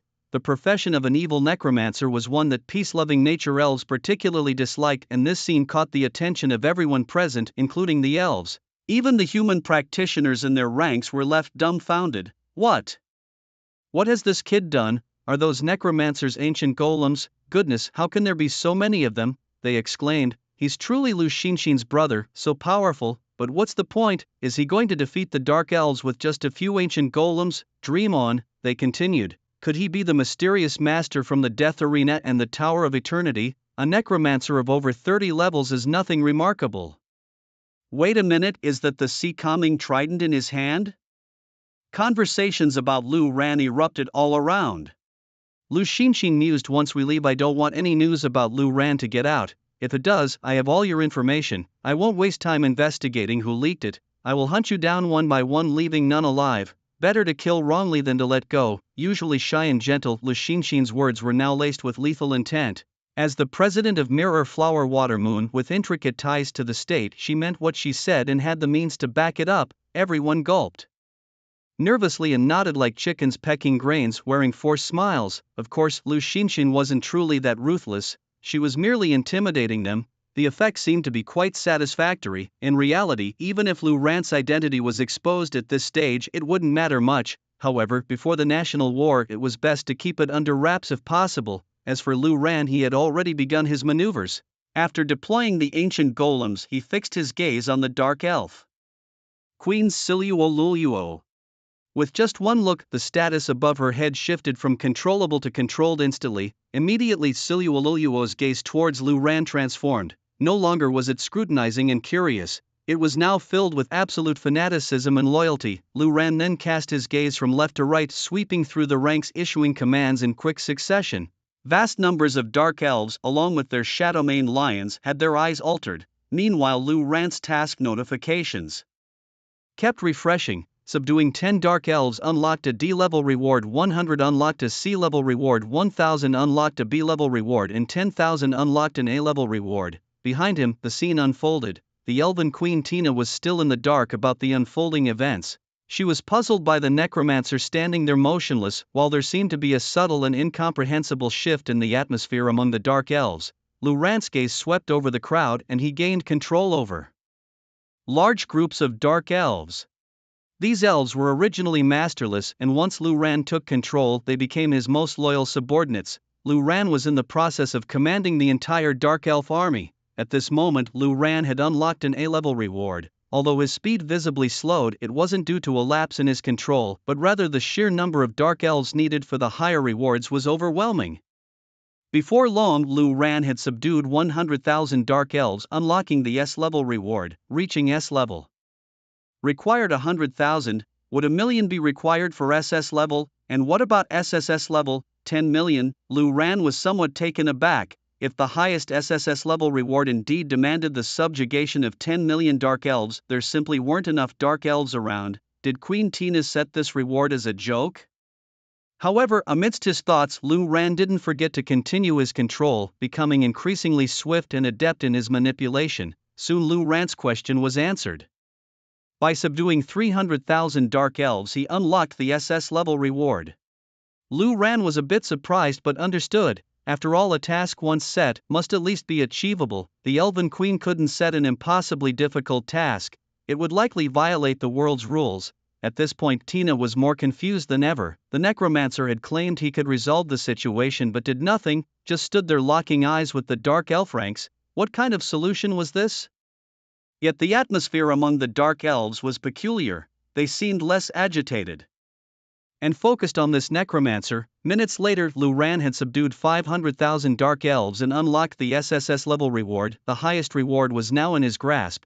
It was noteworthy that as he advanced, the increments and required numbers weren't as extravagant as before. From S level to SS level, it increased by 200,000, and similarly from SS level to SSS level, it also increased by 200,000. To be honest, even the A-level reward, let alone the highest, was not something an ordinary profession could achieve.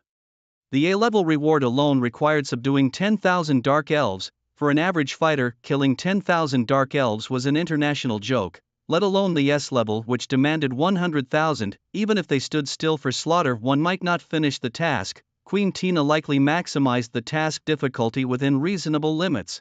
To put it bluntly, it was a lack of trust in human transformed elven professions. Even though external aid was necessary, she had set the task difficulty exceedingly high. This somewhat left Lu Ran feeling dissatisfied, knowing full well the quantity needed for all level rewards. At this moment, after obtaining the SSS level reward, there were no further prompts. The number of uncontrolled dark elves remaining wasn't much. Lu Ran's gaze swept over them one last time, taking in everything. The exact number was roughly under 600,000, just a bit over 500,000, yet even so, their numbers far surpassed that of the natural elves. Of course, the dark elf queen Siluoluo was the first to be subdued by Lu Ran.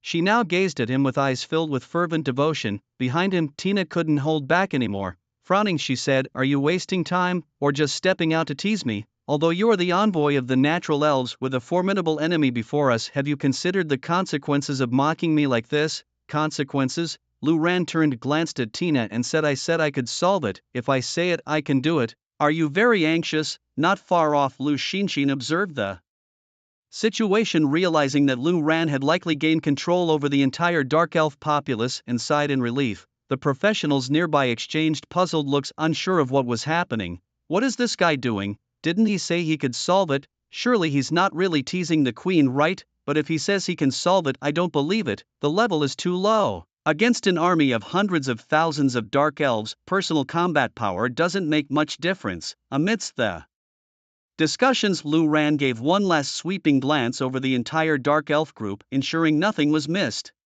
Only then did he step forward again with his staff, proclaiming loudly, "Submit to me." Though not loud, his voice was deep, resonant, and vast. Behind him, Tina nearly choked. What kind of tactic is this? Since the seer bestowed this necromancer envoy's identity, surely it wasn't to cause a commotion. But what is this posture? It's insane.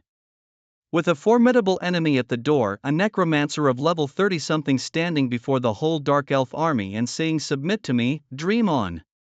The natural elf group behind the queen looked on awkwardly, glancing at each other. They even felt embarrassed to have such reinforcement on their side. Lu Xinxin of course knew why Lu Ran was so confident. This act was just Lu Ran being playful, wanting to show off in front of Elf Queen Tina, creating a grand scene. It's understandable, and it could even enhance the queen's impression of Lu Ran. However, the other professionals nearby felt awkward, wishing they could find a hole to crawl into. Embarrassing, utterly embarrassing.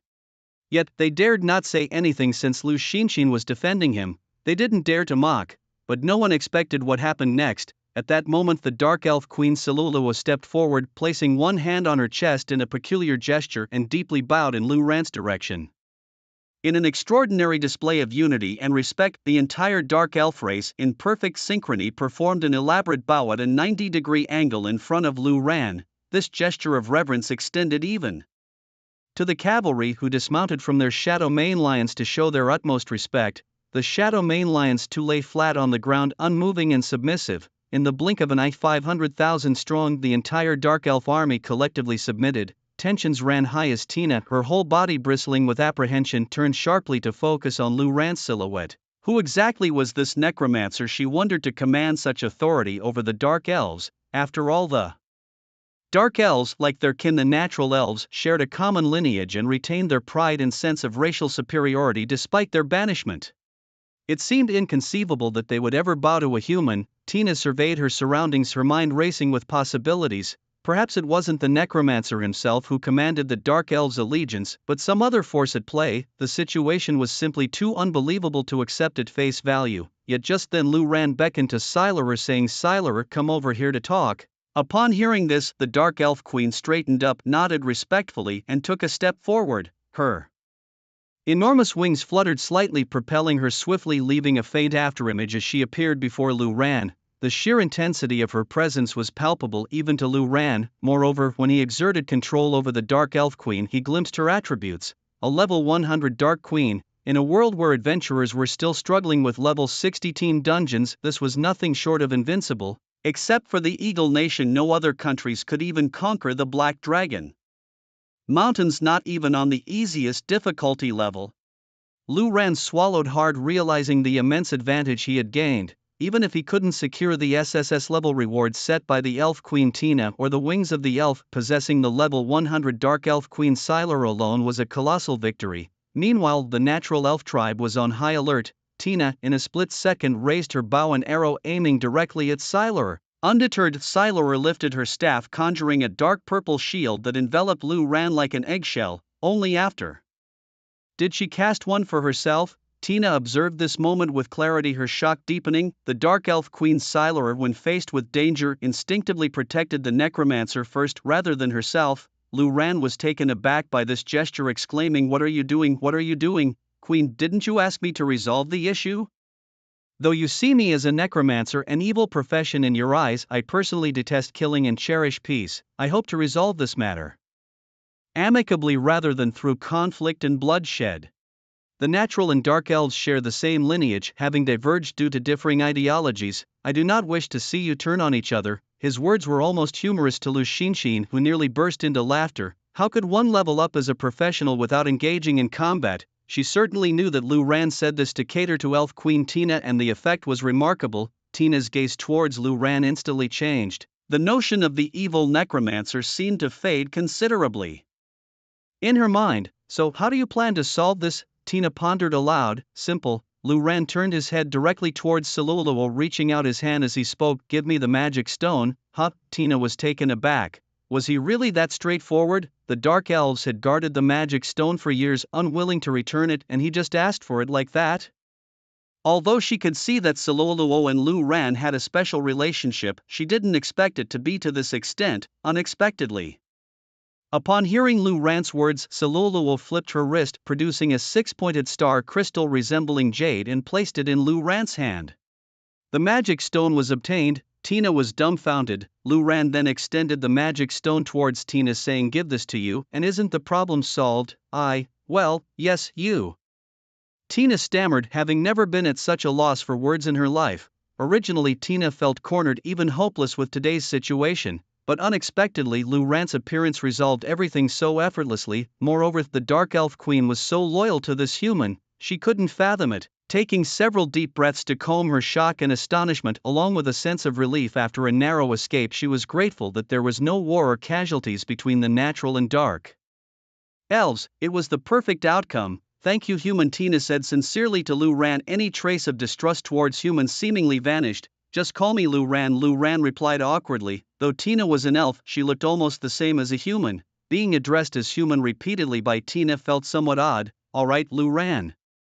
Thank you, this is the best resolution to the situation. Tina nodded in agreement. Throughout, Siluluo remained silent, standing delicately beside Lu Ran, vigilantly watching the direction of the natural elves. She no longer cared about anything else. Her mind was filled with Lu Ran. This was the absolute authority brought by the indiscriminate control of the Bone Throne entry. Then Tina turned to the Dark Elf army and asked, so, how do we deal with those Dark Elves? Well, Lu Ran was a bit puzzled too. Turning to Siluluo, he inquired, Siluluo, what was your original plan? What were your intentions in bringing your people here? Siluluo replied truthfully, to take over the Forest of Elves, to depend on the Tree of Life, to cleanse the dark attributes of the Dark Elf race, to return to the protection of the Goddess of Nature, and to revert to the original natural elf bloodline.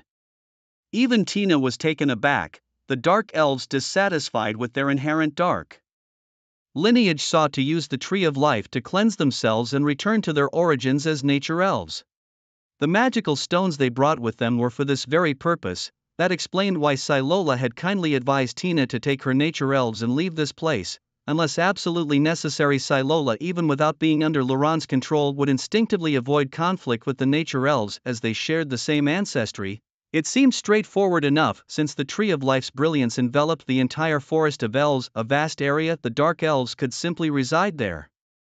With the magical stones and the Tree of Life combined, its power should indeed be enhanced. Lu Ran analyzed. Tina looked at Silola and pondered. I don't see any problem with it, given we share the same lineage, but the Dark Elves are warlike and their philosophy conflicts with ours. Before she could finish, Lu Ran waved a hand and said, the Dark Elves are under my command now. From this moment, they will no longer wage wars everywhere. Tina stared at Lu Ran in astonishment, then glanced at Silola.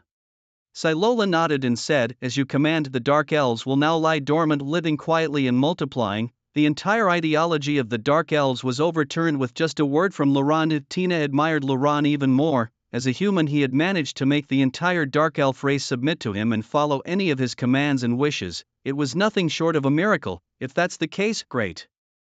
From today onwards, the Dark Elves shall reside in the Sunset Plains. It's close enough to the Tree of Life, and once your bloodline reverts, we will all be part of the grand nature elf race again, Tina said with hopeful longing. During her reign as the Elf Queen, reclaiming the Dark Elves back into the Forest of Elves would indeed be a monumental achievement. Lu Ran rubbed his hands together and cheerfully asked, so about the mission reward? Tina gave a sweet smile and said, mission accomplished. The reward settlement is based on completion level, and the worlds will automatically dispense the rewards. With that, Tina extended a hand and the magical stone slowly floated up, paused for a moment, then shot out like lightning, returning to the crown of the Tree of Life. The once dormant magical stone erupted in a brilliant green light upon touching the Tree of Life, shooting straight into the sky. the Tree of Life's radiance also burst forth suddenly. At the same time, Laurent received the notification he had been eagerly awaiting. Congratulations on completing the task, Glory of the Nature. Elves, based on your rating, you have received an SSS level reward. Congratulations on receiving an SSS level reward, 50 million experience points. Congratulations on receiving an SSS level reward, the Elf Holy Artifact Wings of the Elf, and successfully leveling up to level 35, level successfully increased to 36, level successfully increased to 37. Congratulations, you've unlocked a new entry, Universe in the Sleeve. A string of notifications hit Lu Ran, leaving him in a bit of a daze. Wait a minute, let me gather my thoughts. Lu Ran took a deep breath. Who would have thought this SSS level reward would directly grant the Wings of the Elf? This even exceeded Lu Xinxin's expectations. Plus, there's 50 million experience points, 50 million. It boosted Lu Ran's level by 3, unlocked new skills and a new entry. This wave of rewards was an unexpected delight. Lu Ran hurriedly opened his backpack. Sure enough, there was a piece of equipment already inside. Judging by the icon, it was a white wing emblem, though it didn't quite resemble Tina's Fairy Queen's wings. Lu Ran clicked to check its attributes: Elf Artifact, Wings of the Elf, Position, Cape, Quality, Ancient Epic, Level, None, Profession, None, Intelligence, 1000, Stamina, 1000, Magic Defense, 1000, Physical Defense, 1000, Additional, grants Flight Ability, Additional, grants Active Skill, Great Assembly, Ancient Epic. Lu Ran was shocked. What kind of equipment rating is this? Moreover, all 4 attributes increased by 1000 points. That's explosive. Not only does it grant flight, but it also comes with an active skill, Great Assembly. What kind of skill is that? Curiously, Lu Ran opened the skill panel to take a look. Indeed, besides the newly unlocked career system skills, there was an additional active skill, Great Assembly. Effect, a special ability granted by the primal elves to the Wings of the Elf, allowing the user to tear through space at any location to summon the entire elf clan to aid in battle. Damn, Lu Ran couldn't help but curse. This additional skill is insanely overpowered, hundreds of thousands of natural elf troops summoned to any location with just one Great Assembly. This is even more terrifying than Lu Ran summoning his amassed skeleton soldiers. At this moment, Tina Silaral, Lu Xinxin, and others were curiously watching Lu Ran, exclaiming excitedly, "Lu Ran, what's going on?" Lu Xinxin asked curiously. "Hit the jackpot," Lu Ran simply replied with 3 words without going into detail. There was just too much to say. He initially wanted to check the new skills and entries, but Tina had already invited Lu Ran to rest. On the Dark Elf side, after getting Lu Ran's permission, Silaral began preparations for settling the Dark Elves on the Sunset Plains. The Wings of the Elf was your SSS level reward setup? Lu Ran asked in surprise. Yes, I didn't expect anyone to complete it, Tina mused. Lu Ran looked at Tina awkwardly and said, "So you didn't plan on giving away the artifact?" Upon hearing this, Tina's face changed dramatically, and she hurriedly explained, No, since I set it up, I'm naturally willing. Besides, you've contributed so much to the elf clan, it's only fitting for you to keep and use the Wings of the Elf. Lu Ran finally breathed a sigh of relief. He was just worried that Tina wasn't genuinely willing to give it and might later criticize him behind his back. Well then, I'll just equip it, Lu Ran said. Once it's equipped, it recognizes its owner. If you want me to return it later, that's not going to happen. Feel free to do as you wish, Tina said with a bright smile, her formality shifting from a casual you to a more respectful. Only then did Lu Ran satisfied equip the Wings of the Elf. Instantly, a pair of enormous white wings unfolded behind him, each extending 5 meters to the sides, astonishingly large. Unlike the semi-transparent wings of natural elves, these resembled the wings of a celestial being, radiating a sacred white glow. Lu Ran was taken aback, and the nearby Lu Xinxin and other elf-class players were equally startled, exclaiming at the impressive sight. What amazing wings! What are these equipment?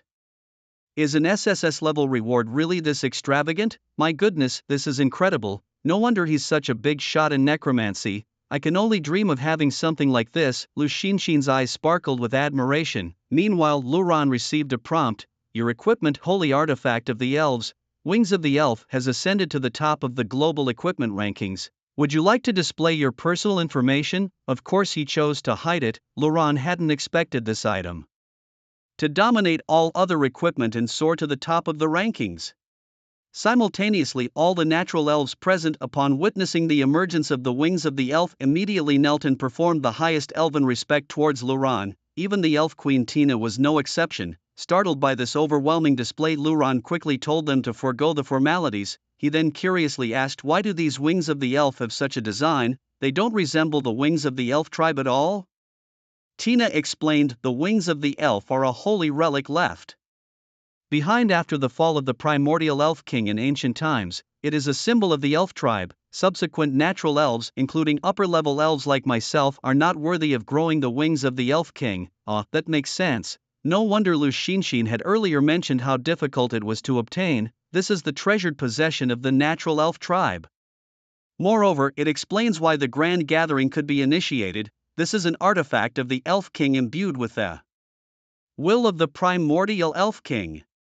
Naturally, the appearance of this equipment also sparked a global sensation. People went wild in the main city dungeons across the world. This is an artifact of another race, and a human class player managed to obtain it, and the one who acquired it is the renowned necromancer making waves recently. No wonder he's my idol. Achieving the 70th floor of the Endless Tower as a necromancer and suppressing the world is no small feat. An elf tribe artifact, a human class player can actually obtain it. No wonder it's ranked number 1. Did you see the attributes? While the wings of the elf can fly, yes, it can fly, but flying is nothing compared to the Grand Assembly. After the brief shock of the ranking, everyone's attention shifted to the flying capability and the active skilled Grand Assembly. Flying was one thing, a long-anticipated experience for humans, offering both novelty and convenience. But the Grand Assembly, was this a power a human class player could possess?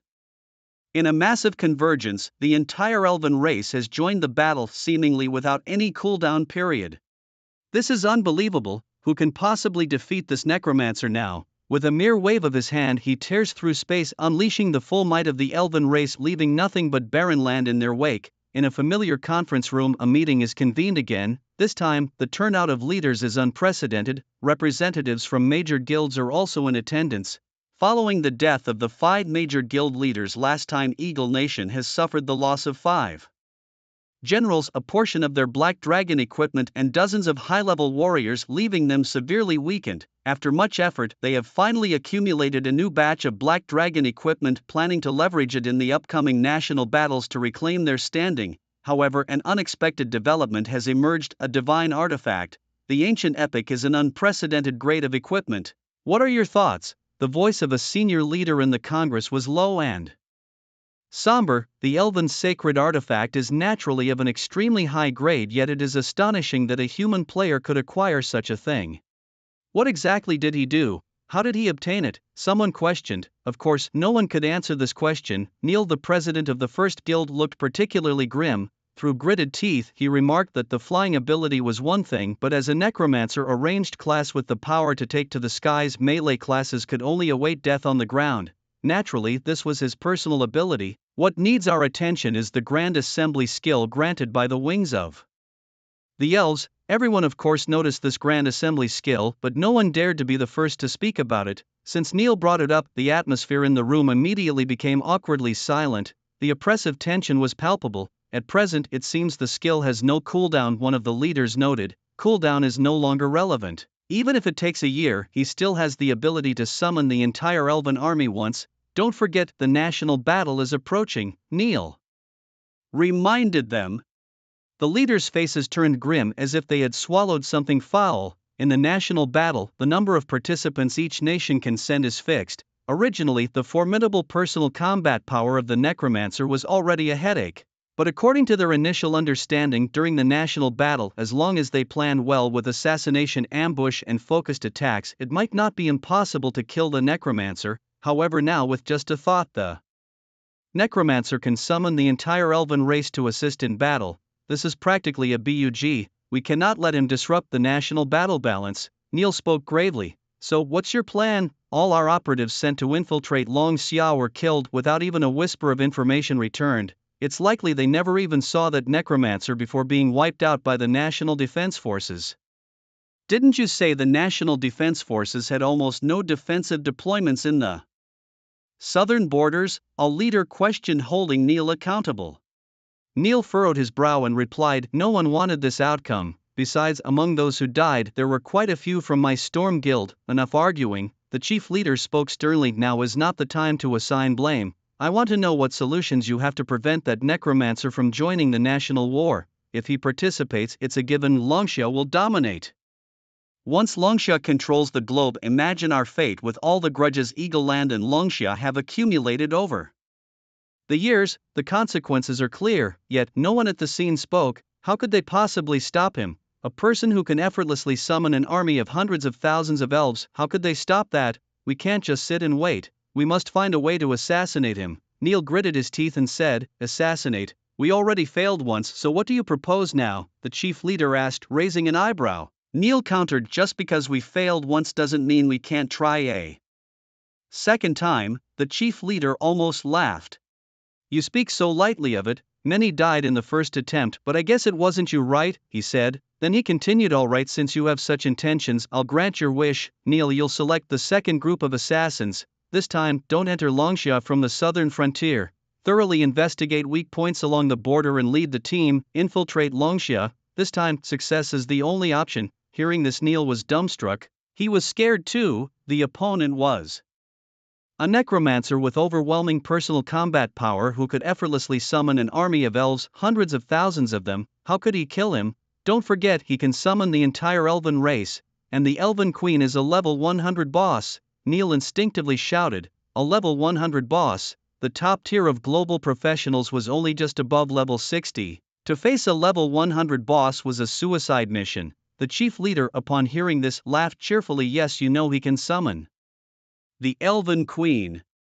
So let me ask you, is your proposal for a second assassination attempt a joke on me, or do you think that if you don't participate it's not your problem if others die? True to his reputation, the chief leader skillfully turned the focus onto Neil with just a few words. Instantly, everyone present looked at Neil with peculiar expressions. As the president of the first guild of Eagle Land Storm, Neil had avoided the first assassination, sparing his own life. Would he also avoid the second attempt? If he didn't want to participate, that was understandable. Everyone fears death. But to call for organizing a second assassination attempt without participating himself, wasn't that easy to say when it wasn't his life on the line? Neil, cornered with no way out, looked grim and explained, I never said I wouldn't participate. The chief leader nodded. Very well, as the president of Storm, you should have this kind of courage.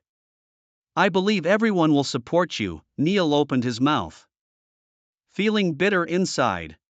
He knew he couldn't escape this time, so he had no choice but to grit his teeth and say, fine, I'll select the team for the second wave and I'll lead them. Although he can summon the Elven Queen, it takes time. We'll concentrate our attack and assassinate him before he summons her. Hearing this, the chief leader was very pleased.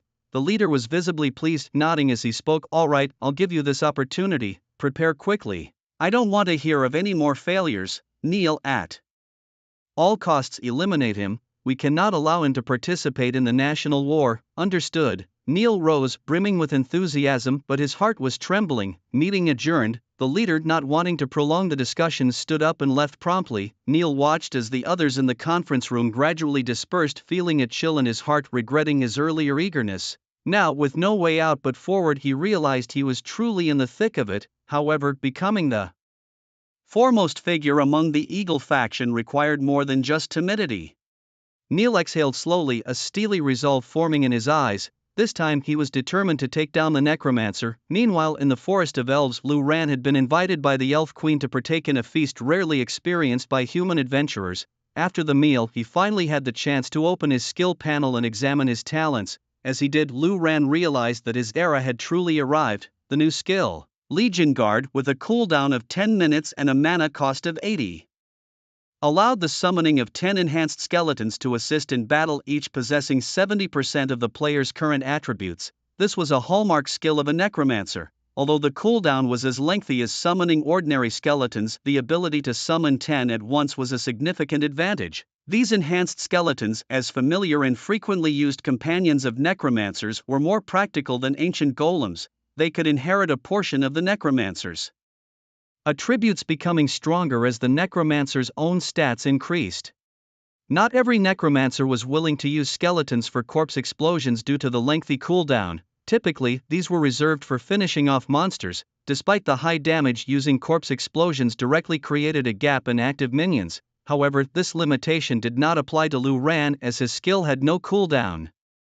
The ability to summon 10 skeletons simultaneously as opposed to just 2 was a fundamental difference, but what truly excited Lu Ran was not just the faster summoning capability. The same time he unlocked a new talent, Pocket Universe. This talent provided a storage space capable of housing a vast number of summoned creatures, allowing for mass summoning and retrieval at any time. It was this talent that filled Lu Ran with excitement. As he focused attempting to access the storage space, he was not disappointed. In the next moment, Lu Ran's senses were enveloped by a vast, independent plane. This plane was devoid of anything, an empty platform, stretching out as far as the eye could see.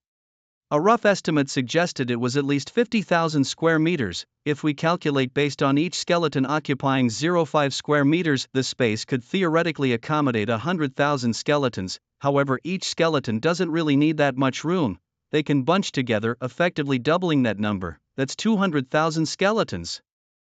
Once Lu Ran fills this space, it means he could carry 200,000 skeletons with him at all times. At any moment he could unleash them to wreak havoc on any area with indiscriminate explosive impact, a true bombardment. He wouldn't even need to summon ancient golems to absorb damage anymore. These 200,000 skeletons would be Lu Ran's lifeline, an endless supply of lives. No damage could ever be potent enough to take him down in one strike. No one could kill Lu Ran now.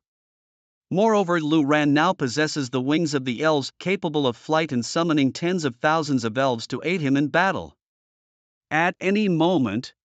When combined with his army of 200,000 skeletons, he's practically invincible. Beside him, Lu Xinxin glanced at Lu Ran's excited face with some surprise, but upon realizing that Lu Ran had leveled up beyond 35, she quickly understood the situation. Lu Ran had unlocked new entries and skills. The level 25 skill for necromancer should be Legion Guardian. Although its name sounds intimidating, it merely increases the number of skeletons summoned at once to 10, which is still quite significant for Lu Ran. Lu Xinxin pondered this aloud, but even so, at Lu Ran's level, summoning 10 at once compared to 2 isn't a massive difference. It just means he can explode the skeletons faster. However, Lu Ran seemed so thrilled, which indicated that his excitement wasn't solely from the Legion Guardian skill. It must be the newly unlocked entries.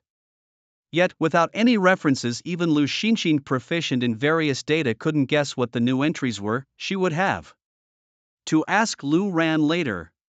Meanwhile, Lu Ran continued his calculations. Sitting there with nothing else to do, he began to endlessly throw skeletons into that space. With no cooldown on the Legion Guardian, he could summon and toss in 10 skeletons at a time, making the process quite rapid. By focusing exclusively on using Legion Guardian without interspersing other skills, Lu Ran could use it at least 10 times per second. That equates to summoning 100 skeletons per second. According to Lu Ran's estimations, it would take about 2 hours for 100,000 skeletons and 4 hours for 200,000. He needed to continuously and relentlessly use Legion Guardian until the entire storage space of his magical sleeve was filled. The process was rather dull, but Lu Ran eagerly anticipated the results after filling it.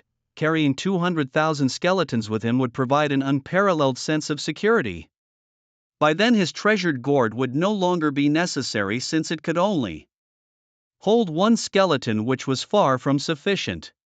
Previously, Lu Ran had to summon an ancient golem in advance to guard against any unforeseen incidents, but now with 200,000 skeletons at his disposal, he could have them absorb damage for him anytime, anywhere. Of course, this was just Lu Ran's current way of thinking. In Lu Ran's grand scheme, this place was destined to house the abyssal bone dragons, at least 1,000 of them.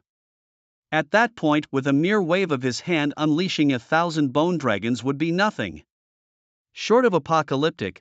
The more Lu Ran thought about it, the more exhilarated he became, almost breaking into laughter on the spot. Thankfully, he managed to restrain himself, otherwise he would have looked like a complete fool. Before long, the matters with the elves were concluded. Lu Ran, along with Lu Xinxin, departed from the Elven lands and returned to Blackfire City. Accompanying Lu Ran back was the Dark Elf Queen Siluoluo. This wasn't even a command from Lu Ran. Siluoluo willingly chose to follow him to provide protection.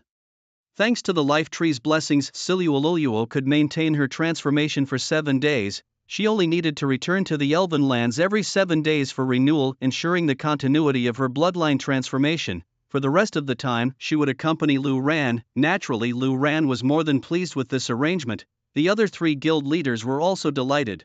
After all, having a level 100 boss like the Dark Elf Queen at his side gave Lu Ran an unparalleled edge globally. In the courtyard of Lu Ran's luxurious abode, the group gathered, gazing at Siluoluo. The three guild leaders were unusually tense. After all, facing a level 100 Dark Elf Queen, even the mighty Earth Knight Lei Tai would stand no chance in battle. He would be instantly vanquished. Curiosity got the better of Lu Xinxin, who asked Lu Ran, "We've all heard about the newly unlocked skills. What's the new entry?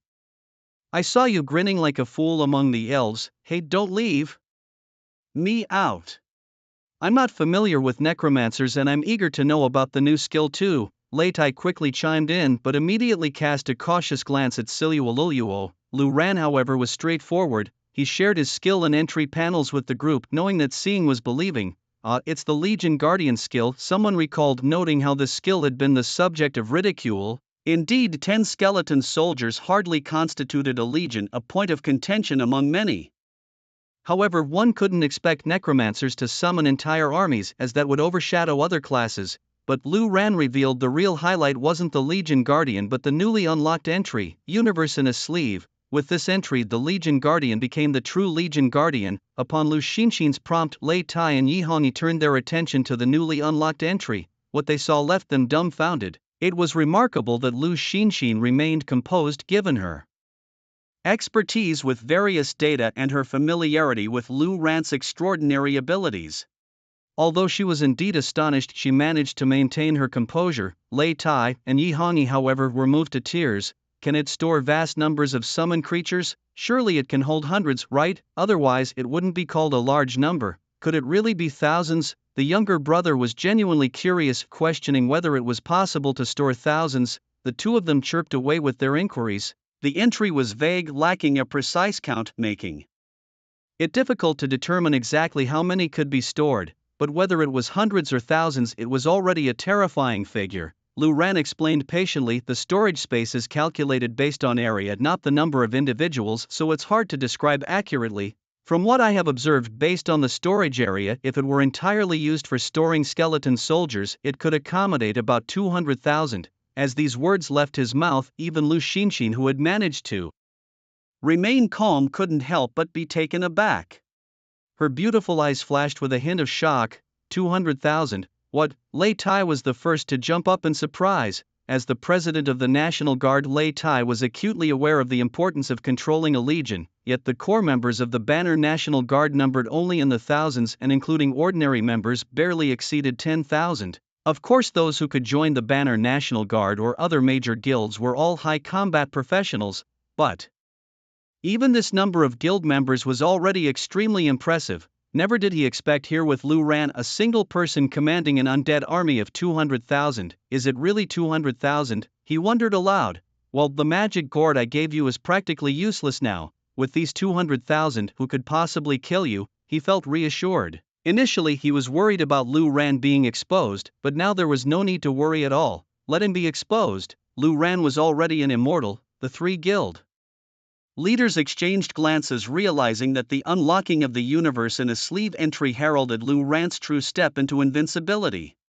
Under heaven, who could kill Lu Ran? In Longshot, unless the four great guilds joined forces, gathering tens of thousands to focus fire on Lu Ran, only then might he be killed, as he wouldn't have time to replenish, mused Yi Hongyi. The premise being Lu Ran stands still, added Lu Xinxin. Otherwise, with Lu Ran's touch of the undead controlling in batches, the attack range that could reach Lu Ran was few and far between. Even without control, if thousands crowded together, only 1,000 or so could get close enough to attack. And let's not forget, Lu Ran has the personal protection of the Dark Elf Queen Siluoluo. Plus, he can fly. Dying is almost impossible, Lei Tai remarked in awe. Reminded by Lei Tai, Yi Hongyi slapped her forehead and excitedly said, Right, I've been so focused on Lu Ran's new entry and skills that I almost forgot about this. Lu Ran's elf wings have dominated the global equipment rankings and can summon elf assistance at any time. She glanced instinctively at Lu Ran's back.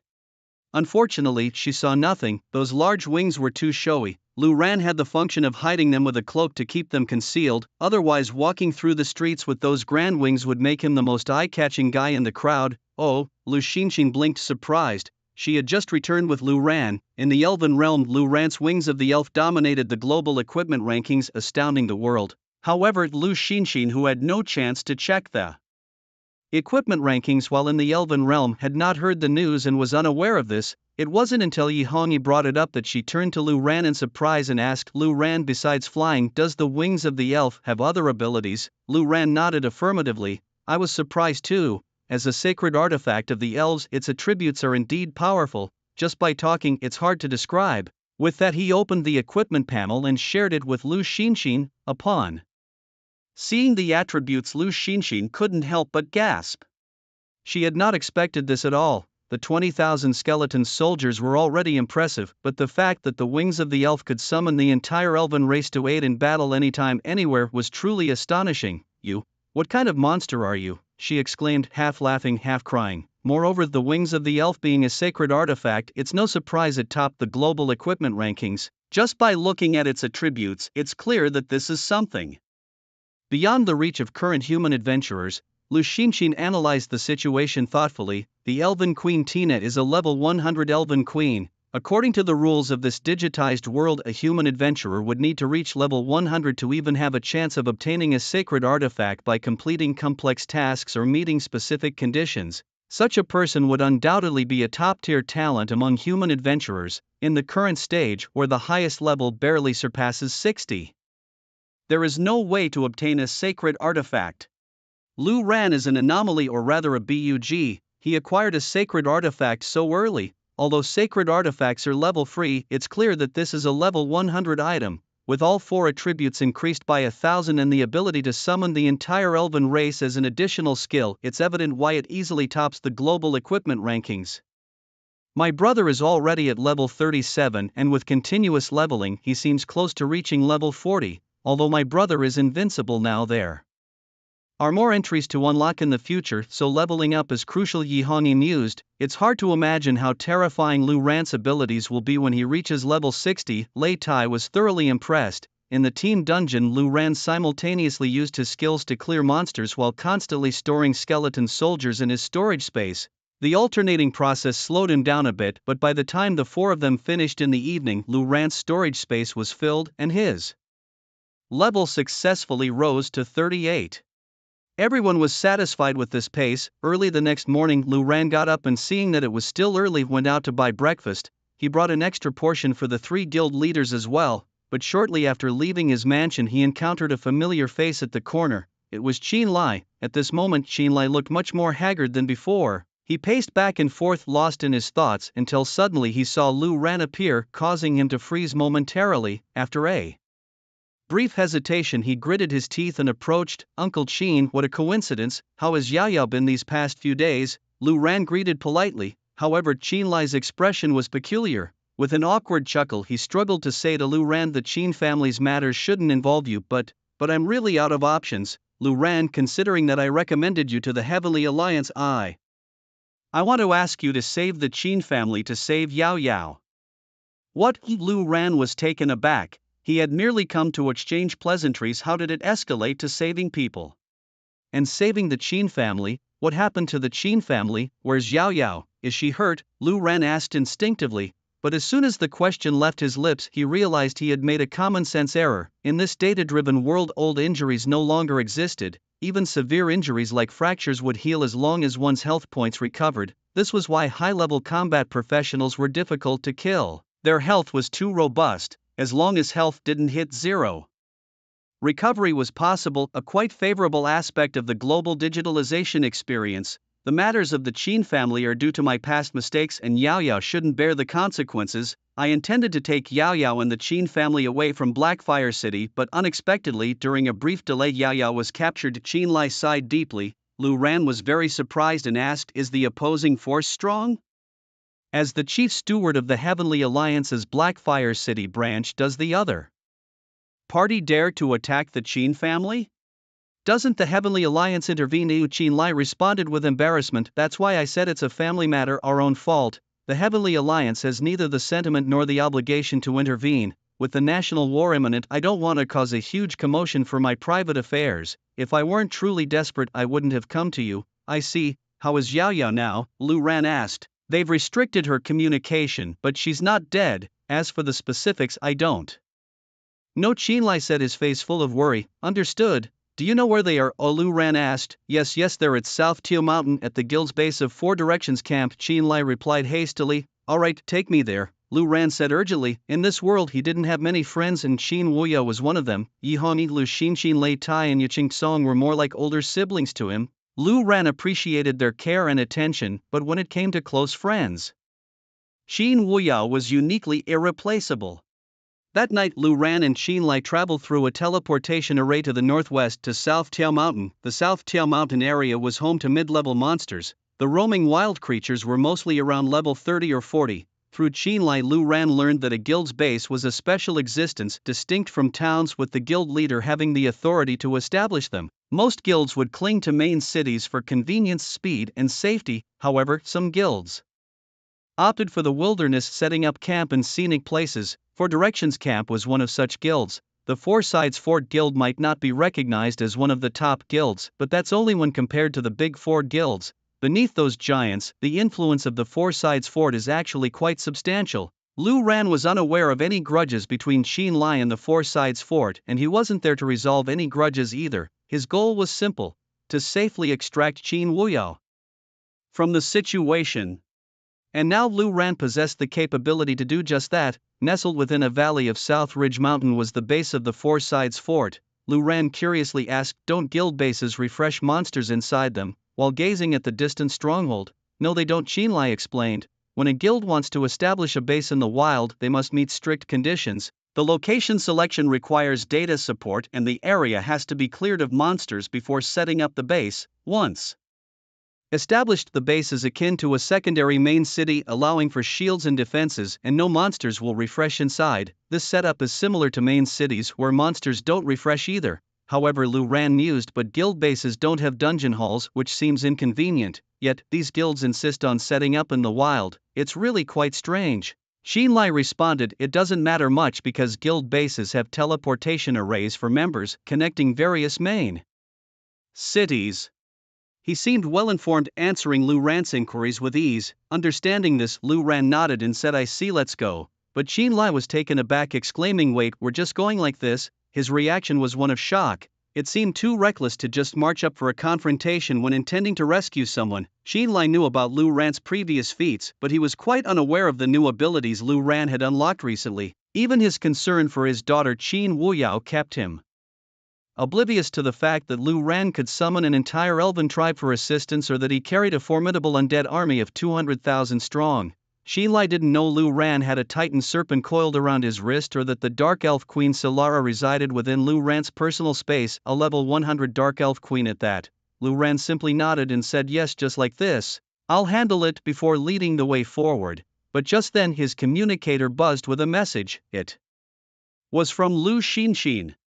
Lu Ran, a bit flustered, slapped his forehead and said, "Oops, I forgot to inform Sister Xinxin and the rest." Lu Xinxin's message read, "Where did you run off to early in the morning? I thought you went to the academy, but you didn't. Where are you?" Lu Ran hurriedly summarized the situation and sent it over, contemplating whether he should ask Lu Xinxin and the others for help. After all, dealing with the four major guilds would be somewhat simpler. For Lu Ran, a mere underling resolving issues with his fists was the only option. Such a confrontation would certainly not result in just a few casualties. Moreover, he hadn't even fully understood the grievances between Qin Lai and the Sifang stronghold. Killing for the Qin family without a clear understanding seemed hardly worthwhile. Yet as Lu Ran hesitated, a new message from Lu Xinxin arrived. "Go check out the situation first, don't rush into action.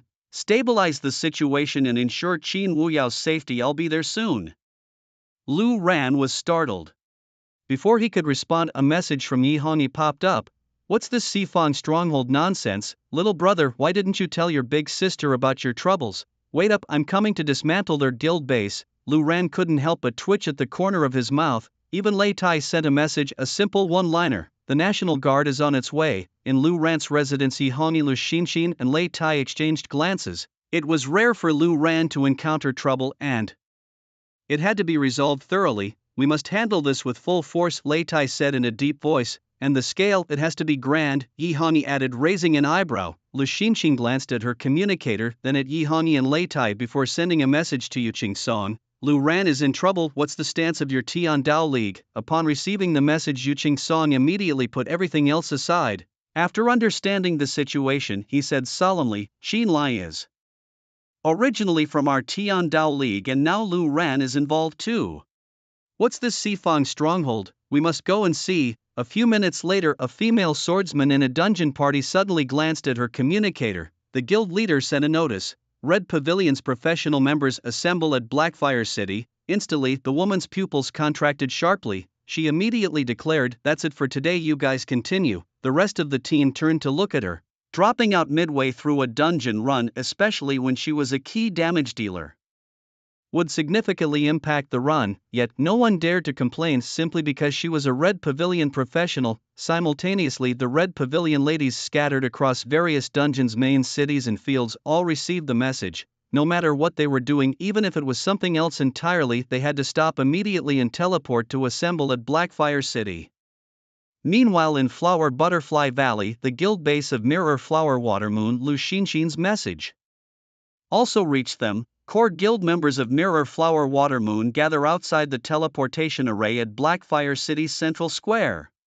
Consequently, the professionals of Mirror Flower Watermoon began a grand assembly. Of course, the Battle Banner National Guard wouldn't miss out on this action. Lei Tai was even more direct, not bothering with messages. He simply opened the guild's voice channel and with guild leader authority bellowed, "All commanders of the National Guard, bring your high combat professionals to Blackfire City." 10 minutes later, the central square of Blackfire City was bustling with activity. Beyond the distant dungeon hall, the plaza sprawled vast and empty. Most who crossed it headed straight for the dungeon hall, with few lingering in the open space. Suddenly, from the teleportation arrays, a large group of professionals appeared. They were all women clad in uniform red dresses. Though they exuded a seductive aura, their brows were marked by a heroic spirit. This sight startled the other professionals in the plaza. "Whoa, what's going on here? A gathering of beauties? It looks like people from the Red Dress Tower. What are they doing in Blackfire City in such numbers? Could it be that someone in Blackfire City has offended the ladies of the Red Dress Tower?" Judging by this display, it seems the person they've crossed isn't just any lady but possibly Yi Hongi. There were rumors that Yi Hongi had been active in Blackfire City recently. The members of the Red Dress Tower assembled together, standing by the western side of the teleportation array, poised and ready, waiting for Yi Hongi. Shortly thereafter, another group of professionals teleported in. These were members of the Illusory Watermoon Guild. Their attire was diverse. Some wore their equipment openly, while others concealed theirs beneath casual clothes. The group was a mix of men and women, but the guild emblem on their chests stood out clearly. The Illusory Watermoon Guild. Why have they gathered in such numbers in Blackfire City? This is shaping up to be something big. I hadn't heard a whisper about this. Two of the four great guilds are here? Our Blackfire City is about to become the center of attention. Amidst the growing clamor, the tank corps arrived. Due to the nature of the Battle Flag National Guard, those who joined were primarily sturdy tanks with high combat output. Healing classes were less common. These individuals were uniformly clad in heavy armor, each resembling a human tank as they stomped out of the teleportation array with a thunderous sound. This group, like a herd of bulls, stood in stark contrast to the Red Dress Tower on the west, exuding an overwhelming male presence. The crowd of onlookers swelled, their minds spinning in confusion. The National Guard, the Battle Flag National Guard, is here too. This is my first time seeing them gather like this. It's incredible. No wonder they've defended the borders for so many years. They're all top-tier professionals. 3 of the 4 great guilds are here. Then, the final guild made its appearance. The Heavenly Dao Alliance, informed by Lu Xinxin, was not to be left out. Although they were the last to arrive, their presence was the grandest of all. As the premier guild of Longxia and the only one directly under the nation's command, their significance was unparalleled. A large contingent of high-level professionals from the Heavenly Dao Alliance marched out, glancing at the 3 other guilds already prepared and waiting with a hint of surprise. Yet, they displayed the same discipline, taking their place in the east, forming ranks in anticipation. The 4 major guilds had completely surrounded the teleportation circle, blocking it from all directions, north, southeast and west. It's important to note that this teleportation circle was still active, occasionally bringing in new arrivals. One can only imagine the bewilderment of those who materialized here only to find themselves facing the imposing War Banner National Guard directly ahead. To their left were the ethereal Mirrored Flowers and Watermoon Guild members with the charming ladies of the Red Clothes Tower on the right. Turning around only to discover the menacing presence of the Heaven's Path Alliance behind them, some were so startled that they immediately teleported away to safety. However, many chose to stay eager to witness the unfolding drama. Unfortunately, they were bound to be disappointed as the real action was happening elsewhere. Yu Qingsong arrived fashionably late, joining Yi Hongyi, Lu Xinxin and Lei Tai, who had already gathered. The four exchanged knowing glances and shared a smile each, silently agreeing to truly throw their weight behind helping Lu Ran, both as a show of strength and to foster their relationships with him. After all, dealing with a small faction like Sifang Village didn't require such a grand assembly. This was more about creating a spectacle, as Yi Hongyi had suggested. Solving the problem was inevitable, but doing it with flair was essential. Once the teams were assembled, each leader turned to their guild members and issued the command in their respective channels. Set off, teleport to the main city of Nanjiao Mountain, Huangsha City. Target Sifang Village. Meanwhile, within Sifang Village, the guild leader, Cha Yuan, stood atop the fortified city gate surveying the barren mountain pass below with a furrowed brow. Qin Wuya, your father truly doesn't care about your fate, does he? He hasn't shown up yet. Frankly, our vendetta has nothing to do with you, but since he's too scared to face me, I'll have no choice but to take my anger out on you. I'll wait until noon, he proclaimed. Next to him, Qin Wuyo appeared weak, flanked by two sorcerers who were using spells to ensure she remained in a perpetually weakened state, unable to die but also unable to regain her strength. They had even blocked her communicator, preventing her from reaching out for help.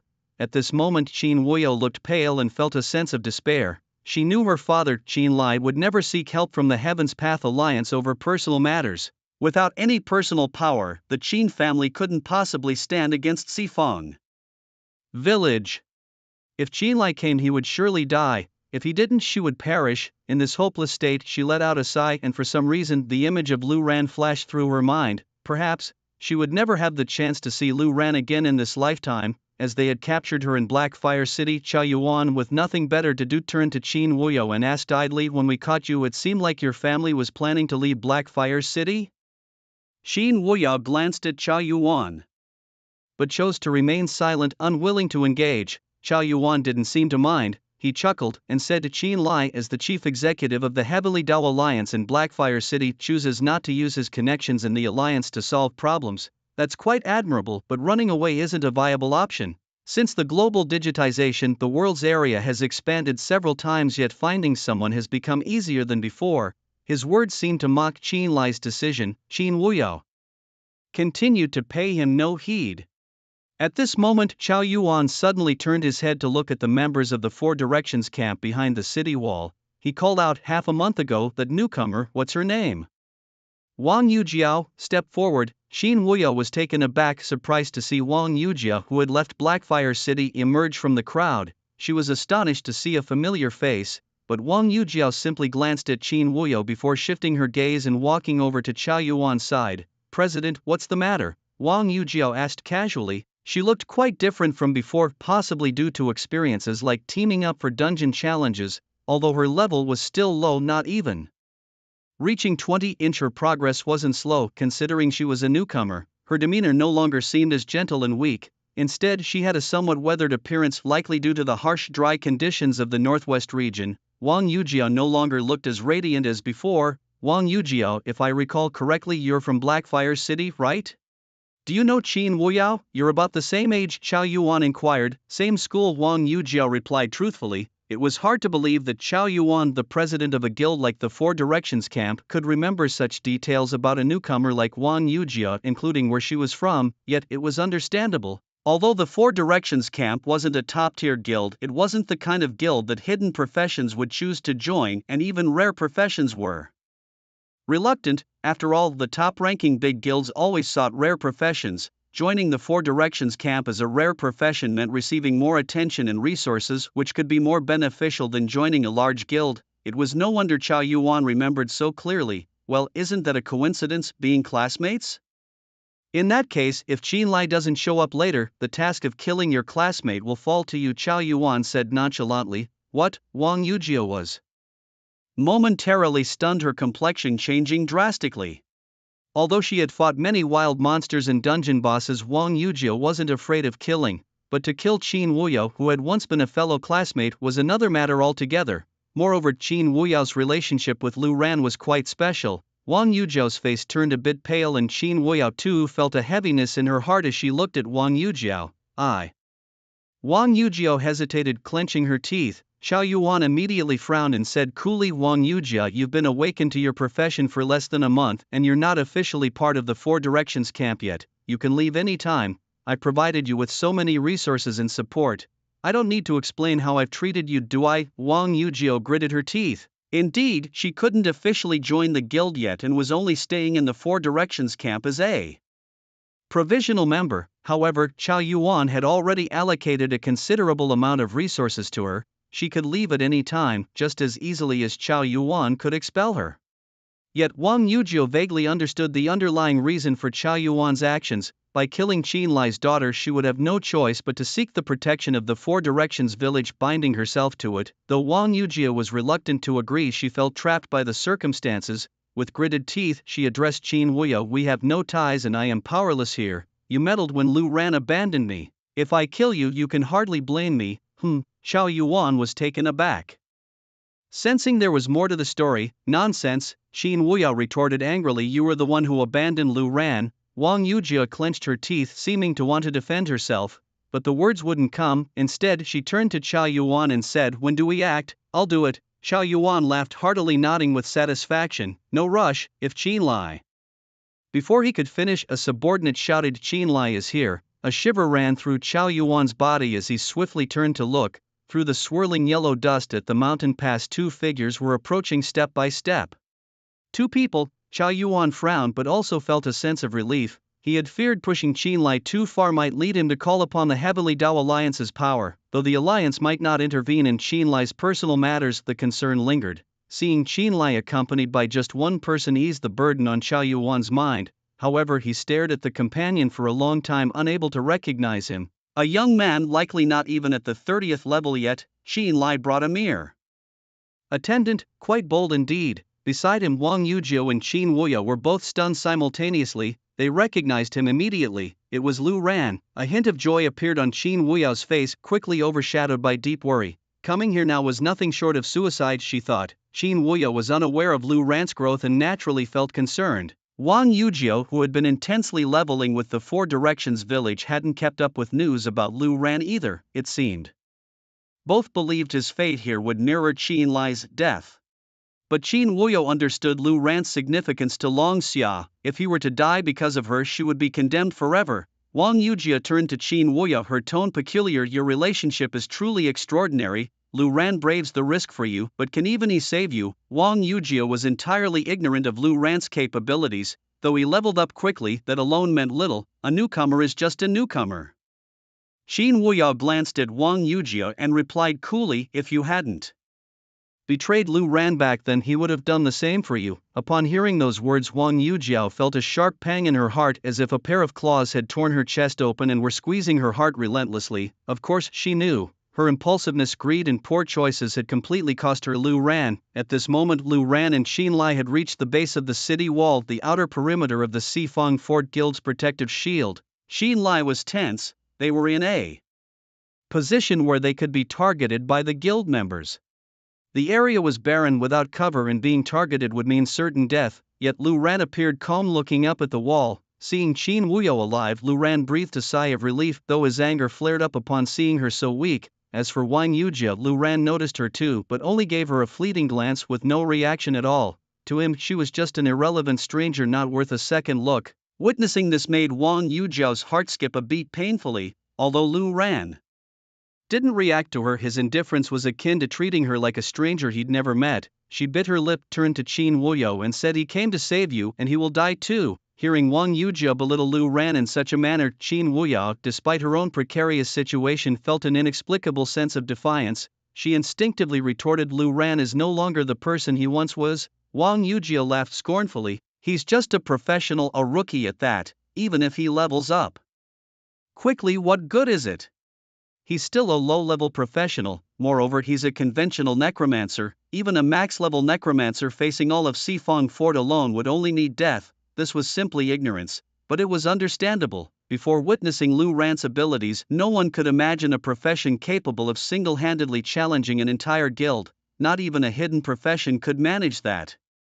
Even if Yu Qing Song from the Heavenly Dao Alliance were here facing the combined attack of the entire Sifong Fort would still mean death with no alternative outcome. Then watch with your own eyes how Lu Ran meets his end, Wang Yujio said through gritted teeth, her mindset long twisted. Qiao Yuan overheard the exchange between Wang Yujio and Qin Wuyo but was indifferent to such gossip. Instead he looked down from the city wall, adopting a condescending posture as he observed Qin Lai below. Lu Ran standing beside Qin Lai was completely ignored by Qiao Yuan. I didn't expect it, Qin Lai, you actually have some guts to come here yourself, Qiao Yuan remarked coldly, a playful smile on his lips. With Qin Lai here his chance for revenge had arrived, yet Qiao Yuan wasn't in a rush to unleash a barrage on Qin Lai, that would be too dull. Lu Ran glanced at Qiao Yuan feeling even more at ease. There's a reason why villains often die from talking too much. As long as this Qiao Yuan wasn't the decisive type, Qin Wuya would be temporarily safe. Our grudges between us, I'm here now so you can release my daughter, Qin Lai shouted looking up. Seeing you in such a hurry is truly satisfying. Ha ha. Qiao Yuan laughed heartily, yet he didn't rush to release her. Qin Lai arrived with no intention of harming Qin Wuyo. However, with Qin Wuyo in his grasp, Qiao Yuan found immense satisfaction in watching Qin Lai's anxiety and concern. Naturally, he had no plans to release Qin Wuyo easily. Qin Lai glanced apologetically at Qin Wuyo, gritting his teeth in frustration but helpless in the situation. Qiao Yuan, reveling in the moment, turned his gaze to Lu Ran and teasingly remarked, "Young brother, do you realize that Qin Lai came here on a suicide mission? And he brought you along, perhaps deceived by his Heavenly Dao Alliance status. Did he not tell you that by following him you might end up dead too?" Contrary to Qiao Yuan's expectations, Lu Ran's face showed no displeasure. Instead he calmly responded, "The grievances between you all have nothing to do with me. I am here for Qin Wuyo. She is a very important friend of mine." As he spoke, Lu Ran pulled out his staff. He wasn't in a hurry to make a move. Instead he tapped the staff forward.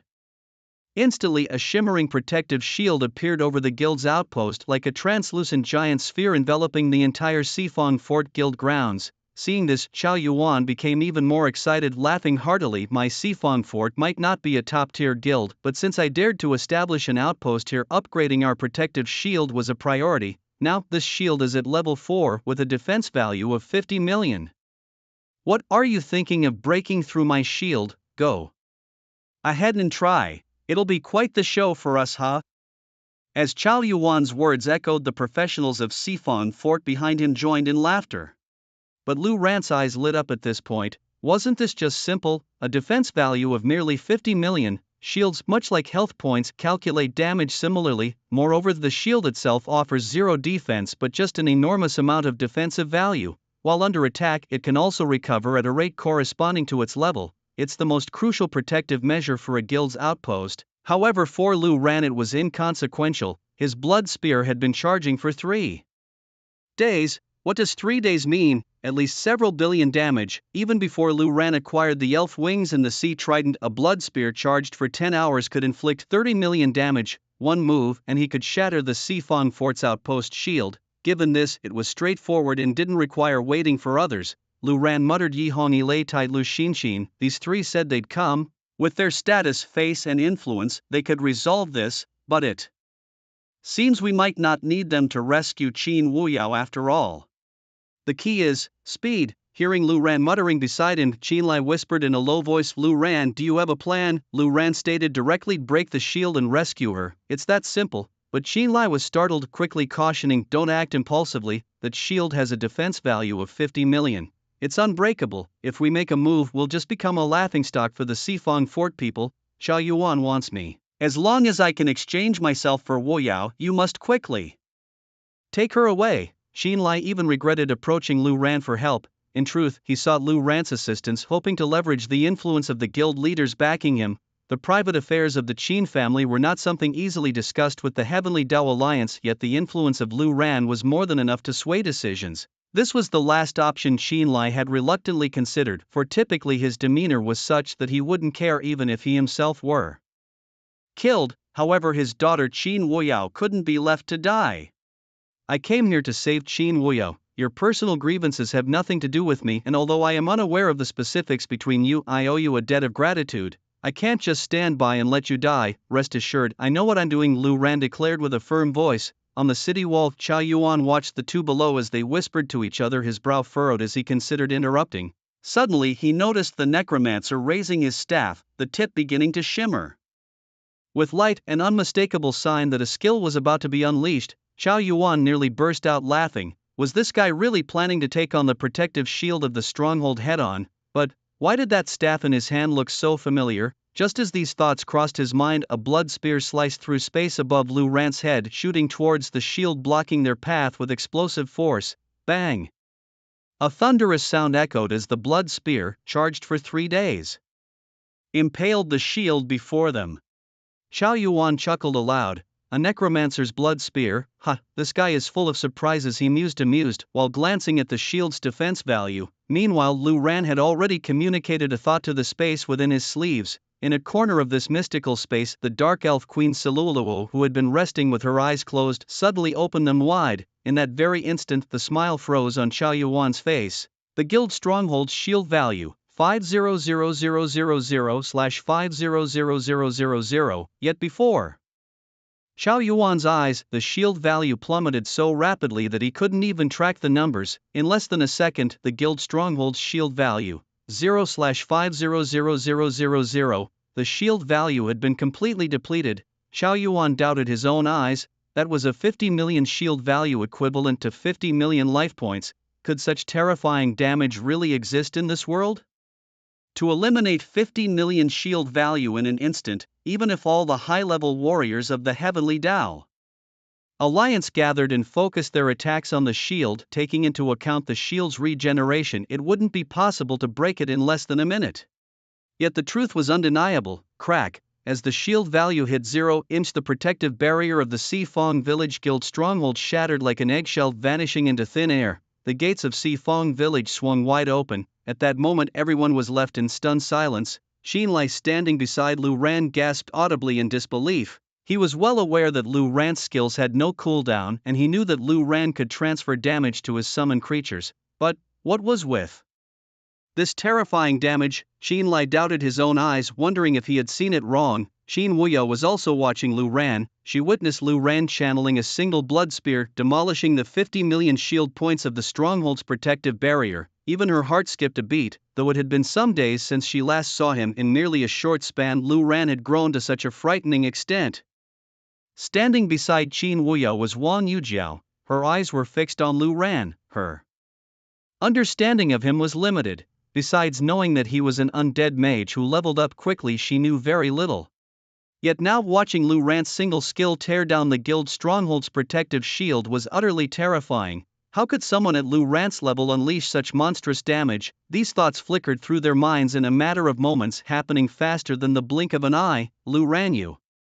Xinlai stammered, unable to finish his sentence. Suddenly 2 figures appeared beside Lu Ran. The girl on the left needed no instruction. She moved with Lu Ran's intent, thrusting her hands forward. A large bubble shield was cast out, enveloping Qin Wuyo. It was the Koi spirit. For safety's sake, Lu Ran wanted to bring Qin Wuyo back, but feared that in this instant Chow Yuan and his men might make a move. After all, Qin Wuyo's level was still too low. With the 2 sorcerers beside Chow Yuan and Qin Wuyo so close, they could kill Qin Wuyo in one swift strike. The moment the bubble shield was applied, Chow Yuan accepted the fact that the guild's stronghold shield was broken. He also noticed Lu Ran's intent.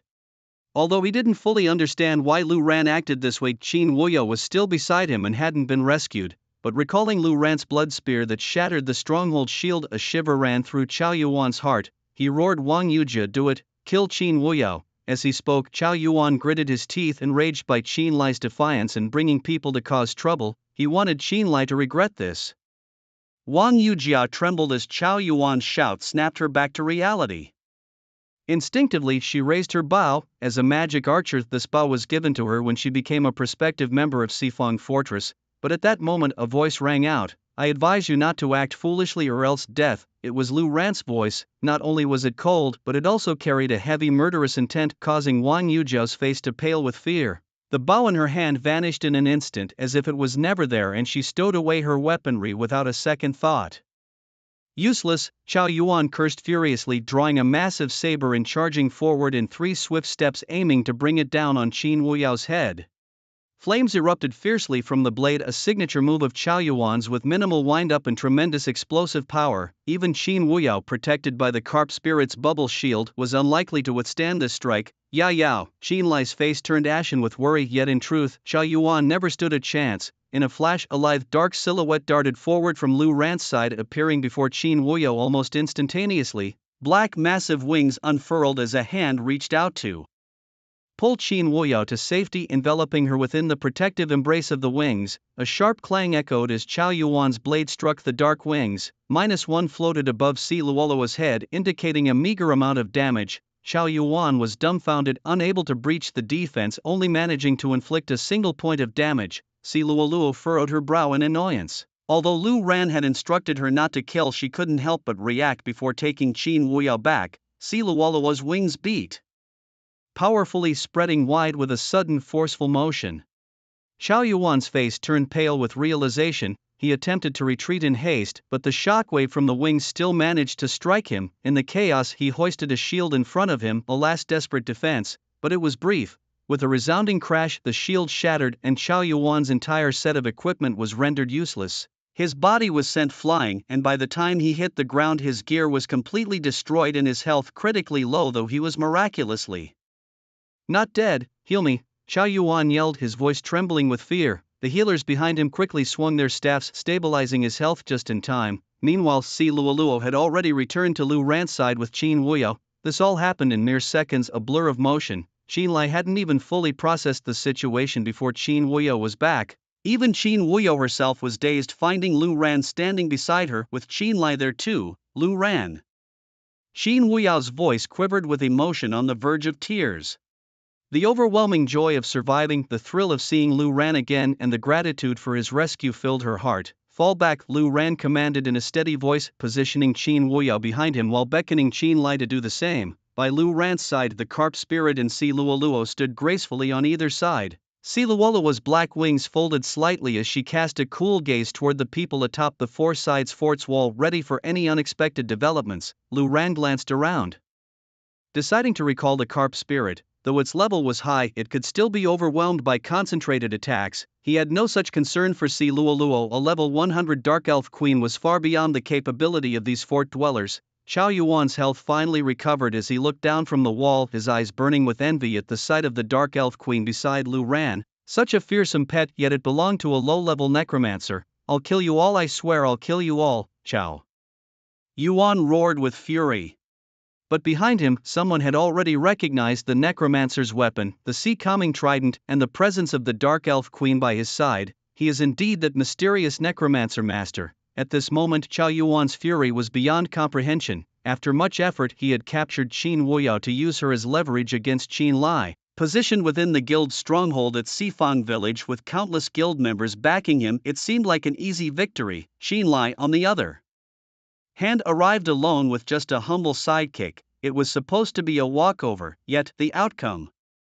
Chao Yuan barely had time to react. The necromancer he dismissed as a mere minion shattered the stronghold's shield, boasting 50 million shield points with a single charged blood spear. Suddenly, two pets emerged, and both were humanoid. One of the girls cast a bubble shield to protect Qin Wuyao. The other was even more direct, charging right at them. Enraged and humiliated, Chao Yuan wanted to kill Qin Wuyao to provoke Qin Lai.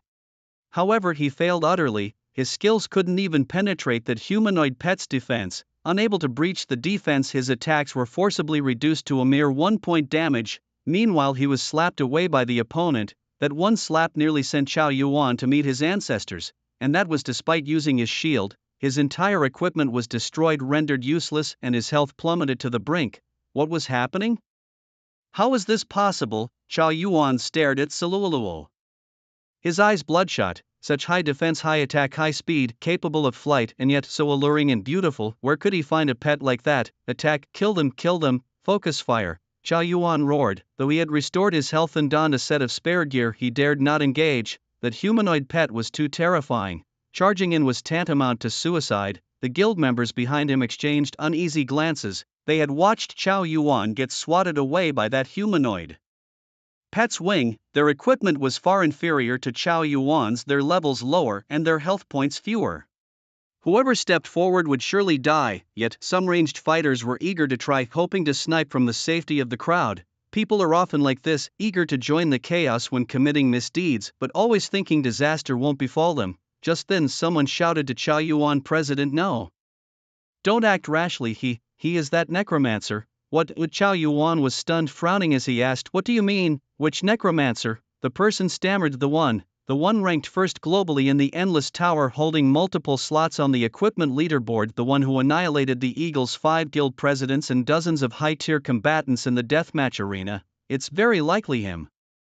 With this revelation, Chow Yuan was dumbfounded. Shocked, he looked at Lu Ran. The name of that mysterious necromancer master was indeed known to him, but he couldn't connect it with the young man before him. "The necromancer you mentioned?" Chow Yuan murmured, his gaze fixing on the staff in Lu Ran's hand. "The Trident of the Sea," Chow Yuan gasped. No wonder it looked so familiar, recognized globally on the equipment leaderboard as the Trident of the Sea. If so, then Lu Ran must also possess Hades' crystal skull, and the elf's wings. Chow Yuan drew in a sharp breath, his eyes fixed on Lu Ran, especially on the ethereal figure standing beside Lu Ran. "See, Luoluo." Upon closer inspection, it hit him, this was a dark elf. But not just any dark elf, something far more extraordinary, yet it puzzled him. Wasn't the elf wing supposed to summon the entire race of nature elves for aid? Instead, only a single dark elf appeared, with no sign of any nature elves.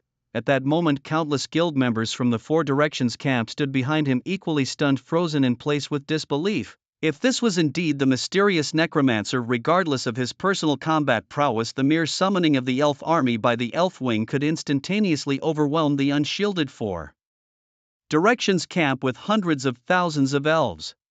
Chow Yuan's eyes darted with uncertainty. Suddenly he gritted his teeth and glared at Qin Lai, proclaiming, "This grudge must be avenged, or I am no man. There must be some mistake.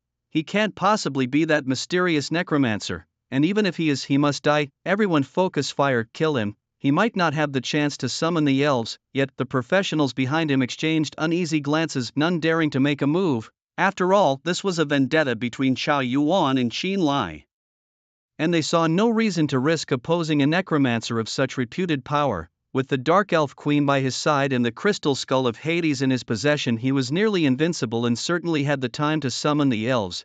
At this juncture, Chow Yuan, blinded by hatred, seemed to lose sight of the bigger picture. Seeing his subordinates unmoving, he was nearly driven to madness. Meanwhile, Wang Yujia, standing atop the city wall, was utterly dumbfounded. How could it be that in just a few days apart, Lu Ran had grown to such terrifying heights? Her heart was filled with a deep sense of inequity. This Lu Ran was once her boyfriend. Had she stayed faithfully by his side, such a powerful figure would have naturally belonged to her. But now, she and Lu Ran were strangers. Her twisted mind even thought, so what if Lu Ran had grown? Against a major guild, being the target of focused attacks, he would die all the same.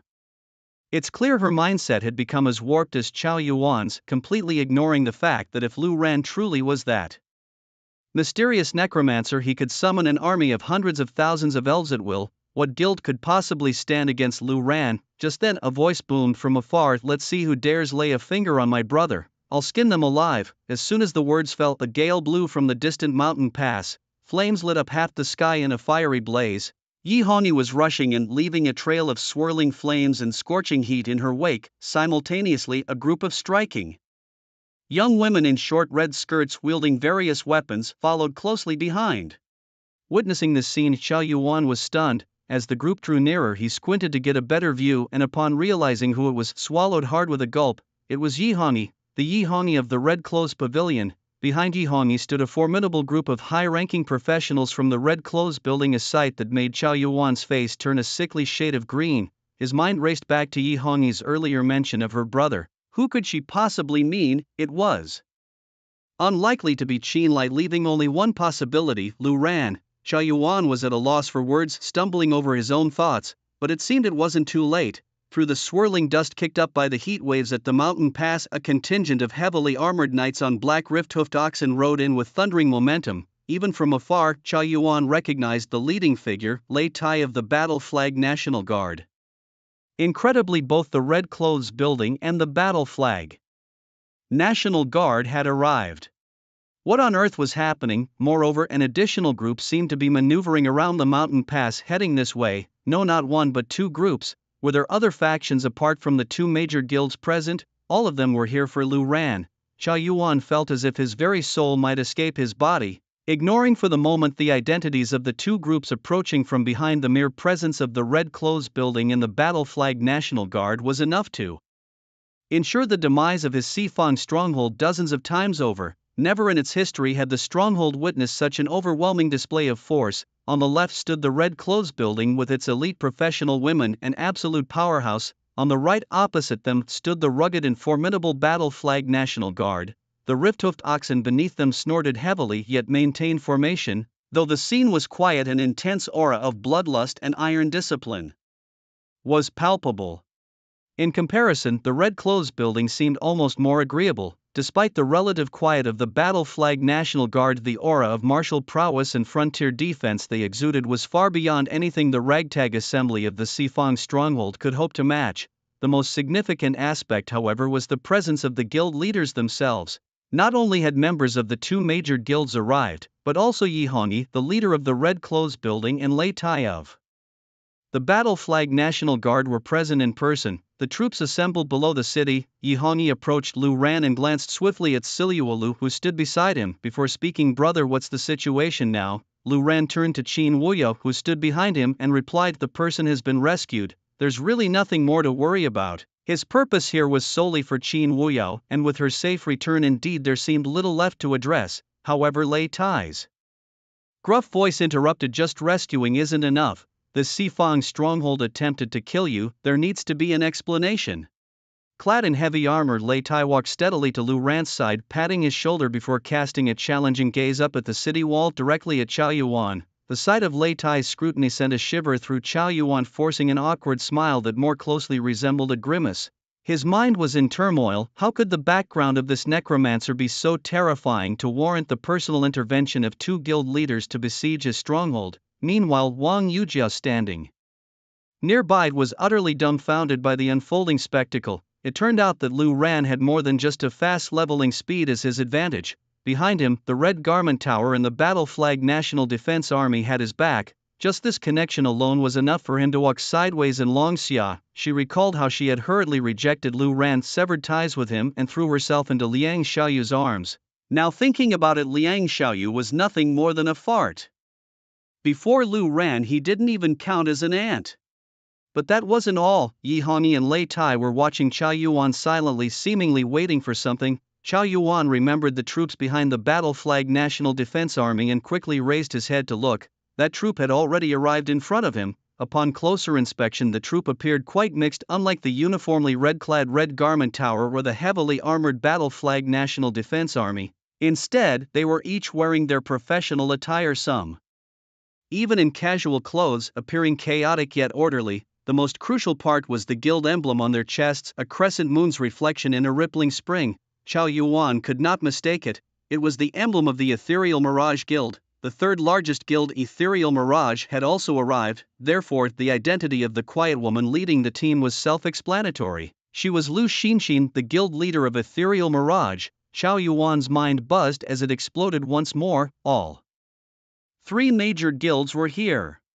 He watched as Lu Xinxin walked up to Lu Ran. "Sister Xinxin." Lu Ran greeted her with a smile. Lu Xinxin glanced around, relaxing slightly after seeing Qin Wuyo. She then said, "Didn't I tell you to stabilize the situation and wait for me?" Lu Ran shrugged helplessly, looking towards the city wall, and said, "I couldn't help it. The head of the four-square village was too jumpy, chirping away. I thought it wasn't too difficult, so I went ahead and rescued the people." Lu Xinxin followed Lu Ran's gaze.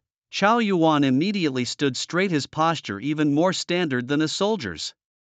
Beads of sweat rolled down his forehead. He heard it clearly how Lu Ran addressed Lu Xinxin, "Sister Xinxin." Together with Yi Hongyi, it seemed that Lu Ran had two sisters, one being Yi Hongyi from the Red Garment Tower and the other Lu Xinxin. This brother's connections were too impressive. Qiao Yuan stuttered, wanting to say something, but his throat felt blocked. Not a word could come out. Just then, shadows flickered at the mountain pass. Qiao Yuan felt his heart was about to split open. Damn it, there were more people. How many reinforcements had Lu Ran called over? He squinted towards the troop, guessing which side they belonged to. Just then, a black aura soared into the sky, transforming into a black dragon among the troop, speeding low across the sky. Within the black dragon was a close combat professional clad in plate armor. Seconds later, the black dragon landed with a boom.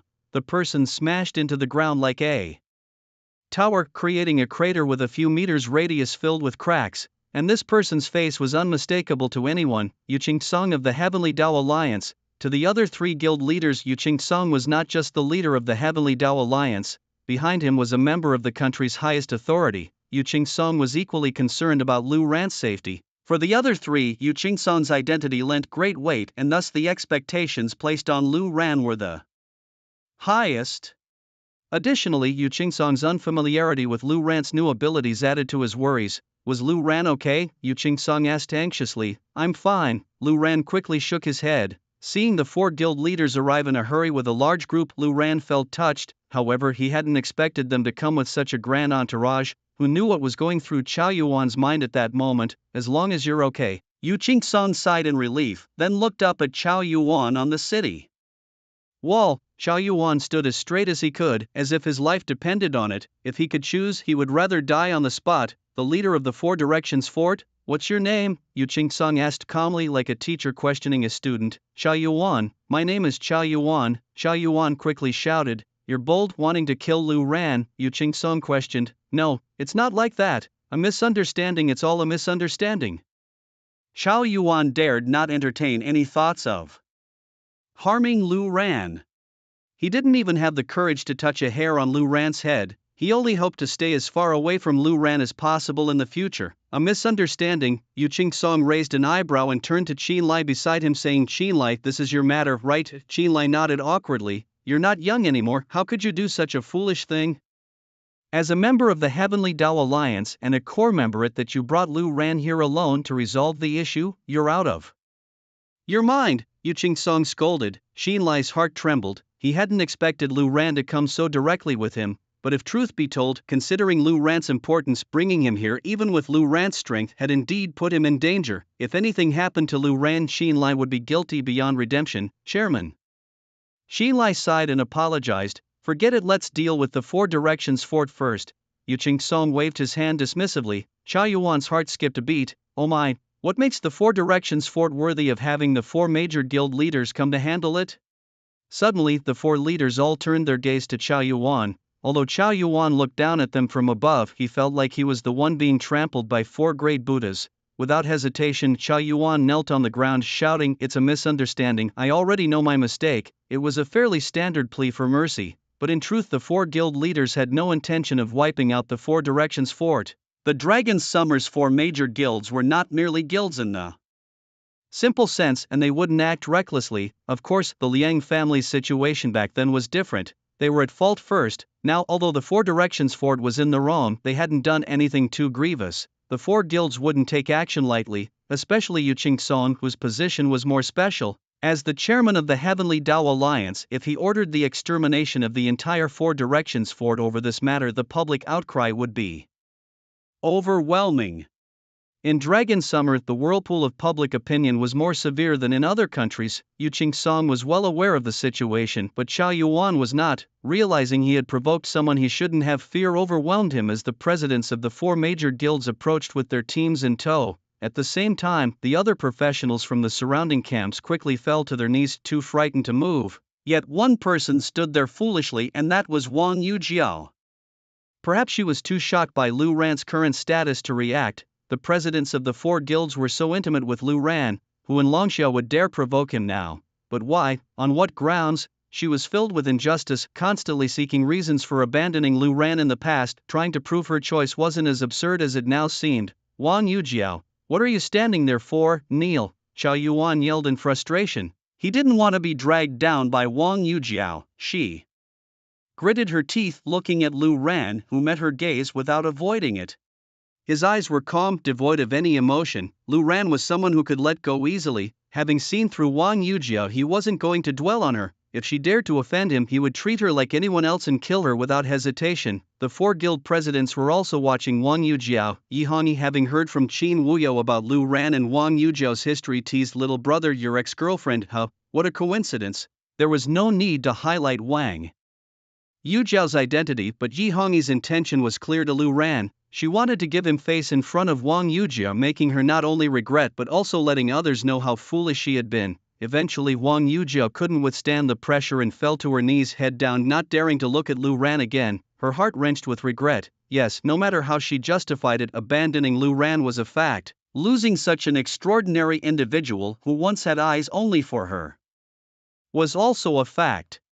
Her regret reached its peak, wishing desperately to turn back time. Lu Ran, however, seemed indifferent, exhaling slowly as he turned to Chao Yuan. The cause of this is your grudge with Uncle Qin. I don't know what it is, but considering the current situation, you misunderstanding, it's all a misunderstanding, Chao Yuan interjected hastily. If it were a misunderstanding, would you go this far, even bringing Qin Wuyao into this? Lu Ran questioned. It's not important, none of that matters now. Truly, from now on, Qin Lai and I are even, Chao Yuan shouted loudly, clearly terrified. Reflecting on the situation, anyone in the face of such an imposing scene, especially with the 4 major guilds led by their presidents personally, would surely feel a sense of fear. In comparison, past grievances seemed trivial and not worth mentioning. Qin Lai couldn't help but find the situation both amusing and exasperating, yet he felt relieved by the exchange. He pondered for a moment and said, it was indeed my fault back then.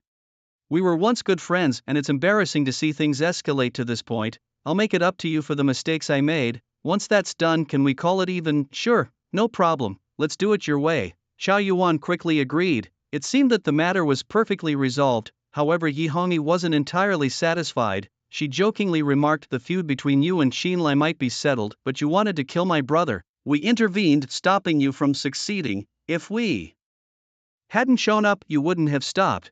Do you think just kneeling down and apologizing will suffice? Realizing that Yi Hongyi wasn't planning to let him off easily, Chao Yuan's face turned pale, but he quickly responded, I can compensate as well. Last month I acquired a valuable treasure map. I could give it to you, or your brother. Yi Hongyi's eyes gleamed with interest at this unexpected turn of events. She had only intended to tease Chao Yuan, but it seemed she stumbled upon a bonus. Chao Yuan tossed over an item which turned out to be a treasure map scroll.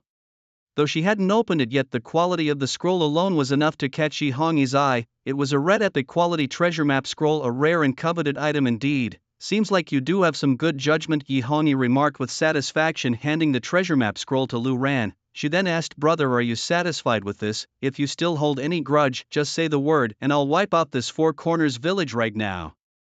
Her words struck fear into the hearts of Chao Yuan and all the practitioners of Four Corners village. They trembled as they looked at Lu Ran with hopeful eyes. Lu Ran knew Yi Hongyi was merely jesting and felt amused yet helpless. Truthfully, after the grievances between Chao Yuan and Qin Lai were cleared up, he had no lingering thoughts, so he decided to go along with the flow and said, Qin Wuyao is fine, so let's leave it at that. The practitioners of Four Corners village felt as though they had been granted amnesty. All right, let's withdraw, Yi Hongyi commanded with a wave of her hand. Despite the grand spectacle, no actual conflict occurred and the 4 major guilds retreated. On their way back, Lu Ran curiously unfolded the treasure map scroll and was surprised to discover that it was a level 70 difficulty with its location marked in a dark gray area. A treasure map scroll for a forbidden area, Lu Ran thought. No wonder Chao Yuan didn't use it himself, Lu Xinxin said. What is a forbidden area? Lu Ran asked curiously. It's a term used by practitioners for zones where the wild creatures are over level 60.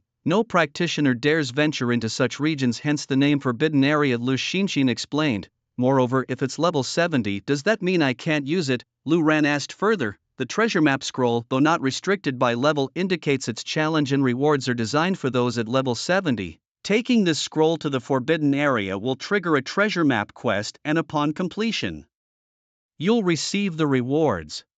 Lu Xinxin shook her head as she explained this. A level 70 epic treasure map scroll, my goodness, the rewards must be incredibly bountiful, Yi Hongyi exclaimed in admiration. Meanwhile, Lu Ran was fixated on a peculiar symbol on the scroll that no one seemed to recognize. It was, after all, from a forbidden region. Suddenly, the dark elf queen beside him noticed Lu Ran's curiosity and spoke up. That's the mark of the hill dwarves' sacred artifact, the Dwarven Forge. Her words drew everyone's attention to Siluluo. Do you recognize this? Lei Tai asked, surprised. Siluluo merely glanced at Lei Tai and didn't respond, leaving Lei Tai awkwardly looking at Lu Ran. taking the cue, Lu Ran inquired, "Siluluo, do you know what this is? To me this mark seems less like a forge and more like a fortress." Hearing Lu Ran's questions, Siluluo finally replied, "There's no mistake.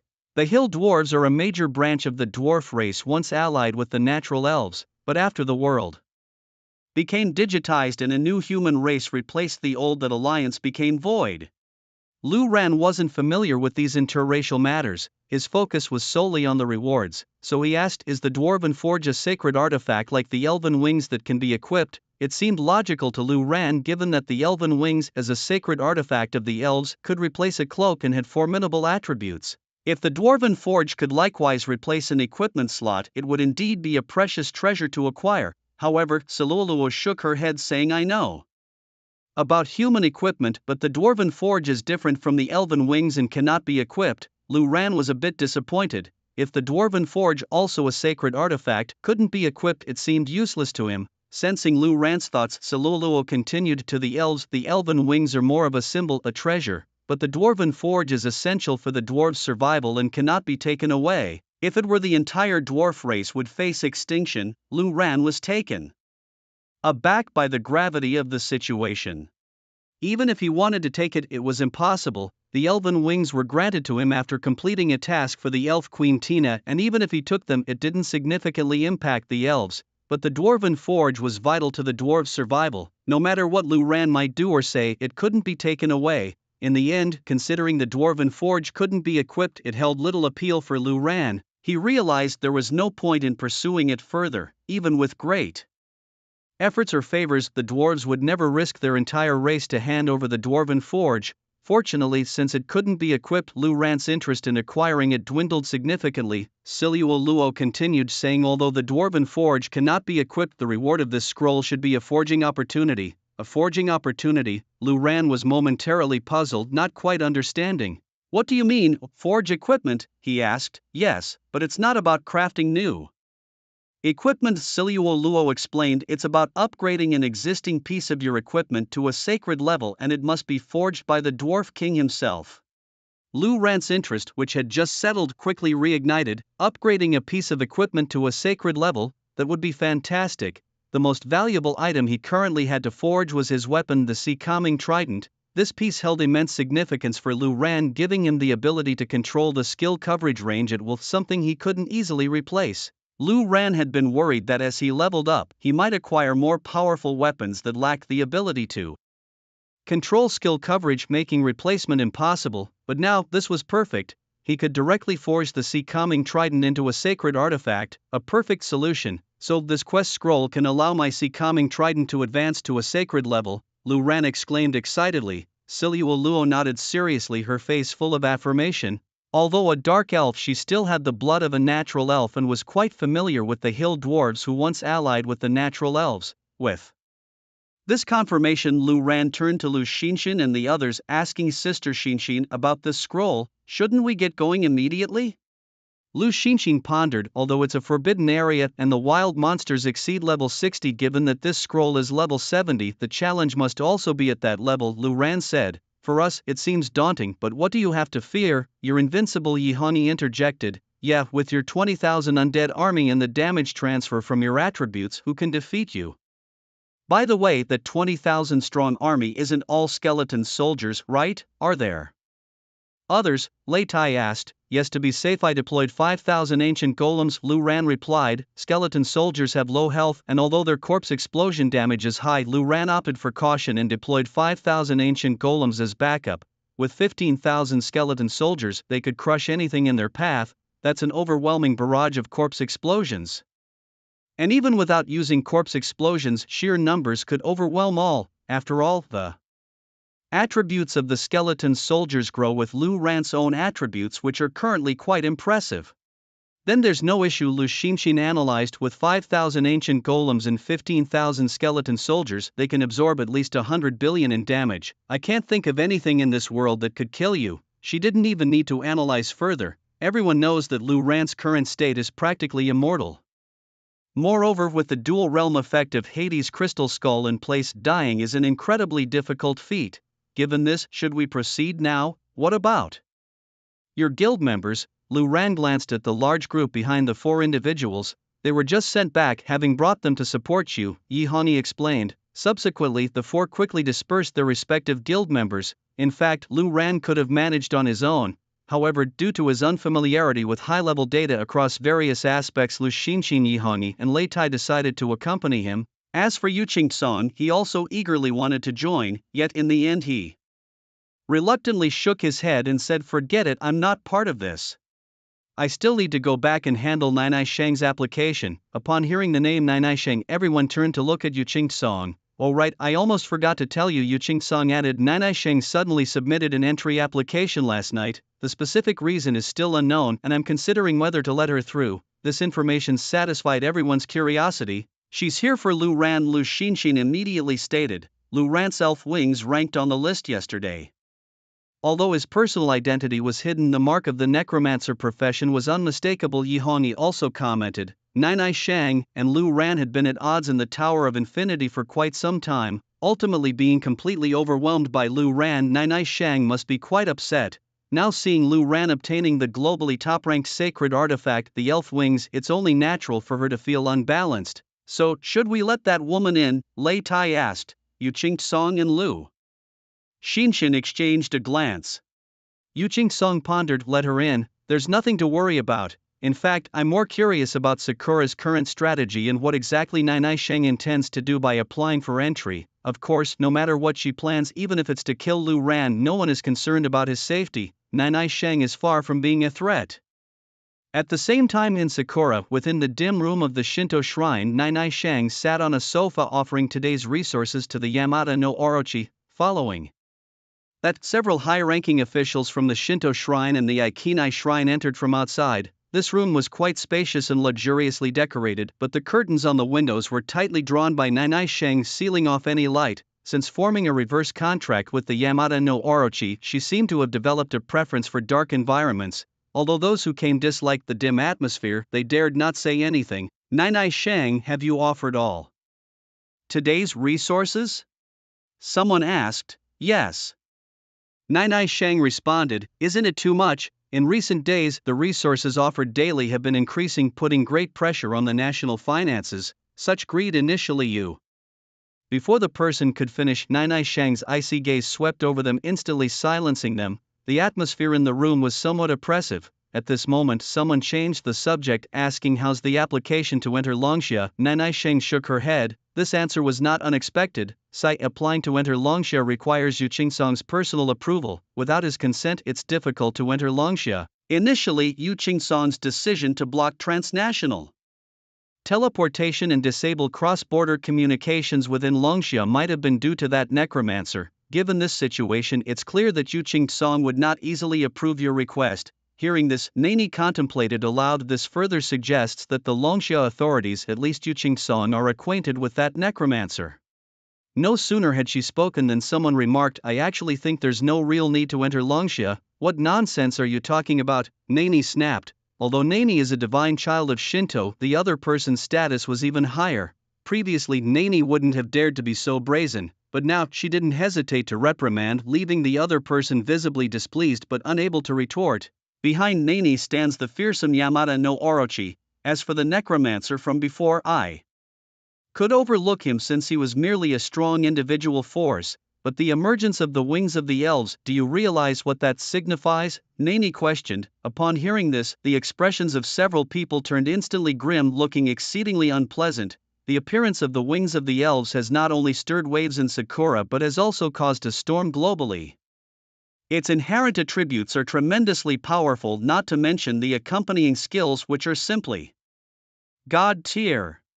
It allows the summoning of an elven army directly to aid in battle. While the exact combat strength of the elves is unknown, it surely isn't insignificant. Even tens of thousands of elves would have a massive impact on a national war. "I must enter Longxia and kill him to eliminate future threats," Nani declared through gritted teeth. In the past, Nani wouldn't have dared. A necromancer capable of surging up to the 70th floor of the Tower of Infinity had terrifying personal combat strength that she couldn't contend with. Going would be akin to courting death. But now, with the Yamata no Orochi on her side, although it was the Yamata no Orochi controlling Nani, as long as there were sufficient resources for sacrifice, the Yamata no Orochi would follow Nani into battle. However, Yu Song was unlikely to approve the entry application. Someone expressed concern, even if they don't agree, it doesn't matter. I'll cross the Forbidden Sea, one way or another I must.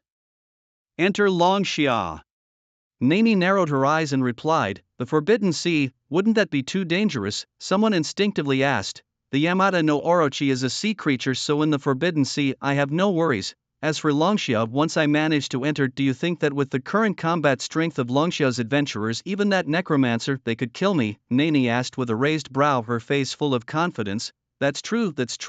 Then shall we wait a bit longer, see if you Song responds to your entry application. Someone chimed in agreement. Nani nodded. We'll wait one more hour. If Yu Song still doesn't act, I'll cross the Forbidden Sea. Confidence is well founded. With the Yamata no Orochi, it's understandable that Nani would be this bold. At this stage, the formidable strength of a direct professional like Orochi is unparalleled, an unstoppable force that can crush everything in its path.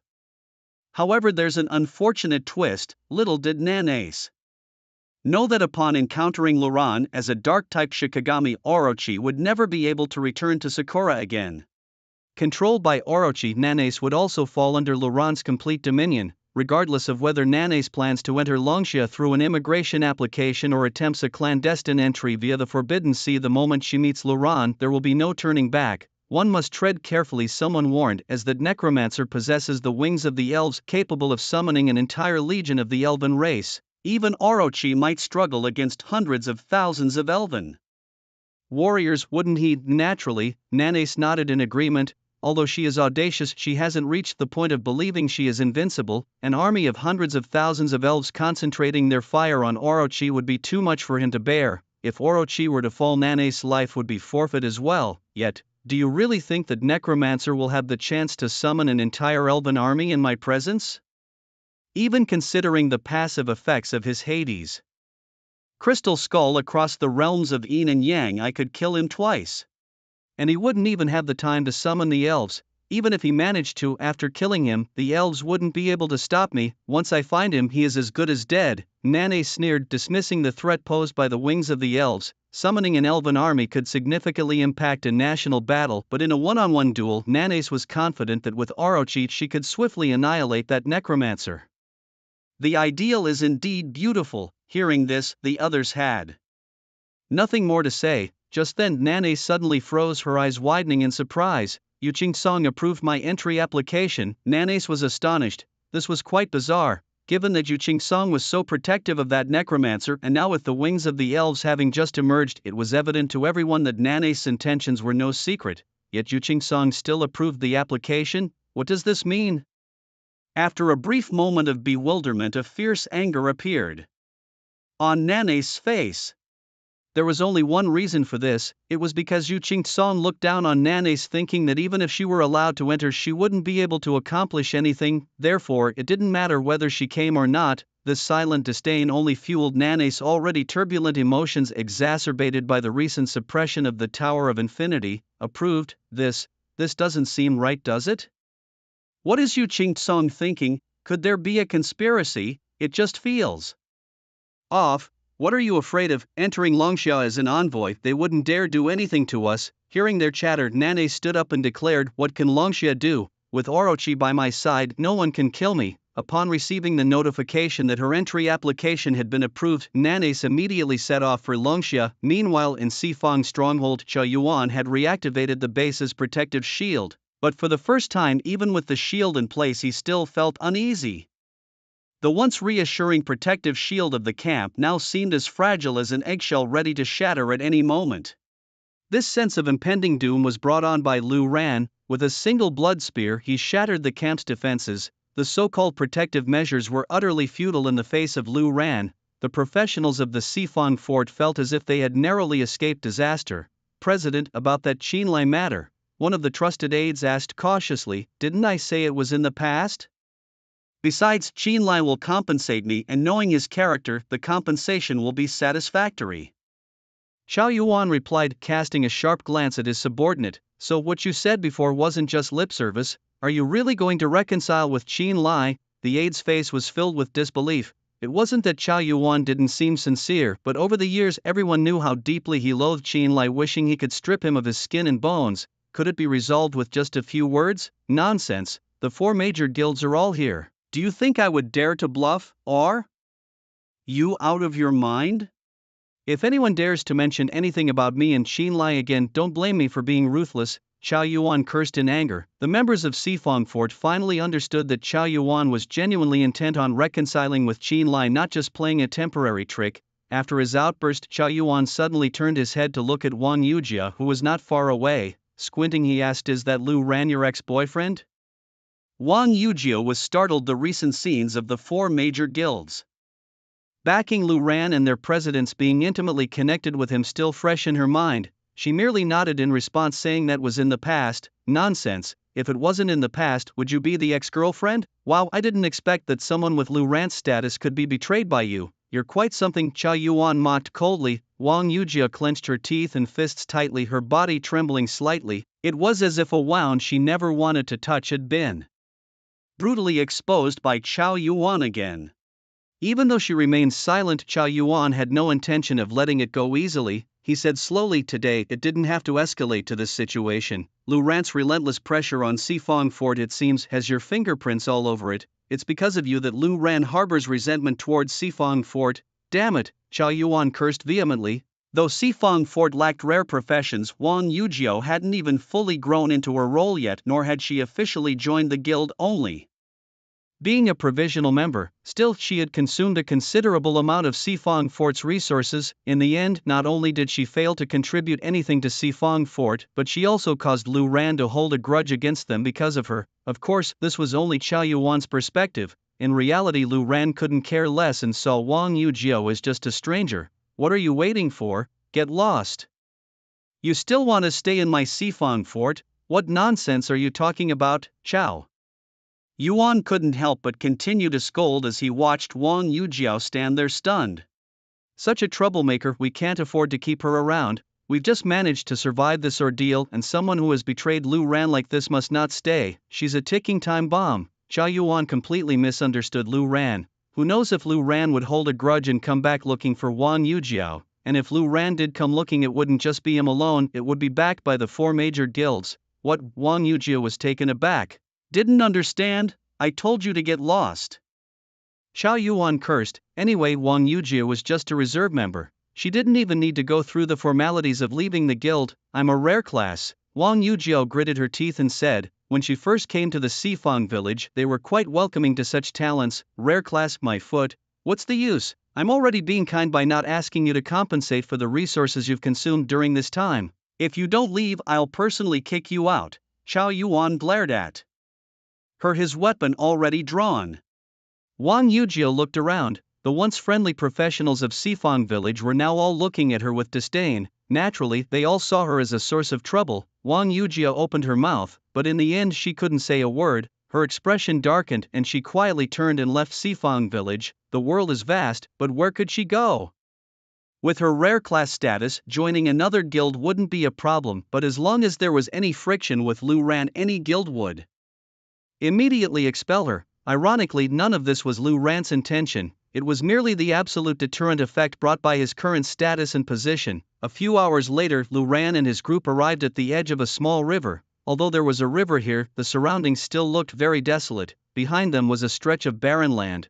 Crossing the river, it looked even more like a desert. Ahead is the Sand Sea area, which is a forbidden region, Lu Xinxin said, comparing her map. Lu Ran also opened his map. Indeed, the area across the river was all in black shadow with no visible terrain, indicating that no human profession had ever set foot in this area. It doesn't look any different, Lu Ran muttered. The killing zone seemed much quieter. There were no visible wild creatures, just a stark barren landscape. It only appears that way, Lu Xinxin explained. The Sand Sea area isn't just desert. It includes hills, barren land and other complex terrains with a wide variety of monsters. The higher level areas of the forbidden region are naturally more dangerous, but we don't have precise information, so proceed with caution. She then advised. In the Sand Sea area ahead, there should be sandworms unique to other low-level desert areas. They are very stealthy and excel at ambushes and sudden attacks. The sandworms in the forbidden region have even higher levels. Upon hearing this, Lu Ran immediately devised a strategy. Although he had never encountered sandworms, they didn't seem to pose much of a problem for now. Of course, Lu Ran himself could fly and he could even bypass the sand sea and avoid most monsters, but Lu Xinxin and the others couldn't fly, they could only walk below. In this unfolding scene, the group finds themselves in a peculiar situation where Lu Xinxin and her companions have become something of a burden to Lu Ran. If not for Lu Ran's unfamiliarity with the high-level areas and the workings of the task system and scroll missions, Lu Xinxin would have been more than comfortable letting him venture into the desert alone. After all, with Lu Ran's abilities, there was little to worry about regarding his survival. With confidence, Lu Ran decided to take the lead, stepping into the small river ahead as the rest of the group followed closely behind. Lu Ran's approach was straightforward. Without even tapping into the vast undead army stored within his mystical sleeve, he opted for an on-the-spot summoning instead. He spread out his summoned forces in a fan-shaped formation across the area in front of them, using the skeleton soldiers as makeshift minesweepers. At the slightest hint of the sandworms, the skeletons would converge, detonating and obliterating the threat. What was typically a nightmare for adventurers, these sandworms posed little challenge under Lu Ran's methodical extermination, allowing Lu Xinxin and her companions to relax entirely. The once daunting task of traversing a high-level forbidden area turned into a leisurely stroll, as if they were merely taking a walk in their backyard. The ease and tranquility were palpable. Ray Tai mused aloud about the danger of encountering level 70 creatures by conventional means, recalling the arduous battles they faced in the level 60 Black Dragon Mountain range. Even a single sandworm posed a significant threat, and encountering two simultaneously would ordinarily spell doom for most adventurers.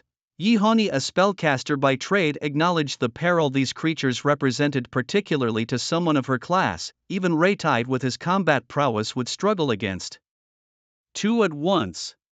As they discussed, Yihani casually cast a few spells, aiding in the bombardment of sandworms triggered by Lu Ran's skeletons. Thanks to Lu Ran's strategic use of a corrosion buff, Yihani could contribute from a distance, while Lu Xinxin played the role of healer, ensuring the group's safety. Lu Ran, however, required no such aid, as his undead army of 200,000 was more than sufficient to shield him from any harm.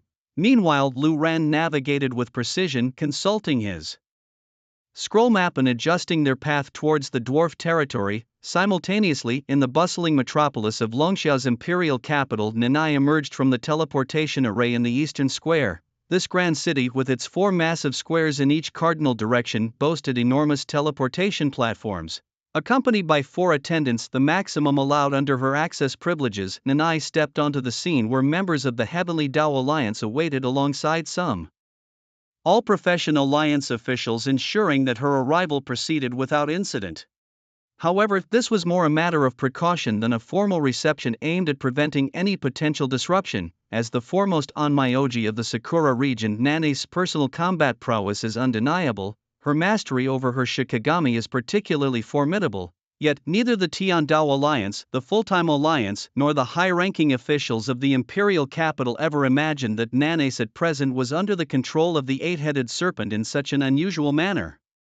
"What about you, Song?" Nanais inquired within the conference room. A member of the Tiandao Alliance beside her lazily responded. In the past, Nanais' arrival would have garnered some attention given her status as the top Onmyoji of Sakura and her rank as the first in the Tower of Infinity. However, since the necromancer's suppression, Nanais' intimidating presence had significantly waned. Coupled with her identity as a Sakura representative, she was fortunate that she hadn't been outright attacked upon her arrival in Longxia.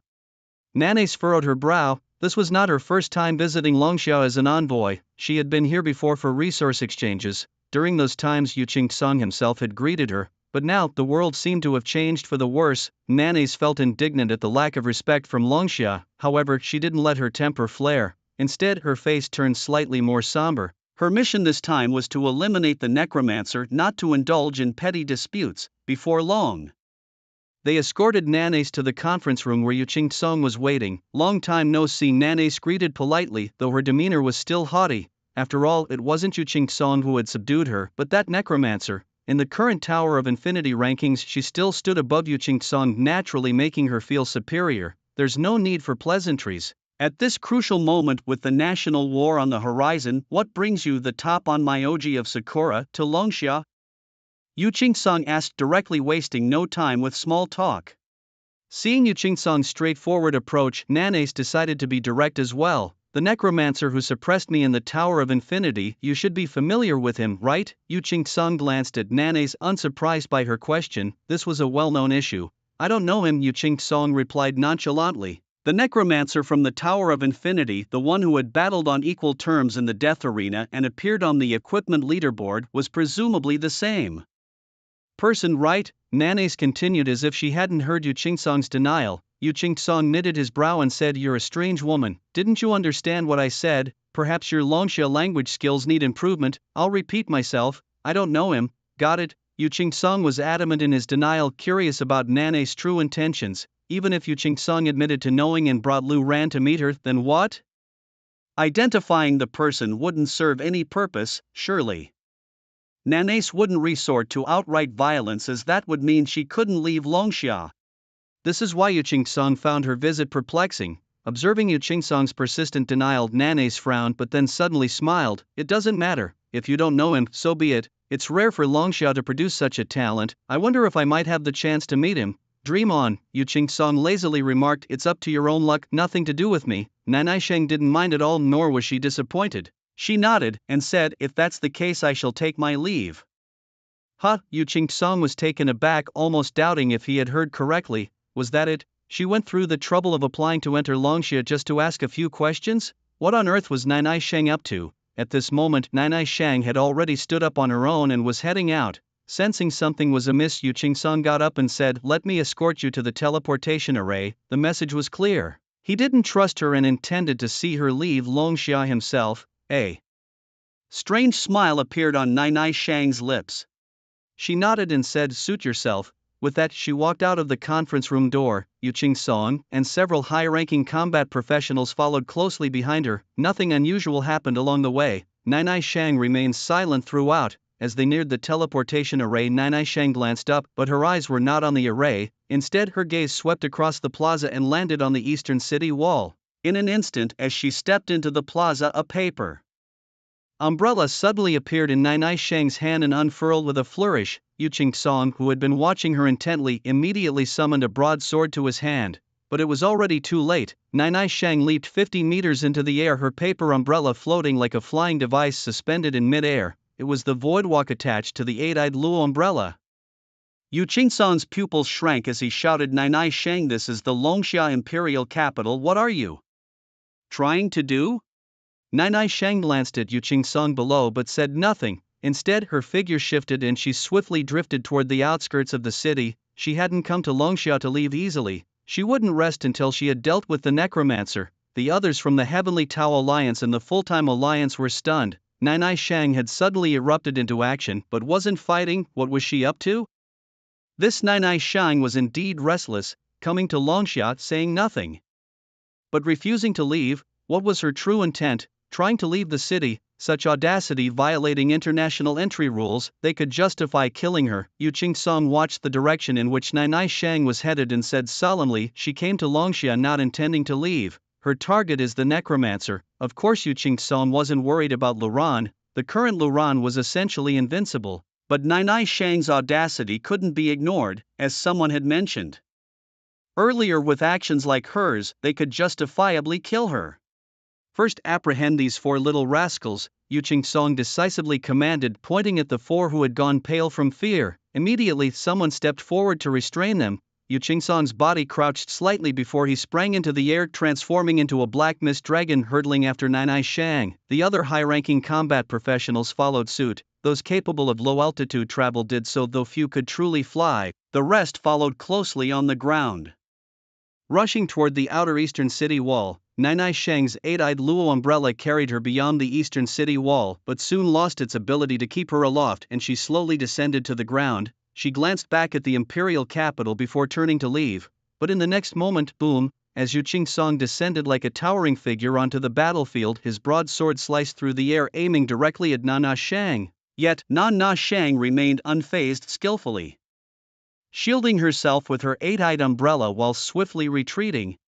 In no time, other combatants also closed in around them. Despite the growing tension, Nanai Sheng didn't seem in a hurry to flee. Instead, she watched Yu Qingcong with a composed demeanor. "What are you playing at, Nanai Sheng? Yu Qing-sung asked coldly. "I'm not trespassing illegally, just taking a stroll. Is there a problem?" Nana Shang replied casually. Indeed, it wasn't an illegal entry, but Yu Qing-sung declared with authority, "I will now use Long Xia's authority to expel you from our territory." Upon hearing this, Nana Sheng chuckled lightly. "Well, let's see if you have what it takes to drive me away," she challenged. Yu Qing-sung was momentarily taken aback, his brow furrowing in confusion. Nana Sheng's confidence was astonishing against just him, let alone with so many high-ranking warriors surrounding her. Her nonchalance was baffling unless she was completely out of her mind. "You are violating international entry rules. Now that Long Xia wants to expel you, if you refuse to leave, we have every right to kill you." Yu Qing-song continued. "Oh, do whatever you please," Na Sheng responded dismissively, her tone indifferent. There was something peculiar about this situation, Yu Qing-song thought, but he couldn't quite pinpoint what it was. Despite Na Sheng's ability to control spirits, her composure in the face of such odds was inexplicable, but it didn't matter. Since they had the justification and authority to eliminate Na Sheng, they would act decisively. "Kill her," Yu Qing-song ordered sternly as black dragon energy began to surge from his body. At the same time, the high-ranking warriors from the Alliance of Heaven moved in unison. As soon as Yu Qing-song gave the command, several sorcerers dispersed and began casting spells, immobilizing curses, ground-binding enchantments, and even the formidable Mount Tai curse were unleashed to control their target fully. The strategy was to subdue the enemy quickly, allowing the offensive fighters to focus their attacks and eliminate her. A signature tactic of the Alliance of Heaven: steady, swift, and effective. The effect on Na Sheng was undeniable. She felt as though she was sinking into a quagmire, her movements restricted, her body unbearably heavy. A purple barrier materialized around her, the result of the ground-binding spell. With so many control spells in play, escape seemed impossible, but Na Sheng was not one to admit defeat easily. She snorted defiantly, and in a flash, two figures appeared on either side of her. To her left was a spirit adorned in intricate garments and a fox mask, with a dual-faced drum hanging from her chest. On the right side stood another spirit, a female figure with an even more ethereal and fluid appearance. Her long white hair flowed gracefully as she held a 5-string lute in her arms. These two spirits were not unfamiliar to Yu Qing-song, who had previously faced Nanace in battle. "Jin Naluo Tamamonome," he muttered, cautioning his comrades, "everyone be careful in battle. Our goal is to kill Nanace while avoiding any casualties on our side. Do not get entangled in unnecessary fighting."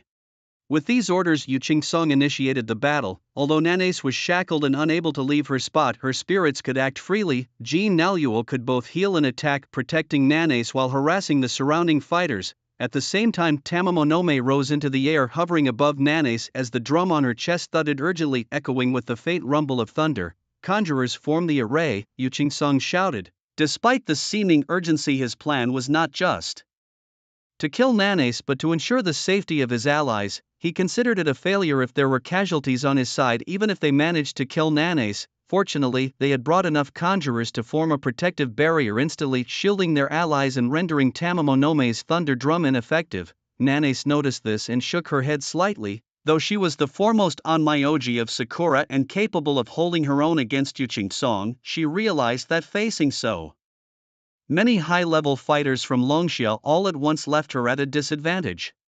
In a dire situation where her attacks proved futile, Yu Qing-song reorganized his forces, joining the fray himself with full force, determined to take Nanace down on the spot. As Yu Qing-song closed in with increasing intensity from the surrounding fighters, Jin Naluo's healing struggled to keep up, and Tamamonome's attacks were entirely neutralized by the conjurer's spells.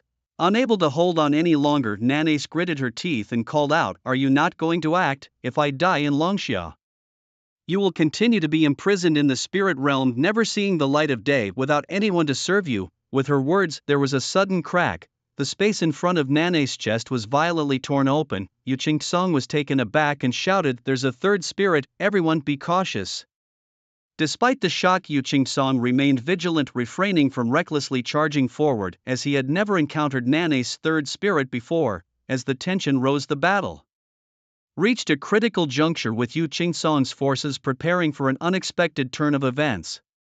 If the third summoned spirit was a melee burst type, Yu Qing-song's insistence on charging in would have been futile, practically delivering himself to danger. With so many people surrounding Nanace, they could easily capture her without any casualties. Thus Yu Song landed midway, thrusting his broadsword into the ground with a sudden force. A strong black light erupted from the sword, causing the ground beneath to tremble violently. Countless black mists surged from the surface, rising upwards with faint echoes of dragon roars weaving through the air. The range of this dark energy spanned a vast area of 100 meters, centering on Nanisho. To use an awakening skill at first encounter shows some regard for me, Nanisho mused, observing as the rift in the spirit space at her chest rapidly tore open. In the next moment a massive serpent head emerged, its sheer size causing the surrounding adventurers to feel a chill run down their spines. But that was not all. The serpent's body followed, with other heads appearing one after another. The gigantic form of the Yamata no Orochi towered like a mountain, forcing other adventurers to retreat. Even within the imperial capital one could see the enormous and terrifying creature outside the city. Everyone was dumbfounded. Whoa, what is that? A wild creature? I bet it's a field boss, but how did it appear without any signs? Someone exclaimed. My goodness. This is 100 times larger than any field boss we've seen before. Another shouted. No way I'm going to fight that. It's a death sentence, a third voice added. The appearance of such a monster outside the capital drew everyone's attention. Yu Song's 8 Extremes wandering dragon could no longer sustain itself, forced to halt before fully manifesting. As he retreated explosively, he fixed his gaze on the creature, especially after the emergence of the Yamata no Orochi. Above the sky 8-colored ominous clouds churned. The serpent's body was covered with withered wood, moss, weeds and decay, exuding a foul stench. Does it look familiar? Yu Song scanned the creature carefully and suddenly noticed a sword lodged between the tail and body, a seemingly ordinary sword yet embedded halfway beneath the creature's skin. It was the Kusanagi sword, one of the 3 sacred treasures of Sakura. This is the Yamata no Orochi. Yu Song was taken aback, immediately shouting, everyone fall back. His expression turned grave as he glanced at Nanisho atop the serpent's back. Meeting her gaze, Yu Song instantly understood. Nanisho had likely reversed the contract, offering her body and soul to the Yamata no Orochi in exchange for its protection. Although the levels and attributes of the Yamata no Orochi were obscured, it was because they were exceedingly high. Without a doubt it was above level 60, possibly even in the 80s or 90s, perhaps even reaching 100. It was not something the current members of the Heaven's Path Alliance could contend with. Anyone who dared approach would surely perish. Yu Song also realized why Nanisho dared to be so audacious. The Yamata no Orochi was her trump card. Meanwhile, Gennaro and Tamomo no Mae had been directly taken back by Nanisho. After the appearance of the Yamata no Orochi, it gazed greedily at the surrounding professionals but made no immediate move. Nanami spoke in a low tone, warning, do not kill. Taking lives would violate international entry regulations and I'd face even harsher penalties. Those who attack me will have their attributes exponentially enhanced. I can't afford to die here, and you know it. The massive serpent seemed displeased, with all its head swaying restlessly. Inside Nanami's mind the raspy voice of the Orochi echoed, questioning, then why have you summoned me? To intimidate, Nanami explained, I need to leave this place. You can kill, but not now. The moment we find the target you must strike swiftly and decisively. The Orochi's dissatisfaction was evident as it retorted, have you forgotten? You are my servant. It is I who should be giving orders, not you. Nanami replied calmly, of course I am your most loyal servant. I'm merely asking for a favor. Once it's done and we've dealt with that individual, I promise to provide you with 10 times the resources in Sakura. Though the Yamata no Orochi had control over Nanami, it was still a creature, and even an ancient malevolent deity couldn't escape the clutches of greed. Nanami understood what the Orochi, confined in the Shikigami space for so long, desperately needed. It wouldn't easily kill her or dissolve the reverse contract, for it required the vast resources she could provide to satiate its long-standing greed and loneliness. Confident in her ability to manipulate the Orochi, Nanami watched as it fell silent upon hearing her offer. The creature then asked, where to now? A slight smile played on Nanami's lips as she replied, let's leave this place first and strategize. I need to gather information about him. He can't hide forever. With that, the enormous body of the Yamata no Orochi twisted slightly before soaring into the sky, vanishing into the horizon at a speed no one could match. Meanwhile, the high-ranking professionals of the Heavenly Dao Alliance and the All-Class Alliance were left behind, drenched in cold sweat, their hearts still racing from the encounter. Yu Song's face was particularly grim. President Yu, what exactly was that? Is Nanami truly that terrifyingly powerful now? She's hunting for that necromancer. What if she finds him? he's a rare talent in Longsha, we can't let her kill him. Upon hearing this, Yu Qingsang paused, glancing around at his companions. With a peculiar expression he remarked, "You've reminded me of something. Before killing the necromancer, Nanami won't take lives lightly, otherwise she would breach the digitalization rules, rendering the Orochi useless. She'll likely find the necromancer first and then finish him off." Concluding his thoughts, Yu Qingsang even found the time to educate them. "By the way, that thing you saw was the Yamata no Orochi, a special Shikigami. It can't be normally contracted by an Onmyoji. Nanami has taken a divergent path, likely driven to these extremes by the relentless pressure of the endless tower rankings." At this moment the person beside him voiced his concerns. "That's exactly what I'm worried about. Such a terrifying Shikigami, regardless of whether the contract is normal or not, its combat power is undeniable. If it finds the necromancer, what then?" The others around seemed equally apprehensive. In contrast, Yu Qingsang appeared at ease, exhaling calmly. He remarked, "There's nothing to worry about. Let her search if she wants. If she can't find it, I'll drop her a hint. Just kidding, Yu." Qingsang was well aware that Lu Ran's list included a bone throne. Even the Dark Elf Queen had been subdued by Lu Ran. Could the notorious evil god Orochi escape? If Nainai was so reckless as to deliver herself, Orochi would be sent to Lu Ran and Nainai would end up in his hands too. Moreover, Lu Ran had indirectly acquired the Shikigami Gene Era and Tamamonome. It was simply perfect. Therefore Yu Qingsang thought it best to let Nainai continue her search. If she couldn't find anything, he could always inform her of Lu Ran's whereabouts, bringing about a beautiful outcome. Blackstone City was the main city of the Hill Dwarves. Saluluo pointed towards a city on the hillside ahead, explaining. As Lu Ran gazed into the distance, he noticed that although the city had a medieval style, it wasn't ancient. He could vaguely see dwarves coming and going at the city gates, but there were no signs of humans. After all, this was still a forbidden area, and Lu Ran's group was the first of the human race to set foot there. However, Lu Ran felt puzzled. Hill dwarves were a branch of the dwarven race, also known as cave dwarves. But why were they living in a city above ground rather than in an underground cave? Lu Ran curiously inquired. Before arriving, Saluluo had provided some information about the hill dwarves. Lu Xinshin had also mentioned some references in the ancient texts she had read about them. It was indeed recorded that hill dwarves, also called cave dwarves, lived in extensive underground caves below the hills. This lifestyle led to their skin being much fairer than other dwarven branches, and their stature was also shorter, making it easier to navigate underground. They used to live underground, but after the world became data-driven, the global landscape and terrain underwent significant changes. The hill dwarves were forced to leave their underground homes and establish a main city on the surface while planning to reclaim their former caves. Saluluo elaborated further. After explaining, she paused thoughtfully before adding, "According to the patterns of your human mission system, the tasks triggered by the mission scrolls as you head to Blackstone City are likely related to the former caves. However, the specifics of the tasks remain unknown." Lu Ran understood, though he still couldn't grasp why, after the terrain changes, they didn't attempt to reopen the caves and return underground despite having the capability to build a city. Saluluo probably had only a partial understanding of the situation as well. After all, she wasn't a natural elf but rather a devolved dark elf. Furthermore, even if she were a natural elf, the alliance with the dwarven race had become a mere formality after the world became data-driven and their connections weren't as close as before. In the world of humans, the main city of the dwarves is located, which is quite different from the independent realm of the natural elves. This peculiarity struck Lu Ran as unusual. With a contemplative tone, Lu Ran decided, "Let's visit the main city first." Thus, the group set off towards Blackstone City. As they approached the city gates, a sudden notification sound chimed in Lu Ran's mind, prompting him to check. He was momentarily taken aback. Already triggered, he thought, having expected to enter the city or meet the dwarven chieftain before any missions would commence. Surprisingly, just nearing Blackstone City had activated it. Pausing in his tracks, he took out a scroll, its once ancient and worn appearance now vibrant and clear. The map was more detailed and the mission system revealed a new task. The continuation of the Eternal Flame, with the first goal being to meet the Dwarf King and earn his approval, rewarding 5 million experience points. Lu Ran furrowed his brows.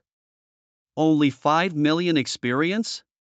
Though it was substantial, it seemed meager compared to the perilous venture into forbidden regions, yet realization dawned on him. The mission marked as 1 indicated it was part of a series, not a standalone task. The current objective was simply to gain the Dwarf King's approval, an attainable goal. 5 million experience for such a meeting was indeed generous. Lu Ran shared the mission details with Lu Xinxin and the others. Lu Xinxin, with a hint of envy, remarked it must be a series mission. The rewards for these are cumulative and quite generous. Lu Ran, you're in for a big win this time. Meanwhile, outside the eastern gate of Blackstone City, curious dwarves paused to observe Lu Ran and his group. Among them were dwarven warriors, mages and merchants alongside ordinary citizens. Their stature was notably shorter than the average dwarf, the tallest barely reaching Lu Ran's thigh and the shortest only to his knee. This disparity gave Lu Ran an odd sensation of towering over them, almost as if he had become a giant.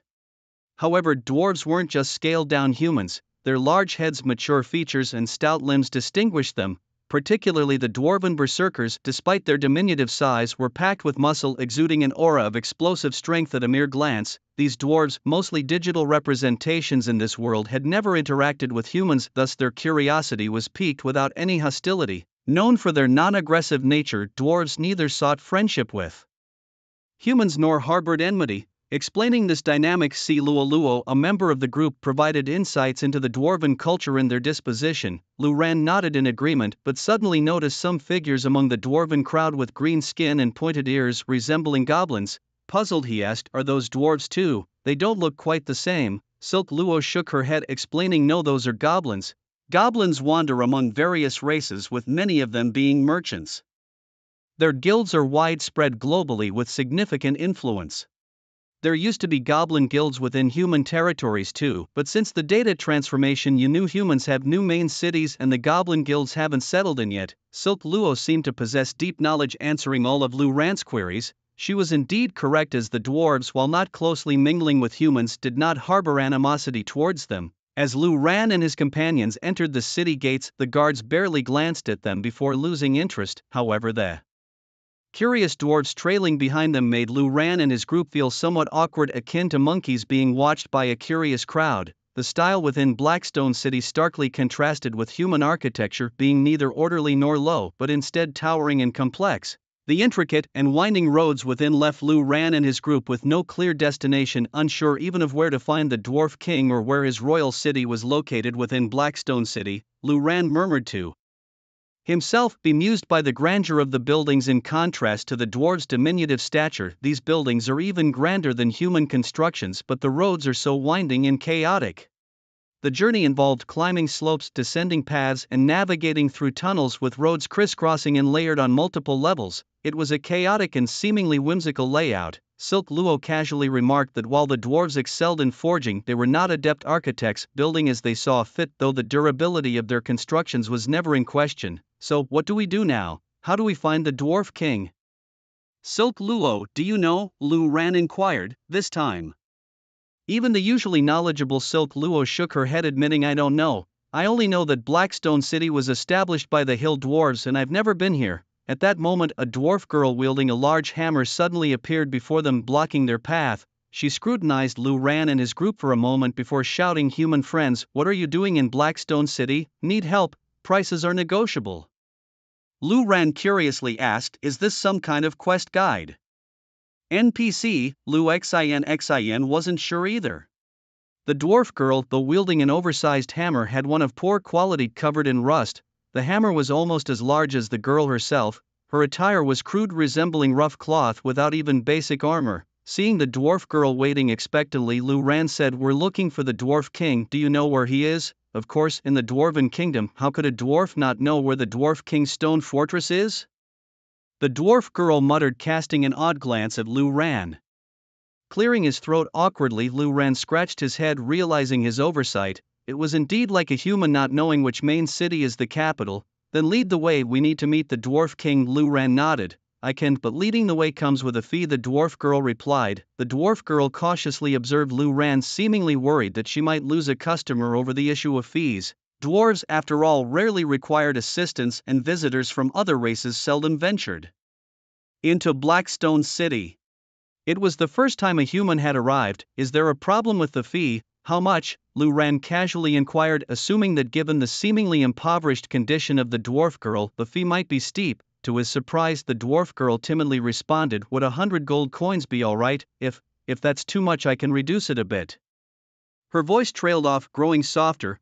Lu Ran was taken aback. That was incredibly cheap. As a professional adventurer, even a low-level 100 gold coins could be easily earned by selling some low-grade equipment or hunting wild creatures. 100 gold coins is fine. Lead the way, Lu Ran agreed, handing over the coins. The girl looked a bit surprised but was delighted as she accepted the money. Great, my name is Annie. Let's go to my place first, she suggested. Truth be told, Lu Ran didn't want to waste time and preferred to meet the Dwarf King directly. Annie seemed to understand Lu Ran's thoughts and explained the Dwarf King isn't back yet.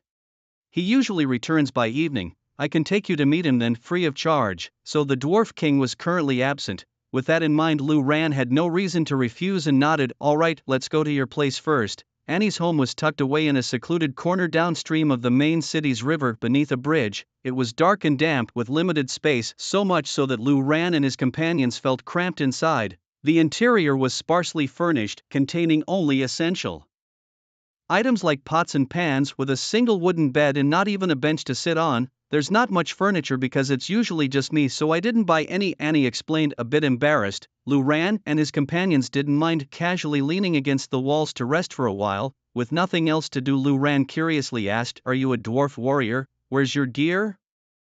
Annie shook her head. "I haven't saved enough money," indicating she couldn't afford it. This puzzled Lu Ran. Further, aren't dwarves skilled at crafting equipment? Can't you make your own? Annie quickly shook her head again. Dwarf crafting skills depend on the eternal flame, which we don't have right now. The mention of the eternal flame piqued Lu Ran's interest as it related to his quest. In this digital world, it seemed that the absence of the eternal flame had profoundly affected the dwarves. As hill dwarves, they were forced to leave their subterranean world and had lost their vital crafting abilities, stunting both their development and the growth of many within their race. Time passed swiftly, approaching evening. The time's about right, shall we go for a stroll? Lu Ran suggested. The space here was damp, dark and cramped. Although Lu Ran didn't suffer from claustrophobia, he still felt uncomfortable staying in such an environment. Moreover, since it was his first time visiting the Dwarf Kingdom's main city, just sitting around felt like a waste. It would be better to wander around and broaden his horizons. Sure, Annie nodded, carrying her large hammer, and led the way out of the room. Just outside the door was an inner river with a bridge overhead. Annie led the way without any specific destination in mind, taking Lu Ran and the others on a casual tour. She occasionally introduced the surrounding facilities and street names to Lu Ran and the others, but the names were so convoluted and hard to remember that Lu Ran didn't pay them much mind. As they passed an equipment shop, Annie's eyes lit up instantly. However, she didn't linger long and quickly walked past it. Lu Ran's curiosity was piqued. The dwarves can't forge, so where do the equipment in the shop come from? They are relics from the old world, Annie explained, and the prices are much higher than they were back then. If you want to buy something, you'd have to save up for a long time. This made sense to Lu Ran. Since the dwarves could no longer forge equipment, whatever was left from the old world was limited, and prices skyrocketing several times over was understandable. Lu Xinshin, feeling sorry for Annie, glanced at the shopkeeper and pointed to a large hammer embedded with a fire crystal on the wall, asking how much for this one. The shopkeeper, a bearded dwarf of equally short stature, curiously eyed Lu Ran and his companions. Upon hearing the question, he immediately responded, 1,300 gold coins. That's quite cheap, just over 1,000 coins, Lu Ran thought, but recalling how ecstatic Annie was at earning even 100 coins before, he estimated that gold had a much higher purchasing power in the dwarf kingdom than in the human world. Annie, do you like this one? I'll pay for it and give it to you, Lu Ran offered enthusiastically. For Lu Ran, this amount was hardly a drop in the ocean. He had a positive impression of Annie, the little dwarf girl. However, to his surprise, Annie shook her head resolutely, saying, "No, I don't want it." It wasn't a polite refusal but a genuine one. Lu Ran was even more surprised, as he had expected Annie to be overjoyed. Sensing Lu Ran's confusion, Annie pondered and said, "In the dwarf kingdom I was born poor and destined to endure many hardships. In my life no one has ever been so kind to me or given me such significant help. I am very grateful to you, but dwarves do not accept benefits for no reason. Thank you, but I'll save up to buy the equipment myself." She finished with a grin, showing her teeth to Lu Ran. Lu Ran felt a wave of emotion and he did not persist further. Just then the main street ahead suddenly became noisy. Instinctively, Lu Ran and his companions looked over but saw nothing. However, Annie excitedly shouted, "The Dwarf King is back!" Oh! Lu Ran's eyes lit up, realizing that the mission was about to begin. He quickly followed Annie to the main street. Although there were many people, the advantage was that even from the back of the crowd Lu Ran had a clear view. As the group of dwarf warriors rode their mighty ram mounts into the city, the lead dwarf stood out with his imposing stature. He held a warhammer that crackled with arcs of lightning, and the ram he rode was larger than the others. Annie, with a sense of pride, introduced him as Baron Stone, the king of the dwarves. At that moment Baron caught sight of Lu Ran and his companions. Despite being at the back of the crowd, their height made them stand out conspicuously. Curious, Baron's ram halted, puffing hot streams of air as it eyed the strangers. These ram mounts were more than mere transportation, they were formidable battle companions, perfectly suited to the dwarves' fiery nature. Humans, Baron muttered in surprise, noticing Lu Ran and his friends. Sensing the attention, Lu Ran decided to wave the mission scroll that had already been activated, hoping to clarify their intentions, but instead of a warm welcome, Baron's brow furrowed. After a few moments of silence, he simply commanded, "You there, follow me," before leading his team forward. Lu Ran felt a wave of relief mixed with apprehension. The Dwarf King's demeanor was starkly different from Annie's cordiality. Winning the King's approval was the first step of their mission, and it seemed far from easy. Annie, standing nearby, apologized sheepishly. "I had planned to guide you to the stone fortress, but meeting the Dwarf King here was unexpected. I'll return the 100 gold coins to you. If you need my help in the future, feel free to ask." She genuinely handed over the coins, leaving Lu Ran flabbergasted. He couldn't tell if Annie was truly noble or just naive. Despite her financial struggles, she was willing to return the money. "No need," Lu Ran insisted. "Your task was to lead us to the Dwarf King, and you've succeeded. The process is less important than the outcome, so the gold is rightfully yours." After a moment's thought, Lu Ran added, "We're heading to the stone fortress. If you're not busy, you're welcome to join us." Annie blinked, a spark of excitement lighting up her eyes. "Really?" she asked eagerly. Lu Ran nodded, sensing Annie's keen interest in visiting the fortress. "Of course, why not? Let's go," he said, leading the way toward Baron's entourage. Along the path, other dwarves watched Lu Ran and his group with curious eyes. Meanwhile, not far from the capital, in a dungeon hall of a main city, Nai Shang, cloaked and concealing her appearance, was busy checking various ranking boards. "Although I've never been to Longxia, I know it's vast. Finding someone without any clues is like searching for a needle in a haystack. How do you plan to do it?" The voice of the Yamata no Orochi echoed in Nanami's mind. "Indeed, it's not easy to find, but with his abilities he will undoubtedly appear on various leaderboards again. By analyzing the characteristics of these leaderboards, we can determine his location. I am quite confident that I can find him before the national war," Nanami stated with conviction. "Finding him through the leaderboards? What do you mean?" The Yamata no Orochi didn't quite understand. "He already holds several positions on the global equipment leaderboard. I believe that with his capabilities he will continue to make appearances. Depending on the equipment he acquires, whether from wild bosses or other means, there are clues that can precisely narrow down the range. Someone like him can't completely hide himself," Nanami explained, her gaze still fixed on the various leaderboards, constantly scanning them.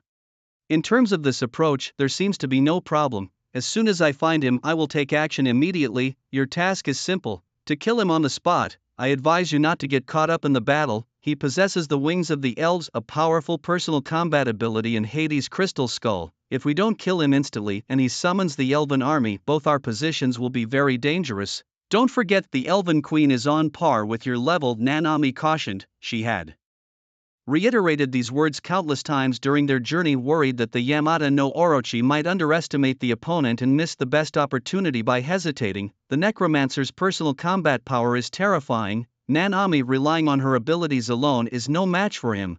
Furthermore, he possesses the wings of the elves, an extraordinary artifact. If they fail to seize the opportunity and allow him to use the grand assembly of the wings of the elves, the consequences would be unimaginable." The Yamata no Orochi could return to the Shikigami space, and although trapped in Longxia it wouldn't lead to death. However, Nanami wouldn't be so fortunate. Therefore, in this battle, either the necromancer dies or Nanami dies. There is no second possibility. Of course, in Nanami's mind, as long as the Yamata no Orochi acts swiftly enough, the necromancer will surely be slain. Unfortunately, Nanami could never have imagined that what awaited her was a third possibility, one she didn't believe existed: the giant stone fortress. This is the Dwarven King's city. At the city gate, the guards opened the inner city gate of the giant stone fortress. Baron turned to glance at Luran, and the others said nothing and continued leading them inside. Luran looked around curiously. Outside the giant stone fortress stood a magnificent statue, a statue of a sturdy dwarf. Although dwarves are generally short in stature, this statue was enormous, standing over 30 meters tall, something to be gazed up at. "Is this the statue of the Dwarven King?" Luran asked curiously, beside him, and shook her head and whispered, "That is the statue of Got, the ancestor of the dwarves, not the current Dwarven King Baron." "Oh." Luran merely nodded, showing little interest in the historical intricacies of the dwarf clan. He followed closely as the group entered the grand structure of Boulder Fort. Baron handed his large horned ram over to the guards for safekeeping, then led Luran and his companions into the reception hall. The decor here was far from lavish. Various beast heads adorned the walls, presumably trophies of the Dwarf King. Some of these heads were enormous, clearly belonging to formidable unnamed bosses.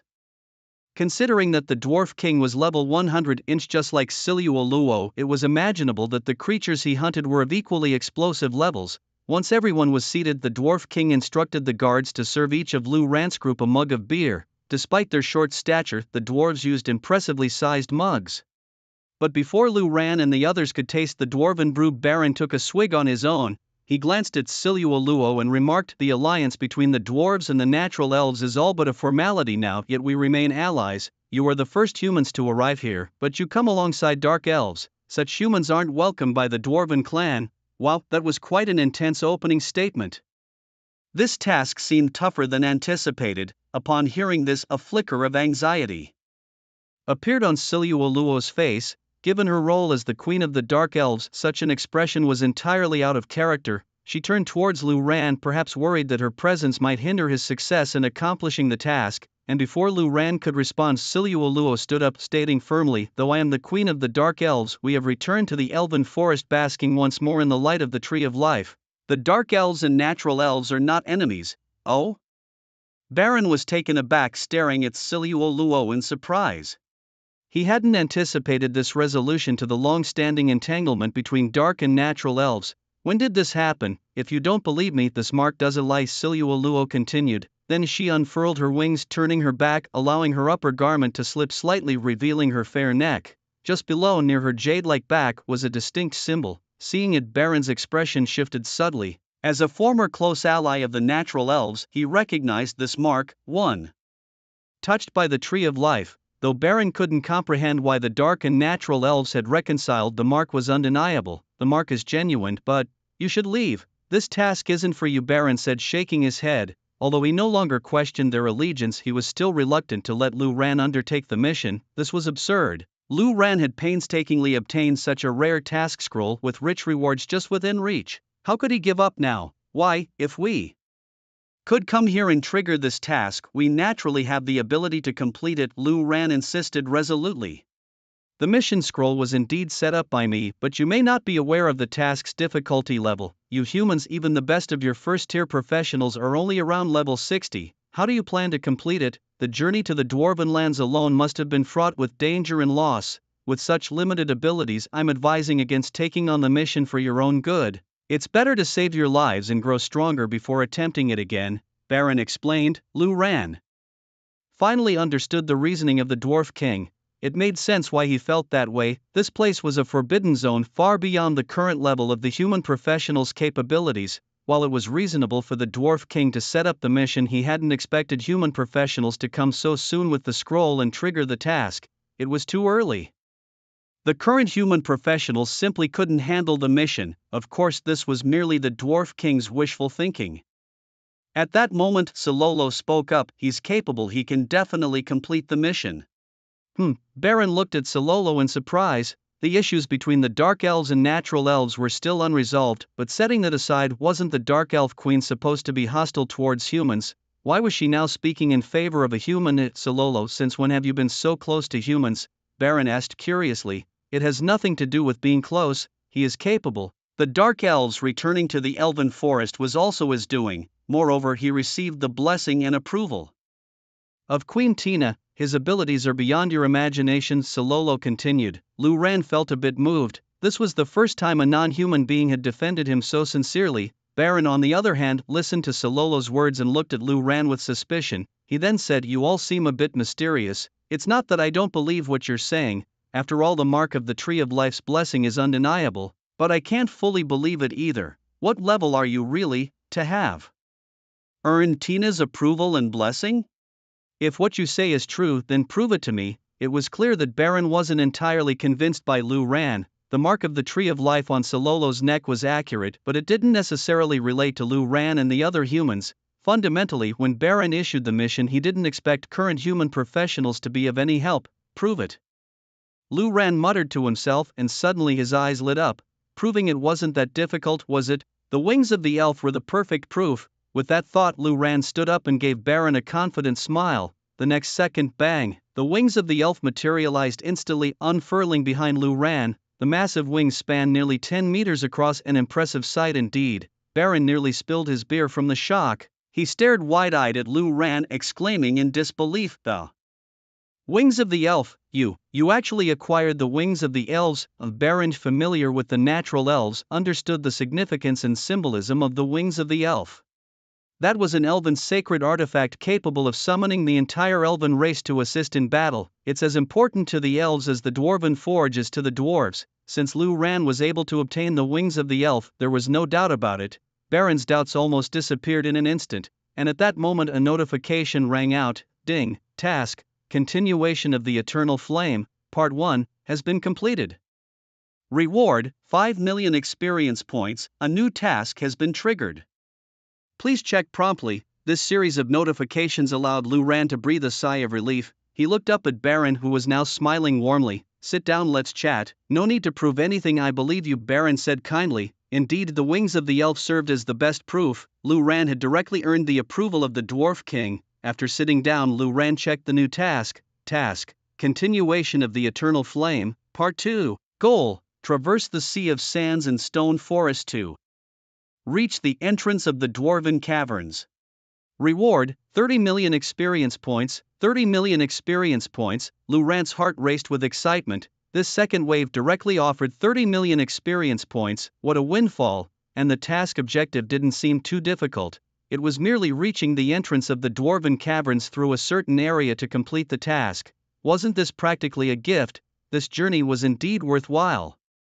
"I know you want to complete the task, but before that, please follow me," Baron said thoughtfully as he stood up. Whereto Lu Ran's eyes lit up. Was this the opening of the next phase of the task? However, the Dwarf King replied, "It's within the Boulder Fortress. I'm taking you to see the Dwarven Forge." It seemed like they weren't heading to the task area, but since it was a sacred artifact of the dwarves, gaining some insight wouldn't hurt. Thus Lu Ran and his companions followed Baron's footsteps out of the reception hall. They wound through the corridors of the Boulder Fortress, and soon after passing through a steel-forged passage they opened a door. Lu Ran beheld the legendary sacred artifact of the dwarves, the Dwarven Forge. It indeed resembled the Dwarven Forge marked on the task scroll, but the scale was exaggerated. The Dwarven Forge alone stood over 10 meters tall, resembling a solid fortress placed in the center of the hall. However, the Dwarven Forge was completely still. Baron sighed, his eyes dim as he said, "This is the sacred artifact of the dwarves, the Dwarven Forge. Unfortunately, it's the Dwarven Forge that has lost the Eternal Flame." Hearing this, Lu Ran immediately understood. This was part of the storyline. No wonder the task involved the Eternal Flame. Recollecting what Annie had mentioned earlier, the dwarves had lost the Eternal Flame. As a result, the Dwarven Forge had extinguished and ceased to function. Not only Annie, but even the Dwarf King was now unable to forge equipment. This inability extended to the entire dwarven race. The purpose of this task was to help the dwarves reclaim the Eternal Flame. This wasn't a simple task. It was even divided into a series of tasks. Much like the task set by Queen Tina of the Natural Elves to combat the Dark Elves, which Lu Ran had completed with an SSS rating effortlessly, but that was Lu Ran. The task itself was still of an incredibly challenging level. Presently, the mission assigned to the dwarves appears equally daunting. Even the Dwarf King himself doubts whether the human race can accomplish such a task at this stage. As the Dwarf King relives the unfolding story, he laments, "When the world's data transformed and the terrain drastically shifted, it might not have affected the surface races, but for the hill dwarves dwelling underground, it was a cataclysmic disaster." At that time, the Dwarf King, seeking to prevent the dwarves from being buried deep underground, planned to lead them temporarily above ground. However, the terrain changed too rapidly. In the rush, the dwarf king managed to bring the dwarven forge, but the eternal flame was left behind in the subterranean world. Lu Ran witnessing this recount doesn't delve into the specifics of why the eternal flame was not brought out, understanding it as a necessity of the narrative. However, what the dwarf king did not anticipate was that once they emerged, returning became impossible. The entrance to the dwarven caverns, once surrounded by a canyon area, had transformed into a desert stone forest. The creatures inhabiting it were Titan statues, none below level 70, with many even reaching level 80. Thus, the dwarf king turned to Lu Ran and remarked, "That's why it's beyond your current capabilities." Baron, aware of the current level of human adventurers and the top tier's rank, recognized that even the dwarven territory had become a high-level forbidden zone. Coming here by force meant little. The real challenge in completing the mission lies in venturing into the desert stone forest. Over the years, Baron has frequently led teams into the desert stone forest attempting to reopen the entrance and reclaim the eternal flame, but the difficulty proved too great. With a sigh, Baron expressed his frustrations. Lu Ran, puzzled, looked at the dwarf king and asked, "You are the dwarf king of your race, so you must be at level 100, right? Shouldn't the creatures in the desert stone forest at level 70 or 80 be manageable for you?" Upon hearing this, Baron nodded. "True, they aren't a major issue for me, but merely passing through the desert stone forest serves no purpose. Only when human adventurers complete the mission will the spawn mechanism cease. I aim not only to retrieve the eternal flame but also to lead my people back to our caverns." Understanding dawned on Lu Ran. Baron, recalling something further, continued, "Moreover, as I mentioned, it's beyond your current capabilities. The Titan statues in the desert stone forest have a connection to the dwarves." According to Baron's explanation, the hill dwarves are a branch of the ancestral dwarves, and the dwarves themselves evolved from the primordial earth spirits created by the Titans. However, this evolution was not directed but occurred as random mutations. Consequently, some earth spirits lost their intelligence, degenerating into monsters like the Titan statues, possessing far greater attack and defense than other creatures of similar levels. This made the challenge even more formidable. Considering Lu Ran and his companions' current level, Baron was even more convinced they couldn't accomplish the mission. "Since you have gained Tina's approval and acquired the elf wings, you are considered a friend of the dwarves. I can't recklessly send you off on such a dangerous venture. If anything were to happen, I wouldn't be able to answer to the nature spirits." The dwarf king spoke in a solemn tone, explaining that bringing Lu Ran and his companions to see the dwarven forge wasn't just a part of the storyline. He intended to persuade them to abandon their current quest. He had designed the quest scroll without a time limit, allowing them to resume it whenever they reached at least level 70. Baron echoed this, speaking firmly. However, Lu Ran immediately dismissed this idea in his mind. 70 levels?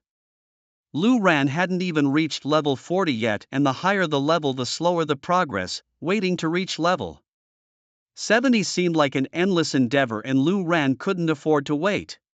Besides, he needed the substantial experience points that would follow this quest. Confident in his abilities, Lu Ran proposed a straightforward solution. "How about this? Let's head to the desert stone forest first, and I'll prove through action that I'm not just making empty promises," he declared. Understanding the dwarf king's stance, he knew mere words wouldn't suffice. The only way to convince the dwarf king was to showcase his capabilities firsthand. This was the only way to proceed with the quest, as the dwarf king wouldn't budge otherwise. Lu Ran empathized with the king's concerns. Over the years, the dwarves had repeatedly ventured to the desert stone forest, whether as part of the narrative or otherwise, but they could never rid the area of the recurring monsters. It was enough to leave anyone with psychological scars. Lu Ran also pondered over another mystery. If the dwarf king could reach the entrance of the cavern, why hadn't he retrieved the eternal flame? Perhaps a series of subsequent quests awaited Lu Ran.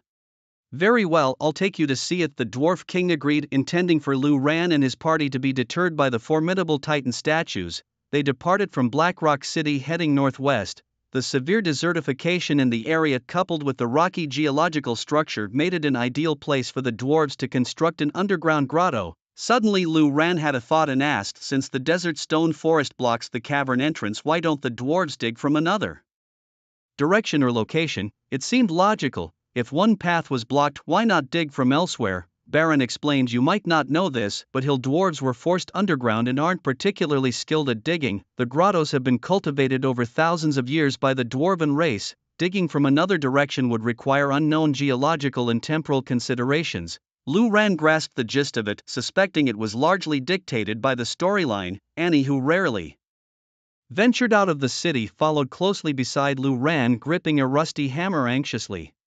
Her eyes darted around cautiously, yet she couldn't hide the curiosity and excitement on her face. The party descended the slope, moving forward. As they lifted their gaze, a narrow and deep canyon stretched out before them, filled with bizarre and jagged rocks resembling twisted chopsticks scattered throughout. Just a glance was enough to understand that this must be the legendary stone forest of the Sand Sea. Leading the way was the Dwarf King, flanked by several guards from the dwarf tribe.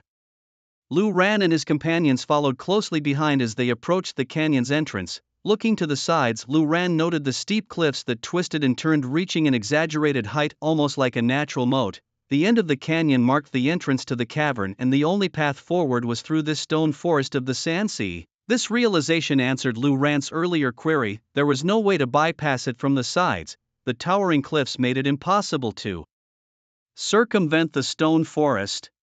Without the wings of an elf, Lu Ran wouldn't dare scale the cliffs, fearing a fatal fall. The dwarves, limited by their stature, would find it even more impossible. The place before them was indeed the stone forest of the Sand Sea, inhabited by wandering creatures known as Titan statues, each at least level 70. The Dwarf King mused aloud as he shared this information. Lu Ran surveyed the scene. These Titan statues were not merely stone figures, they were indeed crafted from rock, each uniquely shaped, yet each had a fist-sized crystal embedded in their chest, glowing with an earthy yellow light, likely the primitive core of power driving these Titan creations. The dwarf guards beside Baron looked pale, evidently intimidated by the stone forest. However, to Lu Ran these were not monsters but rather opportunities for high experience points. He grinned and remarked, "No problem, once we deal with these Titan statues, we should reach the cavern entrance, right?" The Dwarf King hadn't anticipated such a response. He looked at Lu Ran in surprise, then smiled wryly and said, "It seems you haven't grasped my point, nor the formidable defense and attack of these Titan statues." Yet he did address Lu Ran's question, adding gravely, "The end of the stone forest leads to the entrance of the dwarf cavern, but that's just the beginning. Acquiring the eternal flame presents even greater challenges." Lu Ran wasn't surprised by the mention of a greater challenge, clearly referring to subsequent tasks. Given his current capabilities, there seemed to be nothing insurmountable for him, not even for Lu Xinshin. Nodding in agreement, Lu Ran said, "In that case, let's begin. We should head to the cavern entrance first." With that, he stepped forward and drew out the sea-calming trident. The Dwarf King was taken aback, hurriedly cautioning, "Don't be so reckless. The Titan statues here are aggressive and of high level. At your level, even a brief encounter." The Dwarf King hesitated to finish his sentence, but his meaning was clear. Venturing in at his current level was tantamount to suicide. Lu Ran waved his hand dismissively, "I'm not in a hurry to go in, I'll deal with the monsters first. They offer plenty of experience." Without hesitation, Lu Ran firmly gripped his staff with both hands and decisively thrust it into the ground beneath him. His eyes narrowed with concentration. For the first time, Lu Ran was using his spatial storage ability Shou Chen Kuan to combat a horde of monsters. The group, including Lu Xinshin, watched with excitement as it was their first time witnessing Lu Ran utilize this particular skill. Of course, the storage space itself wasn't the main attraction. The true spectacle was the 200,000-strong undead army contained within. Meanwhile, the Dwarf King looked on with a mix of confusion and surprise. His perception of Lu Ran had shifted due to the Elf Queen Tina's endorsement, yet he remained skeptical. Lu Ran was, after all, merely a level 30-something necromancer. Why then were his level 60 companions standing back, allowing Lu Ran to take the spotlight? In the next moment, a massive tear ripped through the sky in front of them, releasing a torrent of thick black smoke. As it descended upon the earth, a legion of skeleton soldiers, ancient golems, and even confused carp spirits emerged around Lu Ran, bewilderedly taking in their surroundings. Such a dry environment was clearly not to the carp spirits' liking. In an instant, the entire stone forest of the Sandy Sea was packed to the brim with the undead army. The dense mass was enough to make anyone's skin crawl. Lu Xinshin and her companions were beside themselves with excitement. This was exactly the kind of spectacle they had hoped for. It was far more dramatic than they had imagined, and this was without the assistance of the Elven tribe. If they joined in, the scene would be even more overwhelming. As for the Dwarf King, he was utterly flabbergasted. An undead army. Looking at Lu Ran, he was struck by the audacity of this necromancer. Never had he seen such brazen confidence from one of their kind. With a mere flourish, Lu Ran had summoned a vast army of 200,000 undead to march forth. "Let's move," Lu Ran commanded, his voice deep and resonant. He led the charge into the stone forest of the sandy sea, his staff continually swinging as he went. The bone storm swirled ceaselessly, engulfing the entire stone forest ahead. Simultaneously, he employed the touch of the undead to immobilize the colossal titan statues. Around each titan, countless skeleton soldiers hacked away, some self-destructing when their health dropped too low, delivering a final blow in their demise. Even the dwarf king, leading his own force, would have found progress slow against the titans, yet now they were falling in droves. Lu Ran's undead army was a relentless force, capable of tearing through anything. He felt no remorse for the fallen or exploded soldiers, they were easily replenished with enough time. These resources were inexhaustible. As Lu Ran forged ahead, the undead army parted to create a path leading directly to the entrance of the cavern at the end. The dwarf king and his party found themselves strolling through the stone forest as if they were leisurely walking down a bustling street, the atmosphere surprisingly relaxed. Throughout this process, Lu Ran continued to receive notifications of Titan statues being vanquished. Each level 70 Titan statue yielded over 8,000 experience points, and those at level 80 offered even more, a staggering amount. Experience points were rising rapidly for Lu Ran, and he could hardly contain his excitement at the thought of the 30 million experience points gained upon reaching the cave entrance. At this pace, there was a real possibility he could level up to 40 right at the entrance. That would mean unlocking new skills and attributes. Next to him, Luo observed the surroundings, occasionally casting a glance his way. She was entirely under Lu Ran's command and was aware of his strength, but this was the first time she had witnessed him deploying the undead army. It was terrifying. As for Anna, she had never seen such a grand spectacle before. She trembled slightly, her mind bewildered as she looked up at Lu Ran. The human she had casually chatted with turned out to have such formidable power. In contrast, the dwarf king, after overcoming his initial confusion, now had eyes that shone with amazement. With such momentum, perhaps Lu Ran really did have the ability to complete the mission and obtain the eternal flame. The hill dwarves, upon reclaiming the eternal flame, would rise again. The more the dwarf king thought about it, the more excited he became, barely able to contain his restless heart. As Lu Ran led the way, even though the dwarf king had been to the cave entrance many times before, this journey was like comparing heaven and earth. The group moved leisurely, not once pausing in their steps. Everywhere they passed, the titanic stone statues were overwhelmed by the undead army, exploding with their respawning, unable to keep pace with Lu Ran's monster-slaying speed. Any that did appear were swiftly cut down. Although Lu Ran's undead army suffered heavy losses, he was not distressed in the slightest, knowing that with enough time, they could be replenished. Originally, in the Dwarf King's mission settings, the difficulty of this series' second task was enormous. Of course, that was for other adventurers. If it weren't for Lu Ran, even the 4 guild leaders or Yu Song himself would find it nearly impossible to complete, regardless of speed. After all, the titanic stone statues were level 70 monsters, and as mutated creations of the Titans, their attributes were far more terrifying than other level 70 monsters. This task was simply not something the 4 guild leaders, just over level 60, could handle. This was why Dwarf King Balan had repeatedly obstructed Lu Ran before. After all, Lu Ran was someone esteemed by the natural elf Queen Tina and gifted with the wings of the elf. Should he die in the Dwarf King's task, it would be hard to explain, but now those concerns were gone. Dwarf King Balan turned to look around. The densely packed undead army seemed to the naked eye to show no signs of decreasing. Interspersed among them were ancient golems charging forward like tanks.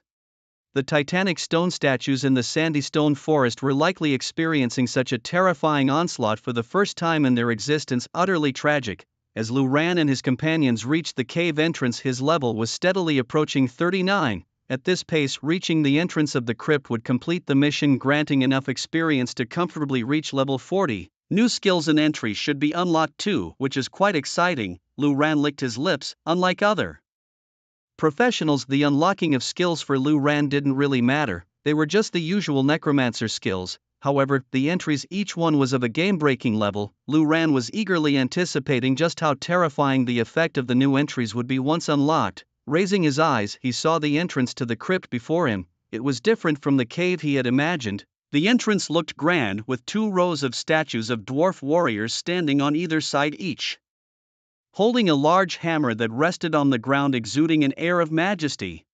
Clearly, these were renowned warriors in the history of the dwarves. Although dwarves also had mages, warriors dominated their ranks. The massive stone door in front was closed and seemed not to have been opened for a very long time, covered in cobwebs and appearing somewhat desolate. It looked less like a dwarf crypt and more like the entrance to some ancient ruin. Is this really the entrance to the dwarf crypt? Lu Ran turned to look at Dwarf King Balan and asked, "Yes, this is the entrance." The Dwarf King replied, gazing at the stone door in front with a sigh. Lu Ran felt puzzled. They had reached the entrance of the dwarf crypt, yet why hadn't the mission indicated completion? Was there still some step left unfulfilled? Just as he was pondering this, a notification rang out. Ding! The mission continuation of the Eternal Flame, 2, is complete. Reward, 30 million experience. A new task has been triggered, please check promptly. It was complete. Lu Ran's eyes lit up. But before he could check the new task, another notification arrived. Level successfully increased to 39, level successfully increased to 40. He had gained 2 levels in one go. Lu Ran was a bit surprised, finding it rather odd. Back in the Forest of Elves, completing the Queen Tina's mission at an SSS level had awarded him 50 million experience points alongside the Wings of the Elf, which had resulted in 3 level ups. Now, with his higher level, the second phase of the Dwarf King's quest gave only 30 million experience, yet it still resulted in 2 level ups. However, Lu Ran quickly realized why. He had been close to level 39 at level 38, so it was natural to reach 39. With 30 million experience points, Lu Ran's level rose to 40. However, it was evident that at level 40 there was just a little experience gained. Despite the 2-level jump, it was really just a full 39th level plus a bit more. It amounts to 30 million experience, raising 1 level, Lu Ran muttered, as one levels up the difficulty of leveling and the experience required increase exponentially, something Lu Ran was well aware of. Now, having reached level 40 with the second phase of the mission, Lu Ran was quite satisfied. There were more rewards awaiting him in the subsequent series of tasks. Lu Ran even began to hope that this series of tasks would be longer. Each mini-task carried incredibly generous rewards. This was much more enjoyable and faster than the monotonous grinding in team dungeons. Around Lu Ran, Lu Xinshin and a few others noticed his sudden pause and found it a bit odd. Lu Xinshin was the first to react, asking, "Leveled up?" Lu Ran nodded, responding, "Level 40 now. Doesn't that mean new skills and word entries are unlocked?" Lei Tai eagerly inquired. Yes, check quickly," Ihoni urged excitedly. Although Lu Xinshin didn't push, her eyes clearly held unspoken anticipation. They seemed more concerned about Lu Ran's newly unlocked entries and abilities than he was. Of course, Lu Ran was also curious. He licked his lips and opened the skill and word entry panels to check. Nearby, the Dwarf King guards and Annie watched with bewilderment. Although they knew of the existence of human professionals, they were unaware of the characteristics, skills, and so forth of these professionals. Naturally, they couldn't possibly know that some would have something like word entries. The first thing Lu Ran saw was the newly unlocked skill. Summon Banshee, cooldown, 10 minutes, cost 200 mana, effect. Summons a Banshee to aid in battle with attributes at 50% of the player's current stats. Oh, Lu Ran's eyes lit up. It wasn't that he had forgotten about the subsequent skills of the necromancer, but he had been so focused on the word entries that he hadn't cared about the skills. Now, seeing this skill, he remembered it. This was the necromancer's third summoning skill, following Summon Skeleton and Summon Ancient Golem, Banshee, or what professionals often referred to as a necromancer's creature. Indeed, it's a ranged magic-type summon. Lu Ran casually summoned one right in front of him, clearly being a level 40 unlocked summoning skill. The summoned Banshee was much more refined than the skeletons and ancient golems.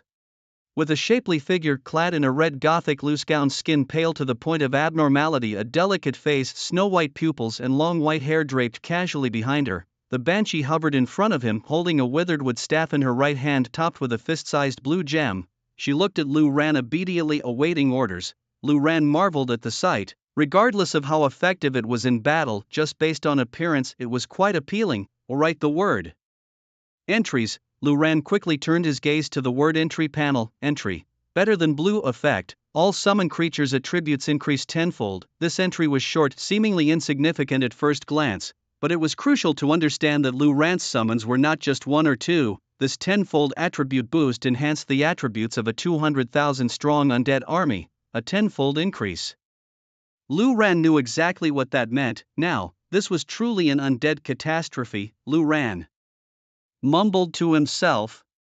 Meanwhile, Lei Tai and the others grew impatient, staring at Lu Ran with eyes full of eager expectation. Lu Ran spoke with a nonchalant air. I won't go into too much detail about the skills. You've seen the summoned banshee, she's quite beautiful. However, this time, the attributes aren't as complementary to unlocking skills as some of the previous ones. After saying that, he shared the attribute panel with the team. The newly unlocked banshee summoning skill was quite straightforward. Something the guild leaders were familiar with, and unlike previous attributes that synergized with skills, it didn't seem necessary to demonstrate it this time. The trio glanced at it and immediately noticed a remarkable detail: tenfold attribute enhancement. This entry looks quite brief, one of them remarked. Briefness wasn't an issue. It was the tenfold enhancement that caught their attention, as it significantly boosted the attributes of Lu Ran's undead army. They exchanged glances, realizing the potential. Lu Xinxin pondered aloud. Now that the Banshee is unlocked, you have a long-range summoning option. Imagine thousands of Banshees focusing their attacks on a single target. The damage would be unimaginable. Previously, Lu Ran's damage output primarily relied on his blood spear after charging, along with corpse explosion and bone storm. But now with the Banshee unlocked, the concentrated firepower from thousands of Banshees would be terrifying beyond any defense. Moreover, the Banshees are born with a tenfold attribute boost, making them far superior to previous summons. Yi Hongyi expressed her astonishment. This is incredible, these Banshees have it so much better. However, Lei Tai was more concerned about the ancient golem. He muttered, what's the current health of the ancient golem? The initial health of the ancient golem was 100,000, which increased as Lu Ran leveled up. Upon hearing this, Lu Ran glanced around, casually pointing at one of the ancient golems idling among the undead army. You come here. The ancient golem waddled over, its large form moving with surprising eagerness. They checked the health of the ancient golem and it was a staggering 18 million. Wow, Lei Tai couldn't help but curse in amazement. The enhancement was frighteningly powerful. Lu Xinxin, recovering from her surprise, pondered, this must be the outshine the old attribute in effect. Without it, given Lu Ran's current level, the health should be 180,000. Now with a tenfold increase it's 18 million, the figure of 18 million was jaw-dropping for Lei Tai, who was a hidden class Earth Knight. Not to mention the tenfold enhancement wasn't limited to health alone. It also applied to physical and magical defenses, and even attack and speed were increased tenfold. Lu Xinxin reminded everyone, with health and dual defenses increased tenfold, this ancient golem has truly become an absolute tank. Yi Hongyi chimed in with a cheerful smile, this is perfect. My brother was never truly invincible, but now it's almost impossible for him to fall. One ancient golem was impressive enough, but imagine 50,000 of them, coupled with the attribute that allows them to absorb damage. For Lu Ran, reaching a defense of 90 billion was conceivable. If Lu Ran summoned even more, reaching 100 billion wouldn't be out of the question. Furthermore, one must understand that the 10 billion isn't just a simple life value, it's a life value with defenses increased tenfold. Who could possibly defeat Lu Ran now? Even if he stood still and let an entire guild take a shot at him, they wouldn't be able to wear him down. And let's not forget about the skeleton soldiers. Their attack and speed, among other things, have also been enhanced tenfold, with the corpse explosion damage naturally being tenfold as well. Combined with the high health ancient golem and the tenfold magic attack boosted Banshee, your undead army can keep replenishing with Legion Guard. No country in the world could possibly handle you now. Lu Xinxin sighed in admiration, while Lei Tai and Yi Hongyi nodded in agreement. This entry's enhancement for Lu Ran is truly terrifying. Most importantly, it renders Lu Ran's already invincible state even more unbreakable. As for the Dwarf King, the guards, and the Dwarven Maiden Annie watching from the side, they exchanged bewildered glances. What was all this talk about tenfold enhancements and data? They couldn't understand any of it. Lu Ran, on the other hand, snapped back to reality, recalling that he was supposed to be completing a task on this trip. The second task was already completed, and now it was time for the third one. He quickly opened the task panel to take a look. Task: Continuation of the Eternal Flame. 3. Objective: Navigate through the trap passage to enter the core of the Dwarven Cavern. Reward: 80 million experience. 80 million experience. Lu Ran almost bit his tongue in excitement, his eyes narrowing with glee. Although the series of tasks previously only offered experience without item rewards, to be honest, Lu Ran didn't particularly need any specific good equipment at this stage.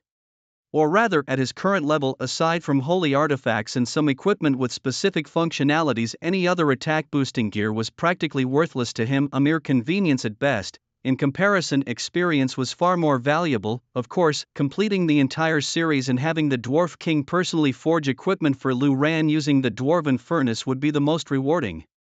"What's this trap passage?" Lu Ran asked curiously. The Dwarf King pointed to the tightly shut door at the entrance of the cavern, explaining that once the door was opened there would be a long trap passage filled with mechanisms set by the dwarves, inflicting significant damage, and these mechanisms were indestructible. This was consistent with Lu Ran's understanding of the series of tasks. He pondered for a moment, asking if it was supposed to be a test of intelligence. Lu Ran frowned slightly, not because he doubted his own intelligence, but because his strength didn't lie in intellect. As a necromancer, Lu Kai meant enduring everything head-on. Lu Ran was somewhat puzzled and continued to ask, since these are mechanisms set by the dwarves, why not just disable them directly? Surely they can't be deliberately making things difficult for me. The Dwarf King, upon hearing this, scratched his head awkwardly and explained that the mechanisms were initially established to prevent foreign invaders from entering the cavern. The dwarves were masters of crafting, and all the mechanism components were extremely durable. Since they were designed to repel invaders, there was no way to disable them from the outside, they could only be turned off from within. The Dwarf King was well aware of the immense difficulty of this task, which is why the rewards are so generous. Of course, he didn't expect a single adventurer to complete it, as even at level 70 an adventurer couldn't do it alone. It required a team with a tank and many healers to withstand all the traps. At the moment it seems impossible for you to pass through. Even an army of the undead wouldn't be able to destroy the mechanisms. If you go in, you'll also suffer significant damage from the traps. At this stage you cannot complete the challenge, the Dwarf King lamented, yet this didn't diminish his confidence in Lu Ran. Hearing his words, Lu Xinshin and her companions simply chuckled. Yi Hongyi remarked, "We might not be able to get through, but my brother won't have any problem. Your dwarven mechanisms can't kill him," she continued, joking aside. The undead army can absorb billions of damage for Lu Ran. He can charge through the mechanism-filled corridor alone without any pressure. This 80 million experience is a piece of cake. Upon hearing Lu Xinshin and the others, the Dwarf King cast a skeptical glance at Lu Ran. With concern he said, "You might not understand the damage of the dwarven mechanisms, it's quite high. I don't know what defensive measures you have, but don't try it, you could really die. Even I haven't figured out a good way to pass through yet. I know your human adventurers have many healing professions and defensive strategies. Perhaps when your levels are higher you can try with a large team, but at this stage..." The Dwarf King trailed off, but his meaning was clear. He didn't believe Lu Ran could pass through now. Even if Lu Ran could summon an undead army, that was a demonstration of his combat power unrelated to his own survivability. Of course, this was the Dwarf King's assumption, not knowing Lu Ran's true capabilities, a reasonable thought anyone would have. Lu Ran waved his hand nonchalantly and said, "Let's begin." The Dwarf King hesitated, sighed, and suggested, "All right, I'll open the main door. First, you can use your skeleton soldiers to test the damage so you'll understand." His aim was naturally to deter Lu Ran. Without much to say, Lu Ran nodded. The Dwarf King took a deep breath, stepped forward a few paces, and the hammer in his hand began to emit a glow. Then the enormous stone door seemed to be moved by some force, groaning as it slowly opened from the middle, revealing the passage inside. Although the interior was dimly lit, the walls were studded with some glowing crystals at intervals, making everything visible. The passage, however, seemed quite unremarkable at first glance. It was contrary to Lu Ran's expectations of a narrow, claustrophobic dwarven tunnel. Instead, it was quite spacious. The Dwarf King, seemingly reading Lu Ran's thoughts, explained, "The traps are all hidden and come in several types, each capable of inflicting high damage. You can use your skeleton soldiers to test them." Lu Ran glanced at Zhou Wei, then casually pulled over a skeleton soldier. With a thought, the skeleton soldier started to wobble its way into the passage. Lu Ran's goal wasn't just to test the damage of the traps. More importantly, he wanted to see how the traps inflicted damage, because although the summoning creatures could take the brunt of the damage, the pain felt when receiving damage was very real to him. As he pondered this, bang! Suddenly, the walls on either side of the passage closed in, like a pair of hands clasping together, fiercely squeezing toward the center. In an instant, the skeleton soldier was crushed into a pancake. Above the head of the -30,000 skeleton soldier, a damage number floated up. 30,000 damage was enough to instantly kill a skeleton soldier. Of course, that was the old skeleton soldier. Now all of Lu Ran's summons had received a tenfold boost, and the skeleton soldier's health had exceeded 100,000. One trap wasn't enough to kill it. Immediately afterward, the mechanism receded and the skeleton soldier continued forward. Bang! Again, the same trap. The skeleton soldier took damage once more and then kept moving forward. After enduring 4 strikes, its health finally emptied, scattering into a small pile of bones. See that? The damage is high, and traveling this path, all the trap damage adds up. Without a healing class to restore your health, at least 3 million damage accumulates, the Dwarf King said to Lu Ran. No wonder the Dwarf King believed Lu Ran couldn't make it through. At this stage, who among level 60 professionals could withstand 3 million health points? Only a large team with healing classes could pass through, with healers needing to constantly stabilize the members' health throughout the process. Moreover, they had to release skills while suffering from various trap-induced pains. The difficulty was enormous. Of course, such damage was merely a scratch to Lu Ran. After the Dwarf King finished speaking, he expected Lu Ran and his team to retreat, but instead he saw relaxed and easy expressions on Lu Ran and Lu Xinxin's faces. That reaction didn't seem right. 3 million damage. Forget it, no need to test, let's just do it. Lu Ran gritted his teeth and said, since they couldn't die, they might as well go straight through. Though the process might not be comfortable, seeing Lu Ran's strange expression, Yi Hongyi and the others nearby couldn't help but laugh heartily. Little brother, this time your sister really sympathizes with you. No worries, since you can't die, keep it up, Lu Ran. Try to go as fast as possible to minimize the suffering.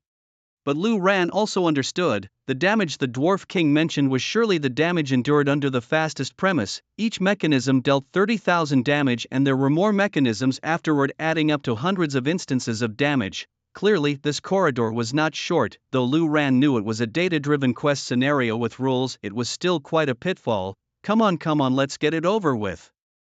Lu Ran took a deep breath, encouraging himself, then with a thought he recalled the undead army. At the same time, Siluluo and the Carp Spirit were also recalled by Lu Ran. The Carp Spirit was not very useful at the moment, but Siluluo, as the level 100 Dark Elf Queen, was definitely a key weapon at critical moments. With that, Lu Ran hesitated no longer and stepped into the passage. Don't be rash, the Dwarf King exclaimed, not expecting Lu Ran to charge in as soon as he said he would. The dangers have already been laid bare before you, the traps and terror of the mechanism clearly visible. Yet you still choose to forge ahead. Isn't this akin to walking into the jaws of death? Isn't this madness? Just as these thoughts crossed his mind, a sudden bang echoed through the air. The stone walls closed in once more, but this time their target wasn't a skeletal soldier, it was Lu Ran. In the blink of an eye he was enveloped by the stone. Luckily, in this digitized world, as long as one doesn't die, they won't be squashed into a pulp. As the mechanism retreated, Lu Ran stood there, momentarily stunned, his head buzzing with disbelief. Oh my god, he couldn't help but exclaim. Though he was unharmed with the damage absorbed by the undead, the sensation of being crushed was overwhelmingly surreal. Amidst his mixed feelings, a burst of laughter rang out. Brother, are you alright? Yi Hongyi called out, unable to suppress her amusement. I'm fine, bam. Before Lu Ran could finish his sentence, the stone walls clamped shut again, stifling his words. Lu Xinxin caught between laughter and exasperation, remarked, you better hurry up. It seems like the mechanism triggers quite frequently. Hearing this, Lu Ran dared not linger any longer. He quickly picked up his pace and dashed forward. Meanwhile, the Dwarf King stood there utterly dumbfounded. He had witnessed Lu Ran getting caught by the stone mechanism twice, yet not losing a single point of health. Completely unscathed, he glanced in amazement at Lu Xinxin and the others. Could it be that Lu Ran, aside from summoning an army of the undead, possessed such formidable survival and defensive capabilities? Facing the mechanisms of the dwarves without losing any health, the mechanism passage, once the hill dwarves' most robust defense, posed no threat to Lu Ran at all. Such a human capable of summoning an undead army would be a terrifying adversary if provoked. One could even imagine Lu Ran charging through the mechanism passage unscathed, entering the dwarven caverns and summoning an undead army, leaving nothing but desolation in his wake. Suddenly the Dwarf King understood why the Nature Elf Queen Tina placed such faith in Lu Ran. Even the 100-level Dark Elf Queen Siluluo willingly followed him. Such fearsome abilities, surely the pinnacle of human capacity. Yet Lu Ran, despite his outward bravado, didn't feel as invincible as he appeared. The initial stone wall assault left him reeling, and though he didn't lose health, the sensation was far from pleasant. It nearly squeezed the life out of him. After swiftly navigating that section, the passage began to slope downward, delving deeper underground. Lu Ran's pace Quickened, the second wave was more conventional, aligning with Lu Ran's expectations of a hidden passage mechanism, a barrage of arrows. As Lu Ran sprinted forward, he braced himself against the onslaught, arrows embedding themselves all over him. Despite maintaining his health, the pain was relentless. Lu Ran continued his journey, shouting and hollering as he ran. Following that, he faced an array of challenges: fire jets, chaotic blade traps, and freezing snares, each more daunting than the last. Oh my god, do these dwarves have to be so skilled at crafting mechanisms? He exclaimed, astonished by their craftsmanship as he pushed onward. There are just too many of these kinds of classes. Lu Ran couldn't help but mutter to himself. The whole experience was like a roller coaster of ice and fire. Eventually, Lu Ran even became numb to it. He simply kept his head down and ran forward. He wasn't sure how long he had been running when suddenly he couldn't stop in time and crashed into a wall. Thud. As he came to his senses, Lu Ran turned to look back, realizing that the corridor behind him no longer showed any light from the outside. He wasn't exactly sure how long the corridor was, but he could now fully understand the Dwarf King's words earlier. This dwarven underground passage was incredibly deep, having been excavated by the hill dwarves over countless years. Despite not being particularly skilled in digging, they had managed to create such depth through years of accumulation. Digging from other directions would be too difficult and not worth the effort. Of course, this was likely just part of the quest storyline and rules. The mechanism should be at its end, right? Lu Ran turned his head to look around. To his left was a stone wall, and to his right was a tunnel entrance. It seemed he had passed through the mechanism-laden corridor. Lu Ran lifted his foot and stepped into the tunnel on the right, advancing about 10 meters without triggering any more mechanisms, which allowed him to breathe a sigh of relief. Then ding, the quest. Continuation of the Eternal Flame, 3, was completed. Reward, 80 million experience. A new quest has been triggered, please check it promptly. He finished it. Lu Ran's eyes lit up, thinking to himself, this wasn't so hard after all. Of course, that's easy for Lu Ran to say, but for a normal adventurer it would be as difficult as climbing to the sky. His level successfully rose to 41. His level successfully rose to 42. Simultaneously, Lu Ran gained 2 levels. He was getting closer and closer to level 60. Although there were still 18 levels to go, Lu Ran was already feeling the anticipation. From his current level 42 to 60, and she could unlock 4 new skills and 4 new entries. Each entry's power was incredibly overpowered, and it was hard to imagine what Lu Ran would be like at level 60 or how terrifying he would become. Skills in general were nothing much to talk about, but the synergy between regular skills and Lu Ran's entries often produced impressive results. What Lu Ran looked forward to the most was the ability to summon an abyssal bone dragon at level 50, and at level 60 he could unlock the necromancer awakening skill. Phew. Lu Ran exhaled, murmuring to himself, it's getting close, but who knows if I'll have the chance to level up to 60 before the national battle. After all, the national battle was drawing nearer. Following that, Lu Ran opened the quest panel to check the next task. Quest: Continuation of the Eternal Flame. 4. Objective: Find the Eternal Flame and return it to the Dwarf King. Reward: 1 opportunity to use the Dwarven Forge. As expected, Lu Ran's eyes brightened. Siluolu's assessment was spot on.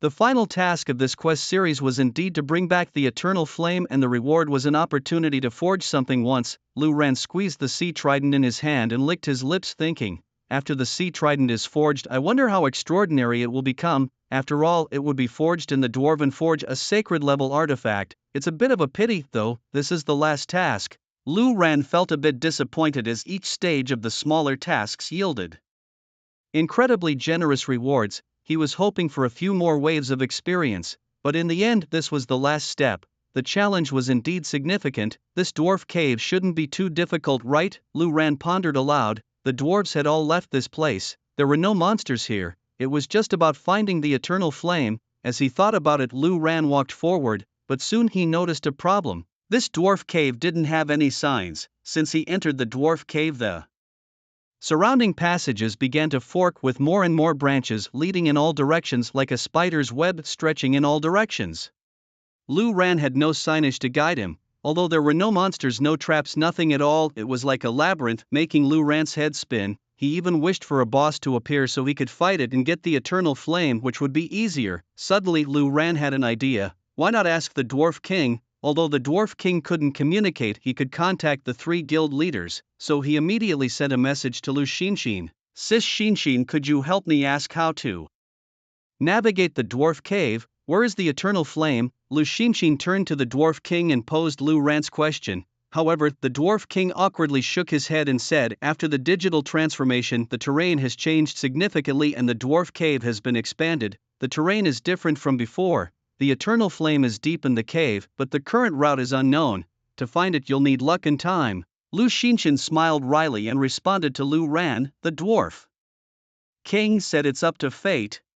That was the dream guild for countless adventurers. Lu Ran almost spat out a mouthful of old blood. Up to fate? Damn, that means relying purely on luck. Lu Ran was frustrated from the maze-like corridors earlier, as the necromancer still didn't have any mobility or speed skills. If he had speed or mobility skills paired with Lu Ran's skills that had no cooldown, he wouldn't have suffered so much in the trap corridors.